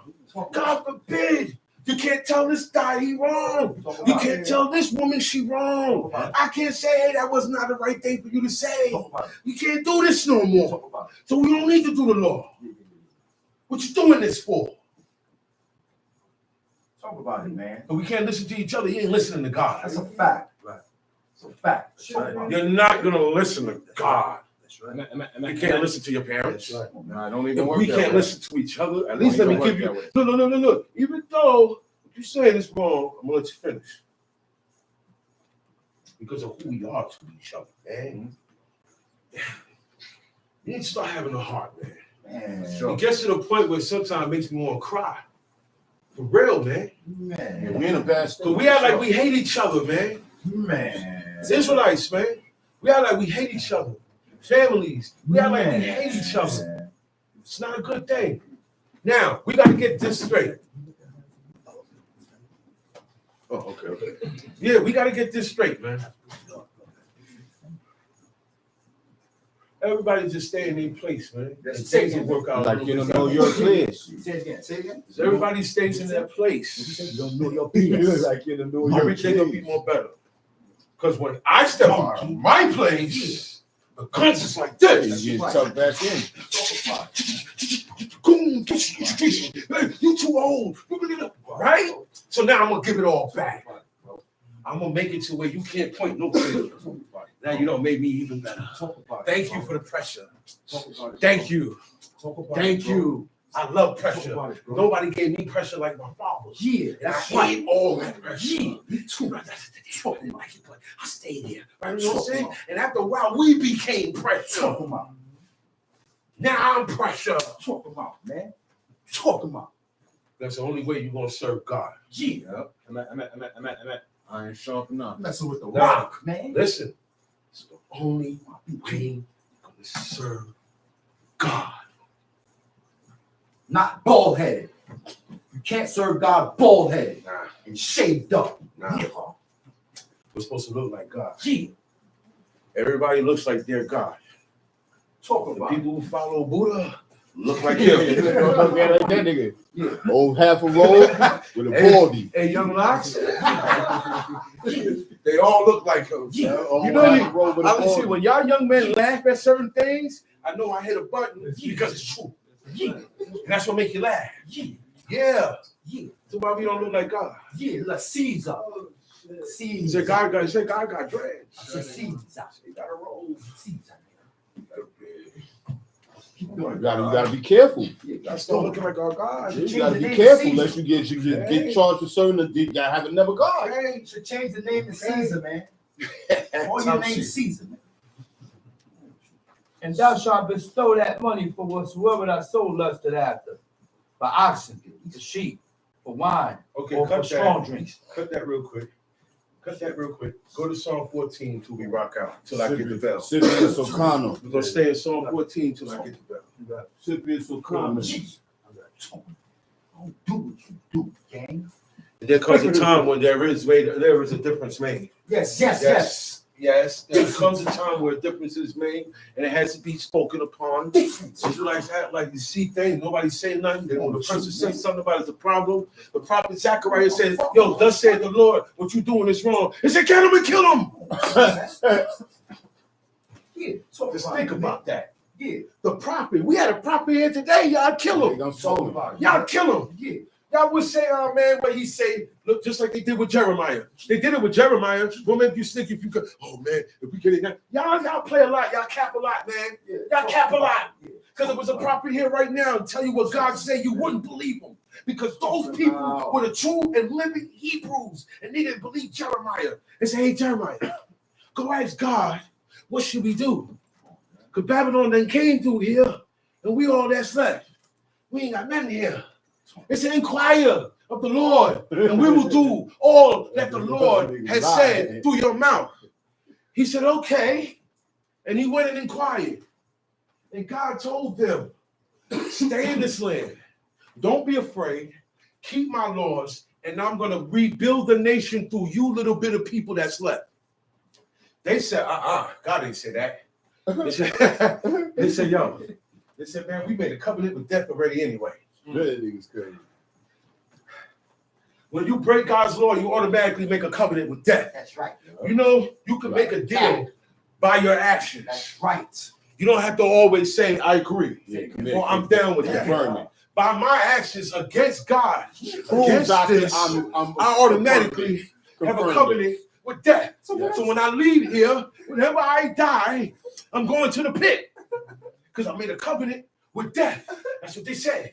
And so we're not listening to nothing you saying that God said. Yeah. You understand what these people did? Yeah. And that's what I'm seeing today. Yeah. Every shop out, I see it. Yeah. Talk about it, man. Y'all are seeing people in your worst. Talk about it, man. It took terror and said, matter of fact, we're getting tired of you with this, thus said the Lord. Come here. And they grabbed him up and they threw him down in the pit. There you go. And do you know when he got out? You know who got him out? Ebed Melech, a eunuch, a man who has his thing cut off.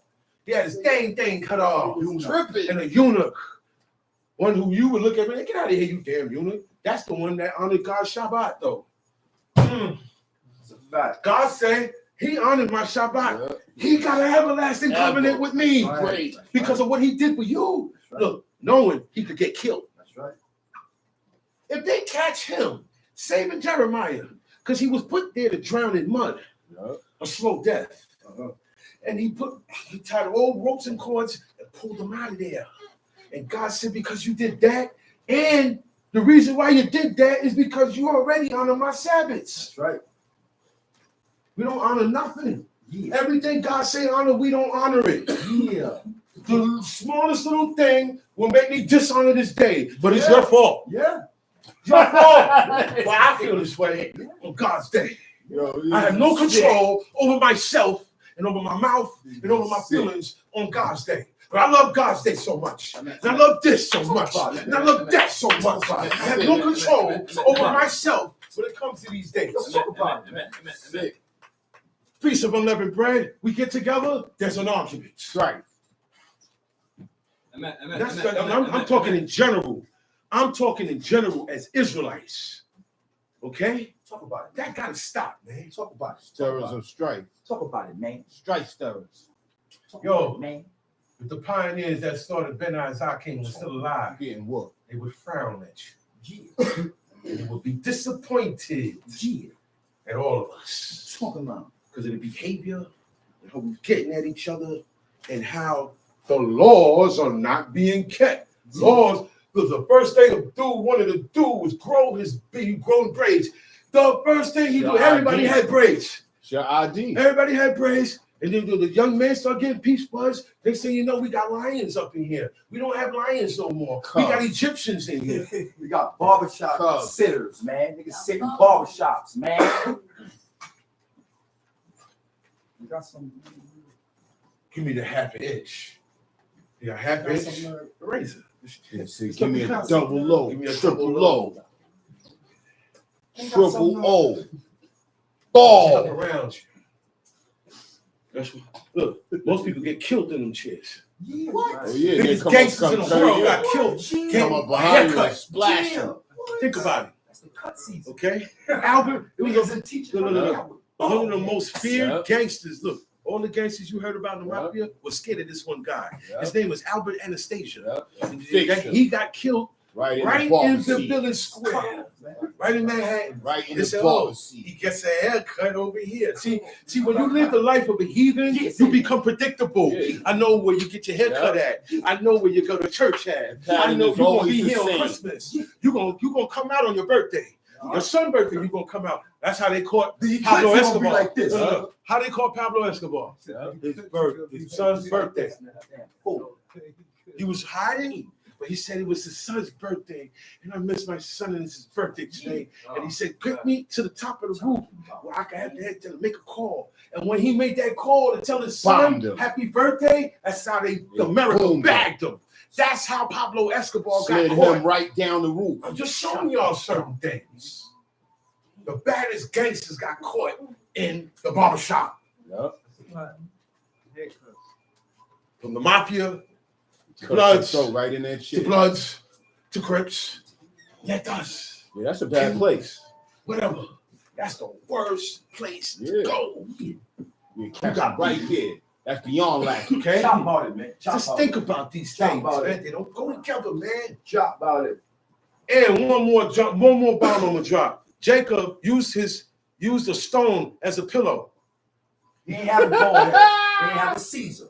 He wasn't. It wouldn't have worked out. He wasn't. My head is. If I have a haircut, I don't care if it's a low haircut. It don't even have to be bald. It wouldn't work out. I'm not putting my head on no stone as no pillow. You won't get cut. He got cushion. His hair. Shalom alaikum. Shalom alaikum. Talk about it.